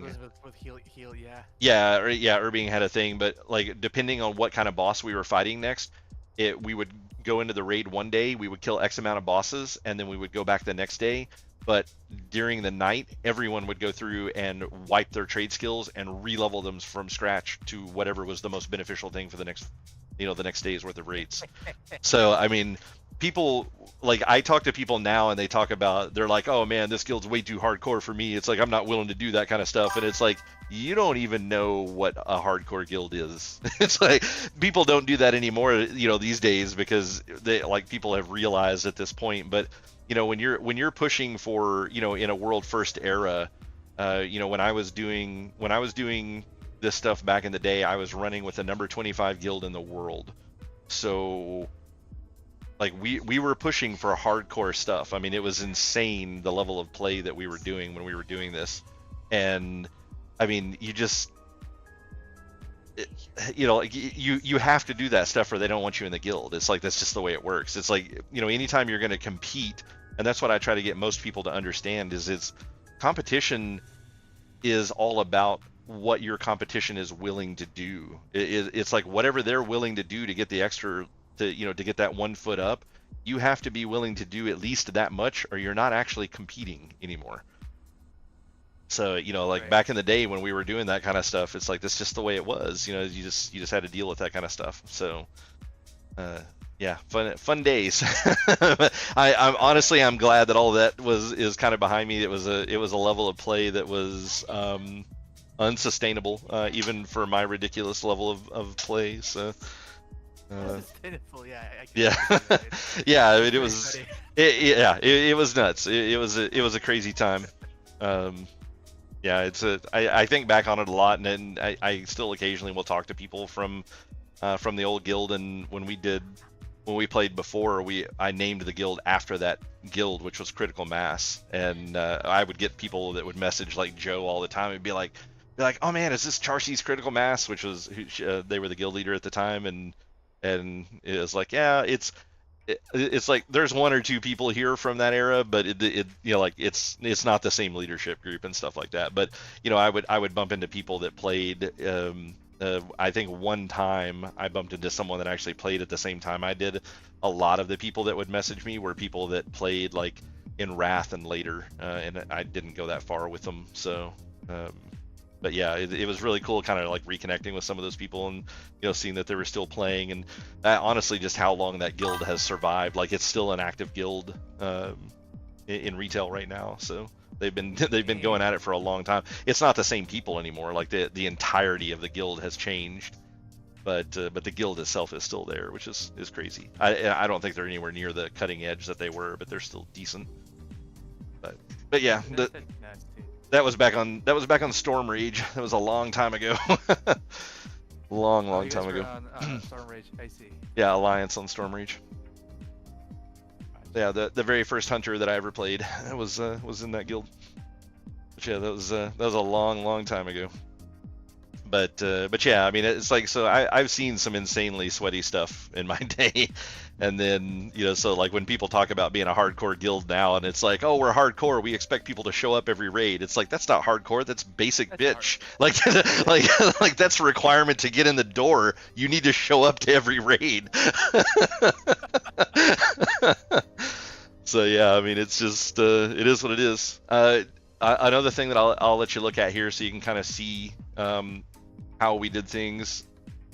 This is an extremely old one. This is from Nax, but this was our loot system. So when we're actually running, we do a loot council type system. It's actually called it's a modified version of the Onslaught loot system. I don't know if you're familiar with it, but I'm not. Basically, this is a Nubricon. This is all the drops that a Nubricon had in alphabetical order. And people will go out to like I can't remember the name of the site that we use. What was the name of the site that we used where you actually turned in your? Oh yeah, That's My Bis. That's right. So we used the That's My Bis website, and you would go out and make a list, and the list would allow you. It's like you choose your character, what class you are, and then you enter all of your loot in. And then you can organize the loot, and you can be like, okay, well, this piece of gear would be a really big upgrade for me, so I'm going to put it at the top of my list. And then this other thing, it's an upgrade, but it's not, you know, it is my bis, but it's just a super tiny upgrade over what I've already got, so I'm going to put that closer to the bottom of my list. And then you turn it, you finalize that list, and then we go in and we lock them at a certain point. and then we take everybody's BIS list that they've turned in, and we pull all the officers into a channel, and we spend about 6 hours one evening going over and distributing people throughout this table. And so basically we'll start out the list with, it's like, oh, well, if this, what's a good one in here? I think Crypt Fiend's Bite, if I'm not mistaken, was good for hunters. So, it's like we'll go through, and whoever picked Crypt Fiend's Bite as the BIS list, if it was number 1 on their list, then they got put in the first section. This /roll was just what went like at the end of the list. Like you'd have like Fred, like we'd have like Fred here, and then like Joe here and James here. These are just regular names, not character names. but this would be like it's like, so when this item dropped, Fred gets it first, and then when he gets it, we delete his name, and then we move everybody up on the list. And then the next one that dropped, Joe gets that one, and then we move everybody up on the list. And when it gets to /roll, that means if it wasn't on your BIS list, but it's still an upgrade for you because you haven't gotten your BIS item yet, then it just goes to open roll and anyone can roll on it. And then it's just need before greed at that point. But all that we put on this list was absolute BIS.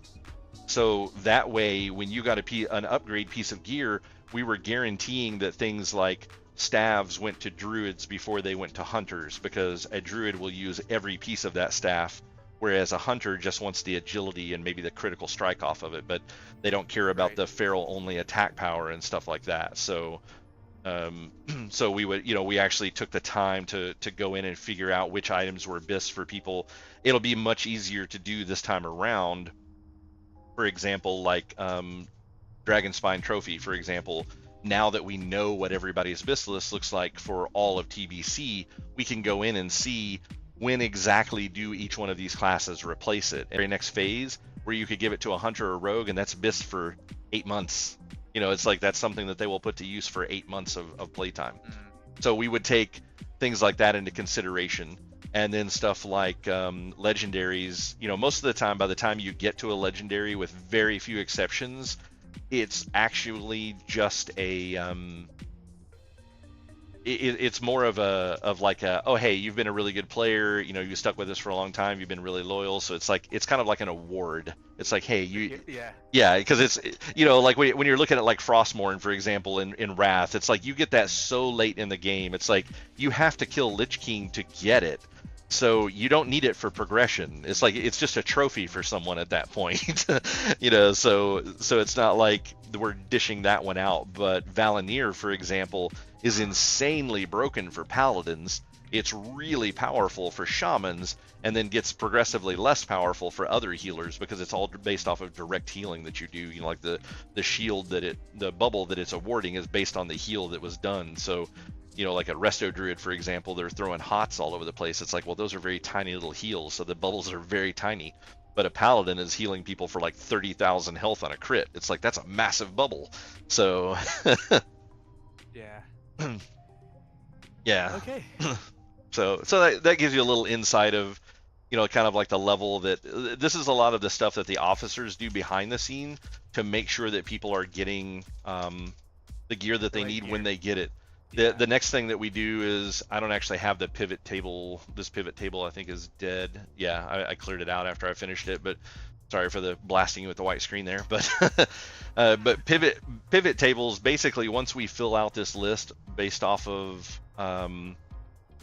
that's my BIS site, then we go in and we average out. So if you just happen to pick, let's say there's 3 hunters, there is a possibility, based on the way people chose to get gear, that one hunter could just be first on everything, because they just happen to pick stuff in the perfect order where other people pick things later. So it's like, oh, well, I picked the bow first, but the other 2 hunters thought that the bow was going to be highly contested, so then they didn't pick it first, they picked it second. Well, I already have the bow now, so the next thing that I picked is the staff. It's like, well, if they didn't pick the staff first and I picked it second, well, now I'm going to be first on the staff, because the other 2 hunters are going to be up for the bow next. So they will have chosen the staff at a later point in their priority list. So it's like you can screw yourself just as much as you can help yourself with that stuff. But the way that we go in and offset that is once we have completed the Passover on this list, we go through and balance it out. So if one of the hunters got really lucky and they're first on like 9 items, and then the other 2 hunters are first on like 2 items, well, we reorganize the list a little bit and make it more fair to where it's more evenly split.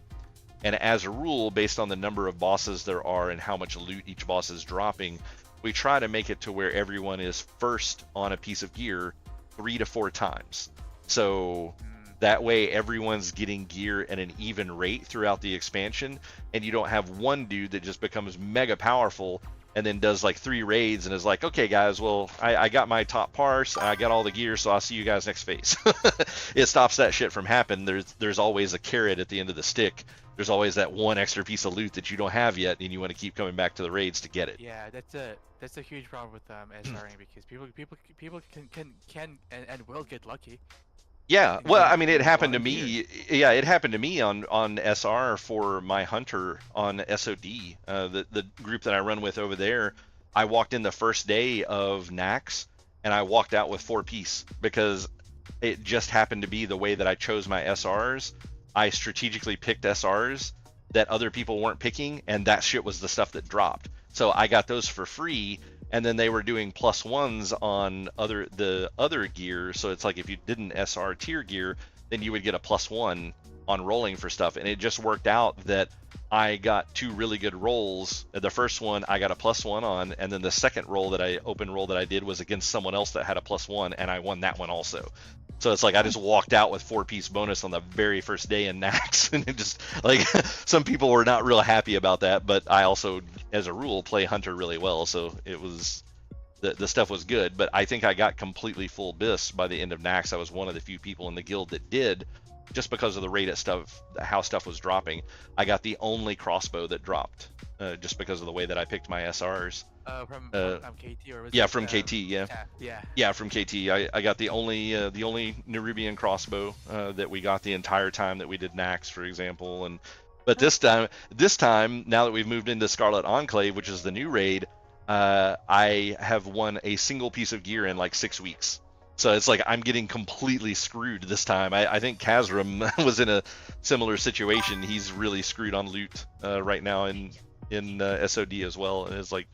And unfortunately, with this new raid zone, the set bonuses are insanely powerful. Like 1 piece of gear increases all damage that I do by 25% by 20. I get 20% haste and 20% damage for like 30 seconds. And the way that works is anytime my pet hits something, it gains a focus fire on itself. It stacks up to 5 times. I pop that, and I get 4% haste and 4% damage for every stack that he had on him. And generally, by the time my buff wears off, he's already stacked up 5 more, so that I just pop it again. So it's like that's 20% faster shooting and 20% more damage from 1 item. And then the 2-piece set bonus. The 2-piece set bonus is 25% extra damage of all damage that I deal, so long as the target that I'm shooting has my Serpent Sting on it. So it's like that's almost 50% more damage from 3 items. I mean, it's insane. So, I mean, it's like SOD is just so broken. This stuff isn't that bad in like in TBC and Wrath. It's a lot more laid back. A single piece of gear is not that huge of a difference in most cases. But yeah, I mean, that's just kind of the level that we put into things, and we do a lot of this behind the scene as officers, so that all of it is very smooth. And I don't think most of the people that were in the guild the first time around for 2019 Classic, like for TBC and Wrath, I don't think most of them understood how much work we put in behind the scenes to kind of, make all of this stuff kind of come together and make the raids as smooth as we possibly could. So we never had a single complaint over our loot system, though. It's like this system is the only system I've ever used where there was not loot drama. Like, people just did not complain over it. Mostly because you could just... We post this list here that I have up on the screen right now. After we make this list, we try to have it done 2 weeks before the new phase comes out. it should be even easier this time because you already know what your BIS lists are. You're not having to wait for them to be discovered. So I mean, like, we can see the BIS list for people all the way through Kata right now. So you know that information is just there. So we'll have this out 2 weeks ahead of time. We post it publicly so everyone can see exactly when they're getting the loot. So there's no hidden bullshit. We're not going into a little channel and privately talking about it every time we kill a boss and picking who's our favorite member of the day. It's like we do all of this based off of math and, you know, do the calculations. If we don't have the calculations for it, tons of other people have done the calculations to determine some of the really rare items like DST, for example, like who is it going to benefit the most, who will keep it the longest, and who will get the biggest upgrade versus their other options. That information is all out there. So we just go cross-reference all of that stuff, figure out the order in which people get it, and then we post it live. So when DST drops, you don't have that, like, that, you know, it's a big dopamine hit when that thing drops and you're like, oh my God, and then you roll and you win it and you're like, fuck yes, you know, and you get it and you're so excited. But what about the other like 10 people that rolled on it that are like, God damn it, why? It's like, I always lose the roll on this item, and they get so mad about it and upset, and you know, it causes drama and people get angry about it, and or it's like, oh, the brand new guy that just joined the guild that does like 12 DPS won the roll, you know. So yeah, exactly. So this way, everybody knows exactly what order they're getting it in. If you're fourth on DST, you don't even worry about it until the first 3 people have got it. The only time that you worry about it is it's like, oh man, I was number 4, but the first 3 guys didn't make raid tonight. Oh my God, please drop tonight. Because, you know, if they're not there, then, you know, it's like if you're up next to get an item and you're not there, it goes to the next person on the list. And then anything that is non-BIS items, we do it in reverse order. So like, for example, if Dragon Spine Trophy is the best trinket, well, if there's some other trinket that's not BIS for anyone else, so it's just going to go to an open roll, then we'll award it to the people that are on DST starting from the end of the list. So that way they get a minor upgrade that they'll be able to use until they get to their DST. Yes, it's like a consolation prize, but it powers up the guild as a whole. You don't have to worry about DKP where people want to pile all of their DKP up so that they can spend 3,000 DKP on the Dragon Spine Trophy, and that's literally the only piece of gear that they've got. It's like, dude, I don't care how powerful you think that is. An entire suit of gear versus one trinket, the entire suit of gear is going to win by tenfold every time. It's like, no one item is that strong. So, but most people don't understand that. They're just like, ooh, the coveted DST, you must have it. So it's like, you know, the average player doesn't understand the math behind the things. But that's kind of how we do things. That's the level at which we do stuff as, you know, the officer team behind the scenes. And, you know, with everything that we do is pretty well thought out, and we spend a whole lot of time researching things when it comes to loot so that people are happy with the way things are going, the guild's moving forward. You know, generally we will also, I don't know how we're going to do it this time around. I guess it depends on how many people are unfamiliar with the content, but we would also, previously we would skip a raid day. If PTR was open for the new content, we would go do PTR instead. And some people would get a little annoyed. They're like, oh, well, but what about my loot? It's like, we've been doing this for like 18 weeks. If it hasn't dropped by now, there's a good chance that the thing you're after is not going to drop today. But if we go in and learn how to kill 12 bosses and you know, like kind of like fine tune our strategy, when the new content comes out, instead of killing 2 bosses, we will kill 12, and that will be a shit ton of loot that everyone's going to want. So it's, you know, it's just like the numbers game, and some people completely understood that, and then other people were like, I don't like doing this. but you know, that was just another thing that we did to go in and try to improve the amount of loot that we were getting. Plus, it also makes the guild look good. You know, if you can go in and wipe out 12 hard modes on the first day, people are going to want to be in your guild. So that it's a big recruiting tool as well. So, but yeah, I probably kept you for longer than you were expecting, but I just wanted to kind of touch base with you about a few things and let you know what you were getting yourself into and kind of the direction we were going, because I knew you were pretty excited, especially for after talking about TBC the other day. You seem to be pretty lit on trying to get back to that. So just wanted you get you to understand a little bit about who we are and you know, how we run things in the background, and you know what you're getting yourself into. Yeah, my plan is to, it's still the same, tanking and what's left of like this classic and TBC. Yeah. And I'm probably gonna stay on my warrior because I think it's still like. Yeah, I think for strong, but- TBC it'll be fine for TBC. Yeah, if but you not go as far as Wrath, then you'll want to probably pick a different class. Yeah, different class or like different role, right? Like, Yeah. Tank warrior, that is not gonna fly. Yeah. In Wrath, I think Arms is like really strong in Wrath. Oh yeah, like Yeah. his warrior is much better than fucking tanks. I mean, I've done that, and then like even in the casual raid, it was still hard.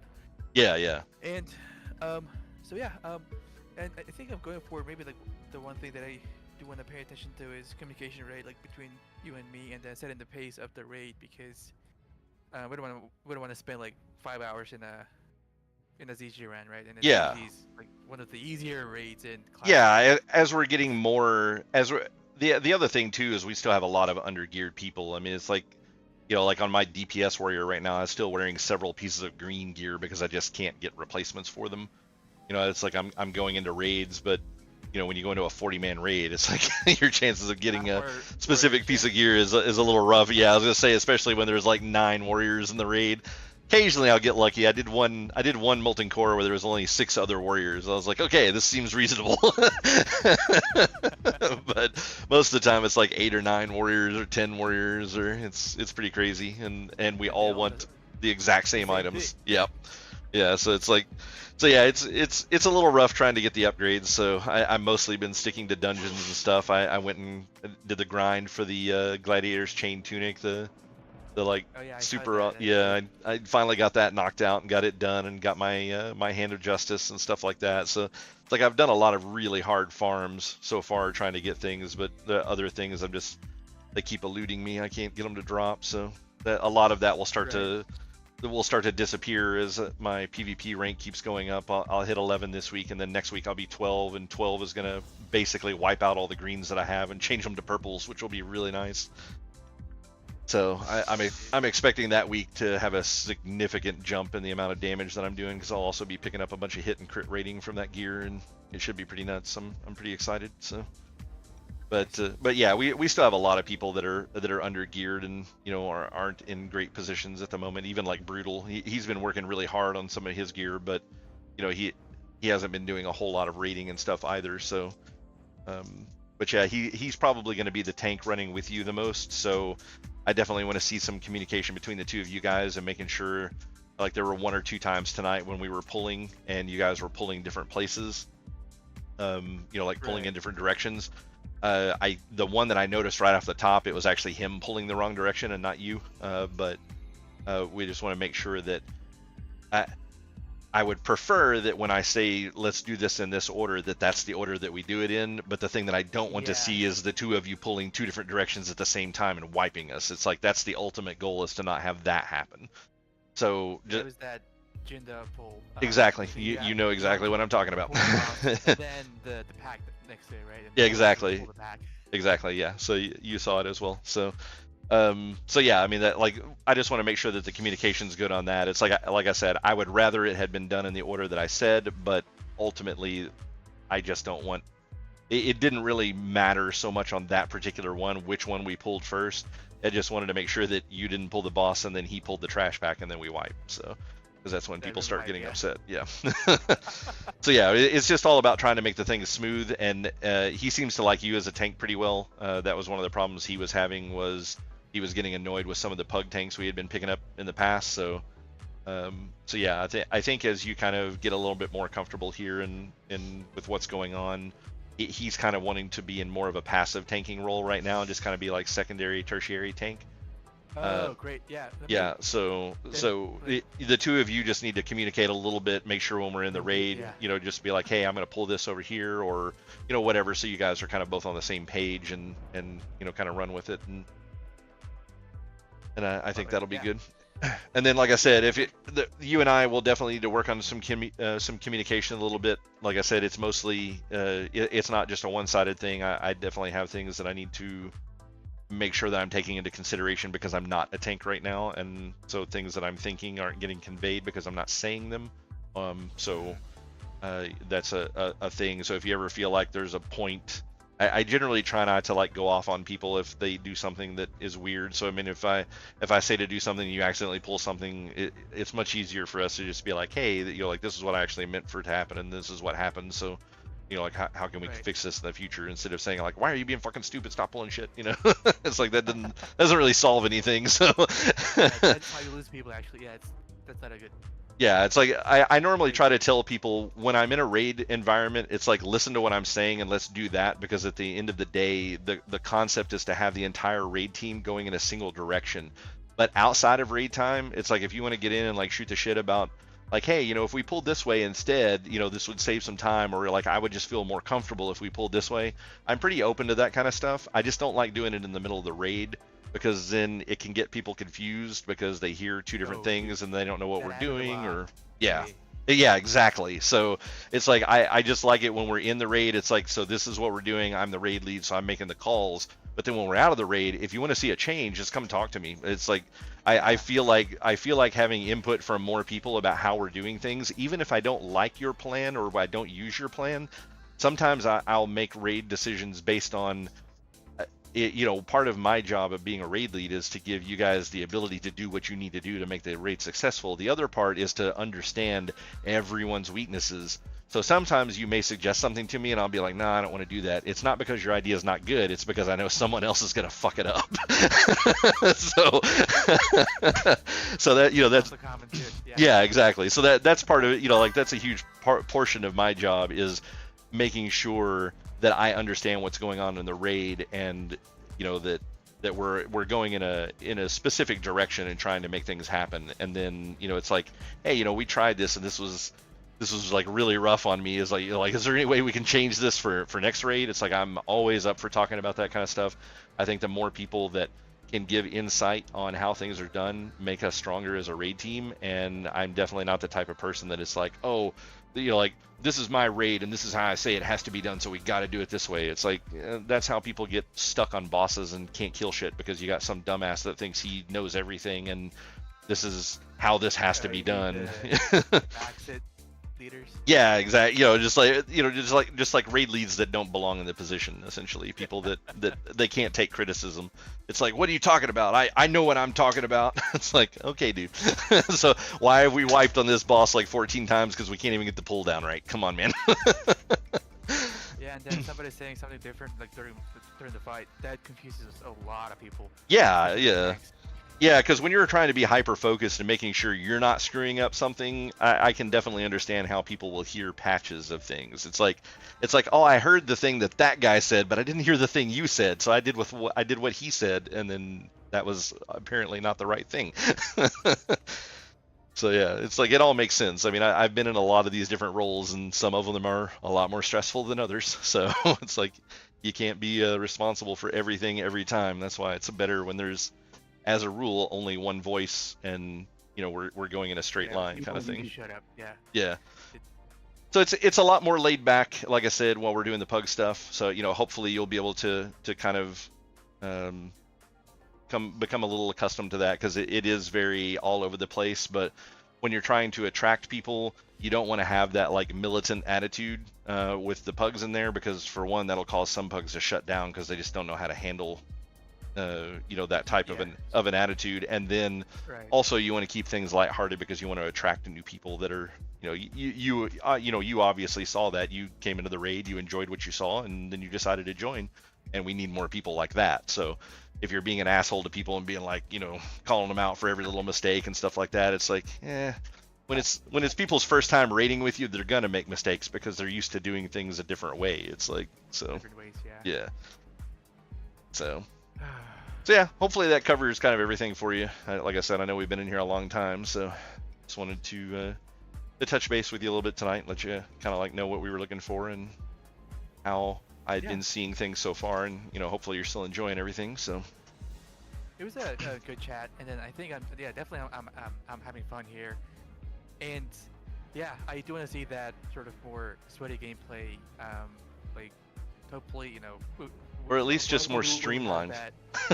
Yeah. Yeah, it's like I don't even call it sweaty anymore. It's like we're just going in with a plan. Yeah, it's structured. Not like 40 Zugzugs going in there and then they're trying to kill a boss. No, that's not gonna fly.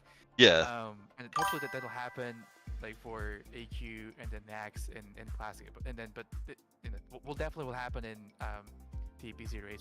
And then also it sounds like for TBC race we need that to proc because raids are much more difficult to. Well, fortunately in TBC the first half isn't going to be a lot harder than what we're dealing with now. The first real I'll call it a roadblock is going to be Magtheridon. I don't know if you remember the fight or if you've done it before, but yeah, where everybody has to go click. Yeah, the hard part, the two hard parts about that fight is getting the warlocks that you have to understand how to deal with the infernals, or if you don't have enough warlocks, how you handle the infernals when you can't fear and banish them constantly.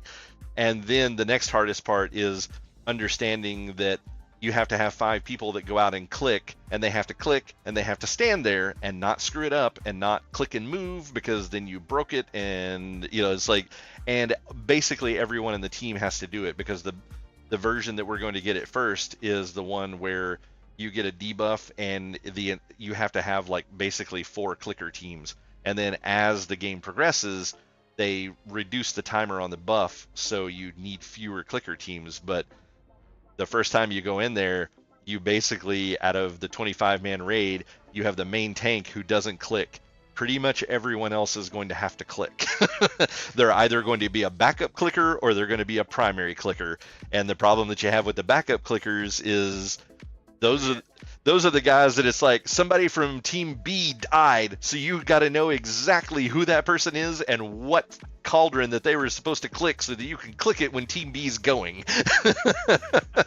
So it's like that puts a whole lot of pressure on those poor backup clickers. But yeah, it's really rough when you first get it, and getting people, like, that's the first time where you truly have to have some teamwork and people have to really know each other, and it's really early in the game.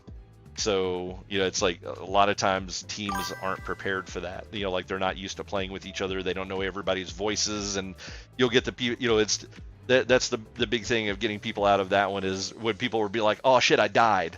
It's like, well, first of all, we didn't need the "oh shit." Like, we all know it's "oh shit, you died." Number 2, who are you? Because most of us don't know your voice.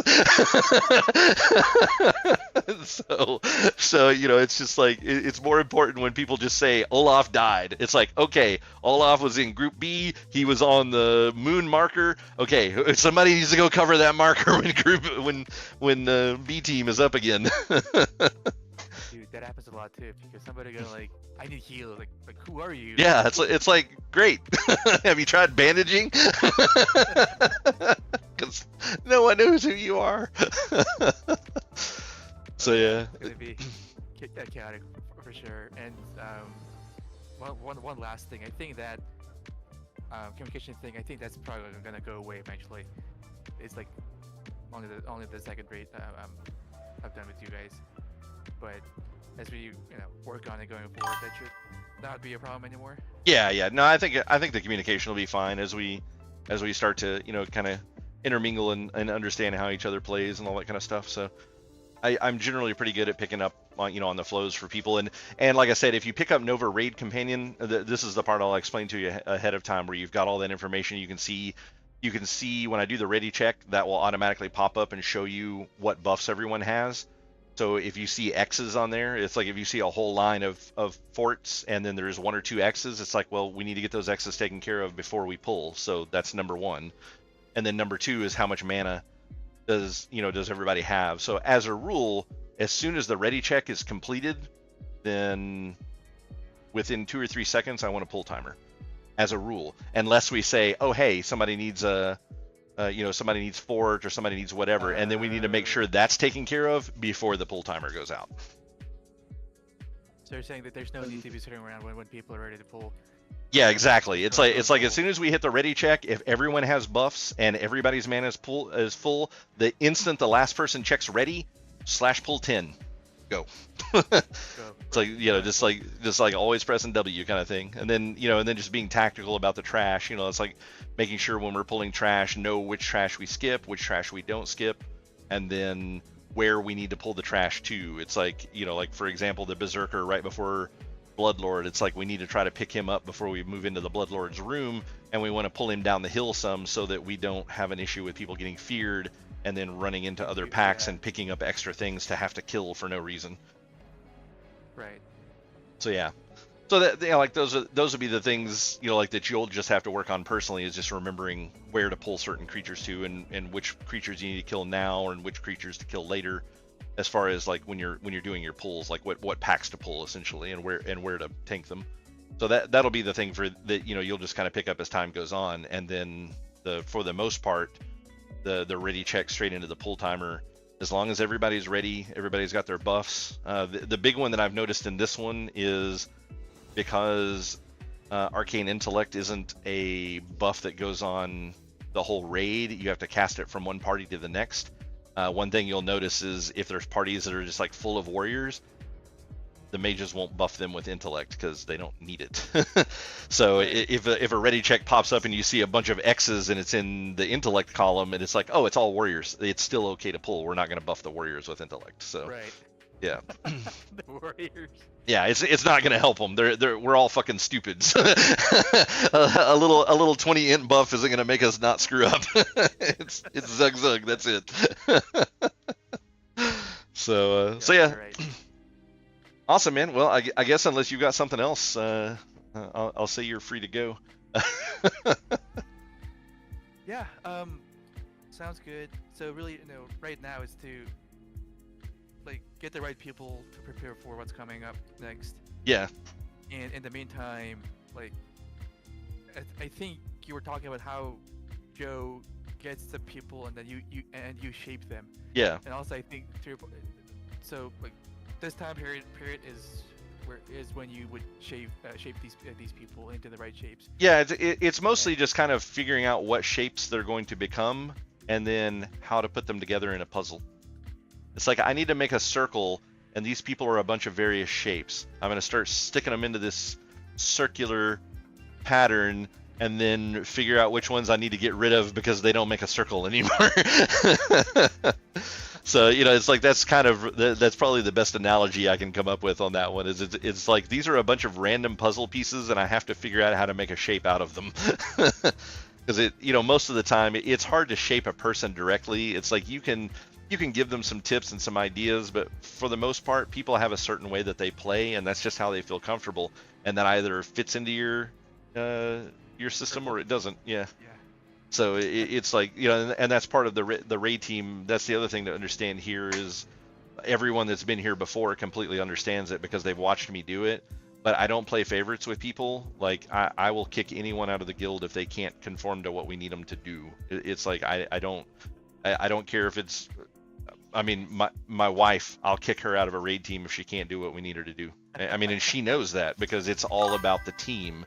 So yeah, exactly. And it's like, yeah, and it's like you can't bring slackers in that either don't have the time to learn how to do what they need to do, or they don't have the drive to be able to do it, or they just don't have the capacity to be able to do it. It's like when you decide that you're doing a progression raid team, everyone needs to have a similar mind. It's like you want people that all want to progress. You don't want elitist assholes that come in and they're like, oh, I'm the #1 DPS in the guild, and it's because I know these handful of secrets and I don't want to tell anyone else because I want to be #1. It's like you're worthless.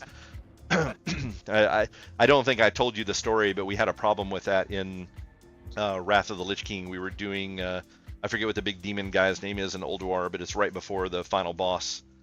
And it was the one where he spits out the pools and you got to stand in them so you get haste for the casters. We had 4 warlocks, Vezix, yeah, it was Vezix. We had 4 warlocks that just wanted to stand in the pools constantly, and they didn't want to do the mechanic. So we had the teams, we would split them up. So wherever the first Shadow Crash came in and landed, we would have 2 separate teams, and they would stand in just the edge of that pool, so that the next Shadow Crash came out would only affect half of the raid team. It would either land on the left team or the right team.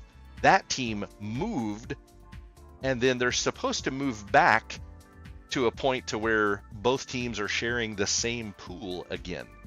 But we had warlocks, because they're really good at that fight and can get really insane damage numbers.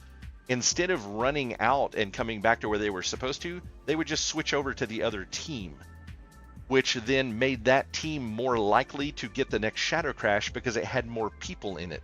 So when the random generator randomly chose a person, it's like, well, if one team has 16 people in it and the other team has 10 people in it, the team with 16 people is 6 more likely to be the target of the Shadow Crash, which now means 16 people are having to move instead of having them evenly distributed where only like 13 people would have to move. So, you know, and that was the problem that you would run into, and they kept doing it. And one of the warlocks that was in there was the #1 warlock in our guild, and I got so fed up with it one day after Vezix, I kicked all 4 of the warlocks out of the guild. I kicked all 4 of them. The very next week we killed the boss. I was like, so just because you're #1 DPS in the guild doesn't mean shit. If you're not a team player, we don't need you. And so, I mean, like I said, I kicked all 4 warlocks, we recruited new people, and the next week we killed the boss. So it's like, oh, they were pissed when I kicked them. But I mean, normally when I kick people like that, like after I've explained to them enough, I just put them on ignore, because it's not worth arguing with them afterwards. It's like, sometimes I like to argue with people about things, but it's generally in more of a public forum, because I just like seeing people's reactions to stuff. But it's generally because they cause it. You know, it's like, I don't generally jump into a public forum and just start cussing somebody out. But it's like, if somebody calls me out in a public forum, it's like, dude, we'll battle here. That's fine. I'll show the whole world what kind of an idiot you are. It's like, I got no problems. But yeah, I mean, I told them all, I was like, hey, you know, I've come to you guys multiple times. You can't do what I need you to do. You're no longer part of this raid team. And they were removed, and they got super pissed. But like I said, most of them went on ignore because they wanted to fight and argue and whine about it. And it's like, there's nothing you can say at this point that's going to change my mind, especially calling me a bitch or an asshole or whatever. It's like you were given multiple chances to fix this problem. I talked with each one of you individually multiple times over multiple weeks because we could not kill this boss. And you were told that if you didn't get it under control, you weren't going to be here anymore. And they didn't get it under control. So.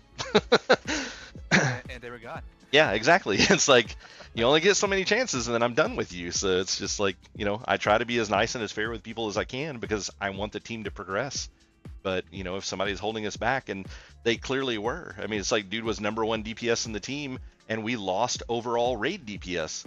But by having people that were in there that were competent and didn't try to game the system, as a team, we were able to overcome the issue and get the boss killed. Because, like, the fight took a little longer, but because we had people that actually did the mechanics, it didn't matter.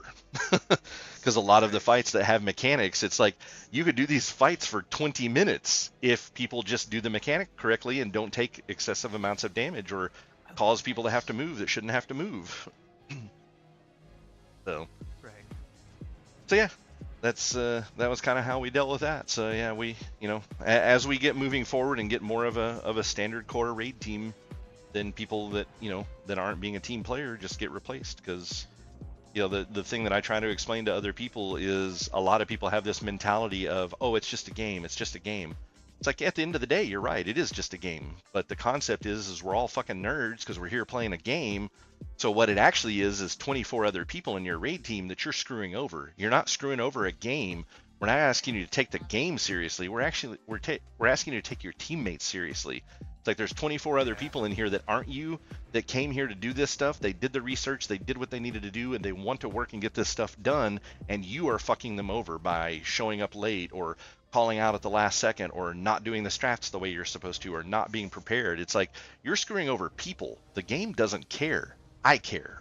Right. So yeah, it's only a game, but in a raid setup, it's a different thing. You have to play with the others. Exactly. It's like, at the end of the day, it is just a game, and I don't hold it against people that don't want to play at the level that I want to play at. It's like, if you don't want to play that way, that's fine.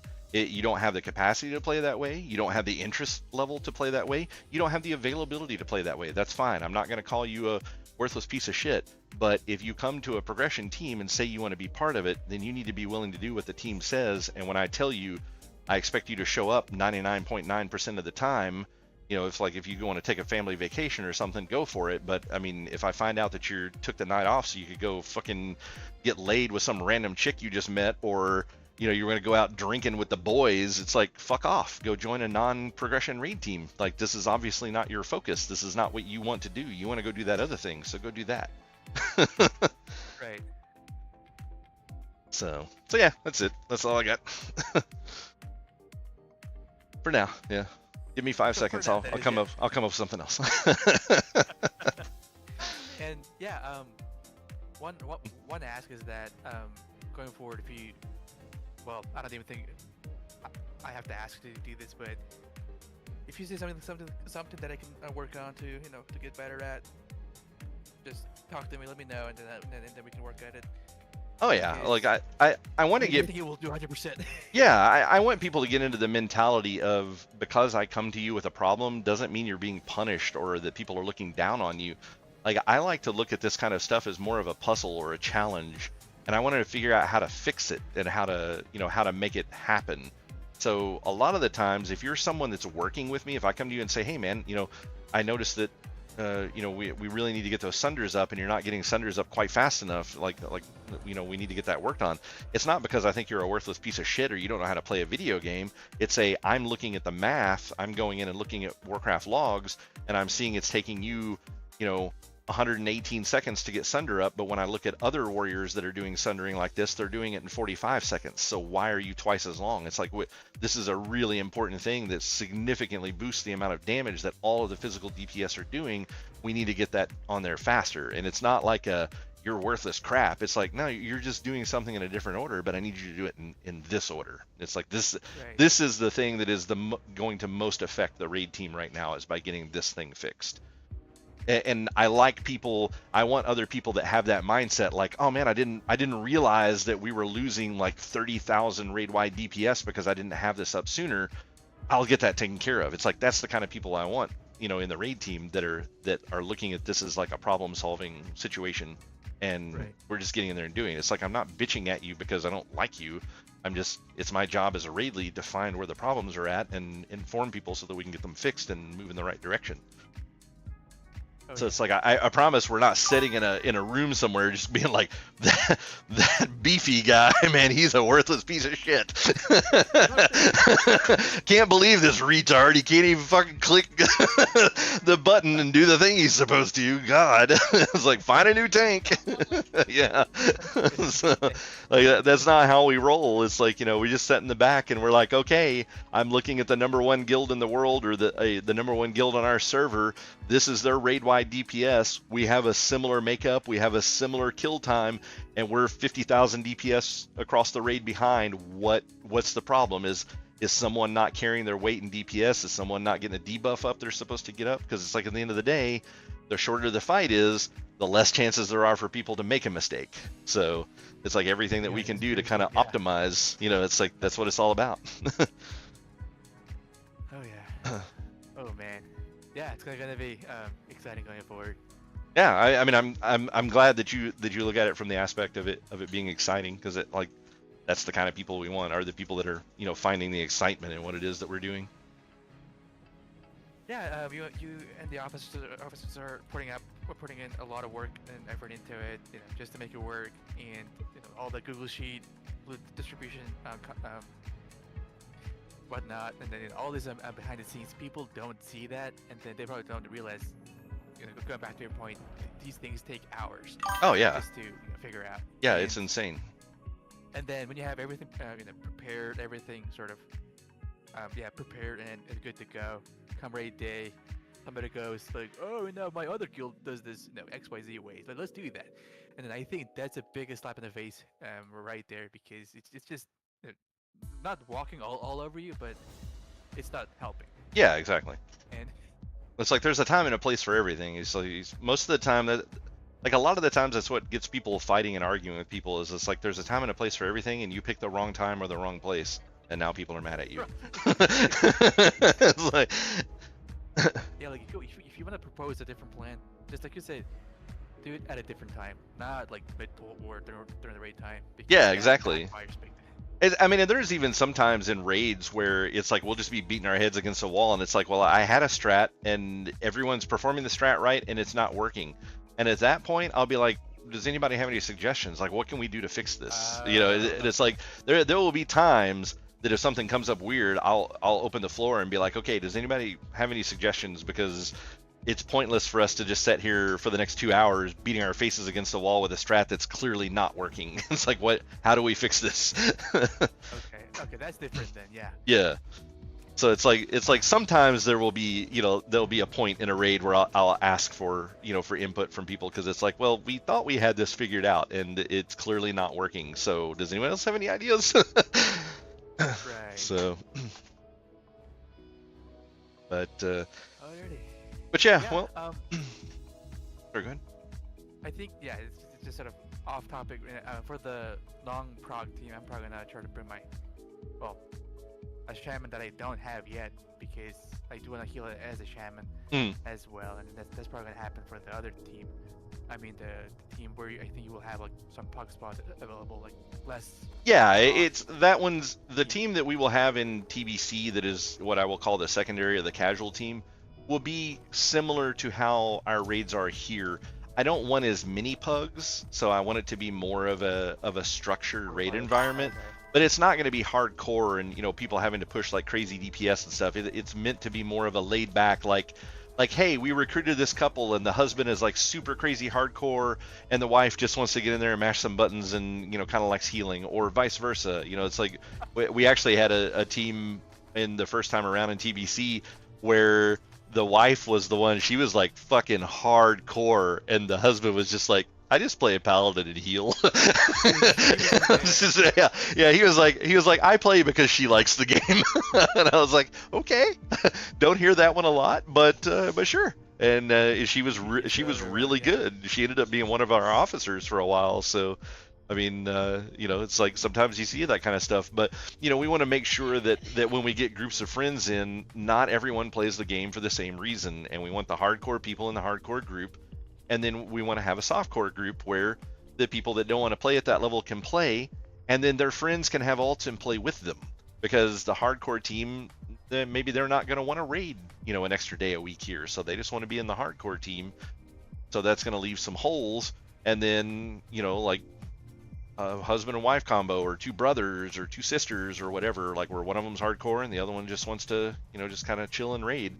Like they can still get in that raid atmosphere together in the same guild without having to be in a completely different guild or a completely different raid, you know, team outside of guild somewhere. Nice. Yeah, I think that's probably what I'll do. I'm gonna be that chain heal bot shaman, and that's gonna be. I think they're still pretty good in TBC too. I mean, Resto Shamans. Oh yeah, TBC Resto Shamans are amazing, and they're really good in Wrath as well. Oh yeah, the chain heal, and then I mean, not as good as like single heals compared to poly paladins, but still great. Oh yeah. Well, I mean that's the thing. You know, you gotta have all kinds. Like you can't do a raid with nothing but holy paladins. It's like you gotta have raid healers and, you know, people that know when to flex and all that kind of good stuff. So the only raid team that you can do is just an all druid raid team. You know, they got tanks, they got casters, they got physical DPS, and they got healers. It's like But yeah, no, you need all kinds to be able to do the raids. So it's nice having a variety. And normally we'll have a specific, like that's one thing that we do as well, is we'll go in and come up with a raid comp that we want to have that covers all of the buffs, and then we'll recruit specifically the classes that we need to finish that comp. So you know, that's another thing that we do as well, which is pretty big, that a lot of guilds will just glaze over. But it's like, that's a lot of damage that you're missing if you don't have all the proper buffs. And at that point, I would think it's pretty darn difficult to find that last specific class with the same mindset. Sometimes it can be. Okay. There were times in Wrath where it's like, well, we really need a Shadow Priest, but most of them are morons. Or the good ones are already taken by another guild. Right? Exactly. Yeah. So and then now that I've done this so much more recently as well, because we did all this roughly in 2020, and moving forward, it's fairly recent in my mind. So since I know that we're going to need a really good Shadow Priest in Wrath for doing like Algalon, for example, I'm going to be looking for that Shadow Priest in TBC.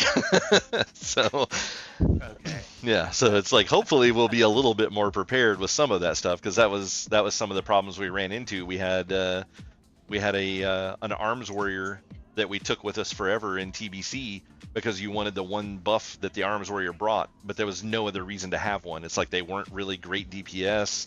They didn't really bring anything to the raid that other warriors didn't bring, with the exception of the one buff.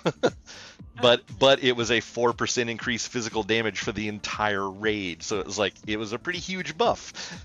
But we never could find an arms warrior that was worth a shit. It's like sometimes like we would frequently go to the drawing board there and start figuring out the math and going, is it really worth it to bring this guy, or should we just get rid of him and get like another hunter? It's like his damage is so bad. I think even the 4% physical damage that he's giving to the entire rest of the raid plus his damage isn't as much as what just a hunter would do.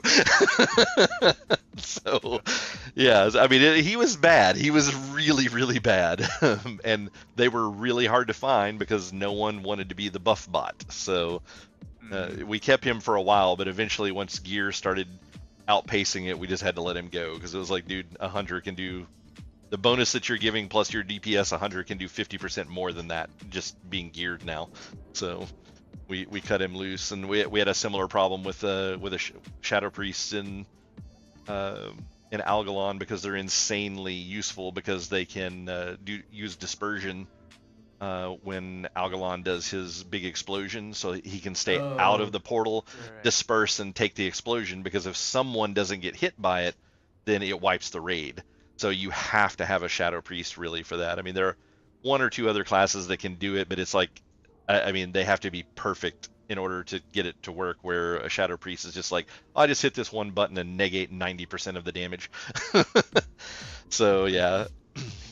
10 times easier, right? It's stupid easy to do, and it's like we had Shadow Priests that could barely even pull off that part of it, much less actually DPS. So that was another one of those where it was kind of a sore spot. It's like, we have a really amazing raid team except that guy. The weak spot in the raid. Yeah, exactly. All right, man. Well, yeah, I was gonna say I'm gonna hop out of here for the night and get to some other stuff. It looks like Nell's tracked down some kind of BWL raid for us or something. So, but yeah, great talking with you. Like I said, I'm kind of an open book. So if you ever want to get in chat or anything like that in the future, you want to talk about some strats or whatever, just hit me up and let me know. Hell yeah, man. And like one last question, yep, about like MC and BWLs. When do you think we can do that? Was it like doing a raid with a sister guild or something at some point? Well, we have one or two other guilds that have space that we can just go join their runs, but I mean, you're limited to whatever their rules are. It's not like a joint raid or anything like that. They just aren't a full raid team yet, and they would prefer to have people that come regularly as opposed to getting pugs every week. When do they do that? The one that I usually go to is on Tuesday nights. They start at 9 p.m. Eastern time, 6 Pacific time. Okay. And they ran for about an hour and a half, almost 2 hours, and cleared MC. I mean, it was a pretty flawless run. Didn't really have any problems. But for me, they have a whole lot of warriors. There's like 11 warriors in that run, not counting me. So it's it'll be rough to get loot there, but at least I'm getting rep to get my rep high enough to get douses, because that's going to be the first hurdle for running our own pugs for it, is making sure we have enough people with douses to douse the runes. Do you think they would take another warrior? You know, not a tank, like just a DPS. Oh yeah, I mean they would, like I said, they would rather have more people that will come regularly. Right. Yeah, versus yeah. So, but they're trying. The only problem with them is they are trying to recruit their own people, so there may be some weeks where you don't get in because they've, you know, they have a few trials or something like that, and then maybe they keep some, maybe they don't. But my goal is within the next 2 weeks trying to get ourselves another run in for our own MC and Onyxia. But we'll probably start with an Onyxia run because you can, you can do Onyxia with 20 to 25 people if they're coordinated. Yeah, you don't have to have 40 to do it. So we could go in and do that one. But my big thing is I would like to have roughly 20 guild members before we try another 40-man raid. Like 20 people that are regularly coming to our raids. That's fair. Yeah. Otherwise, a lot of pugs. That's not gonna fly, man. Exactly. I think you missed out on it, but we did before we did the ZG last week, or the last time, the one that the first one that you came to us with, we did an Onyxia run right before that, and I made it an hour and a half before the raid. We barely made it to ZG, and we still didn't even kill Onyxia. Like there were so many pugs in there. Most of them, you couldn't force them to get into Discord, and I didn't have the Discord set up in a reasonable way to easily determine who was and wasn't in the Discord channel. Oh man, and nightmare. Yeah, and then we had people that would just go absolutely nuts on the dragon while she was in the air and wouldn't stop dots and wouldn't stop damage.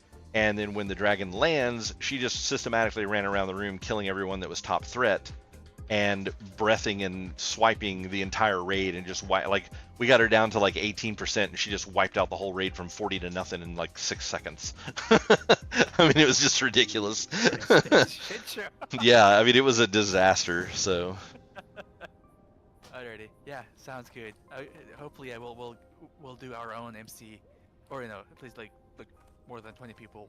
Yeah, exactly. I hope to start doing some of our own MC pug runs within the next 2 weeks or so. That's my goal. Alrighty, let me grind some more gear for that too, because the better gear that I have, it's also kind of helpful. Yeah, exactly. Alrighty, man. Good talk. I'll catch you later then. Yeah, sounds good, man. Have a good night. See ya. All right, guys. Well, hopefully that was an entertaining little conversation in what it's like behind the scenes when I'm talking to people about shit for raids. But a lot of the times when I'm either directly interviewing people or talking with people, that's kind of how my talks go. Like, I want to get to know a little bit more about the person that I'm talking to and kind of like what it is that they're looking for. Most of the interviews that I do, one-on-one interviews, are like 30+ minutes long, because if you can't take the time to sit down and have a conversation with somebody, how are you ever going to stick around for a raid team for years at a time? So it's just the way that I like to do things. But yeah, that's kind of what it looks like behind the scenes for chatting with people involving raid content. So there's a handful of people from the original guild that didn't go through interviews. I think Kaz was one of them that didn't have to sit through an interview with me. One of these days, I'm just going to make him set in a channel where it's just the two of us, and I'm just going to talk for 30 minutes straight and be like, okay, you got the gist of it. But yeah, I think that's probably going to be it for the night. It's quite a bit later than what I normally stream on Saturday nights, so that's going to be it for this week for streaming. Hopefully, I'm starting to get this PvP thing under control. Plus, we've got AV weekend next weekend, so I'm hoping to get more time back into V Rising.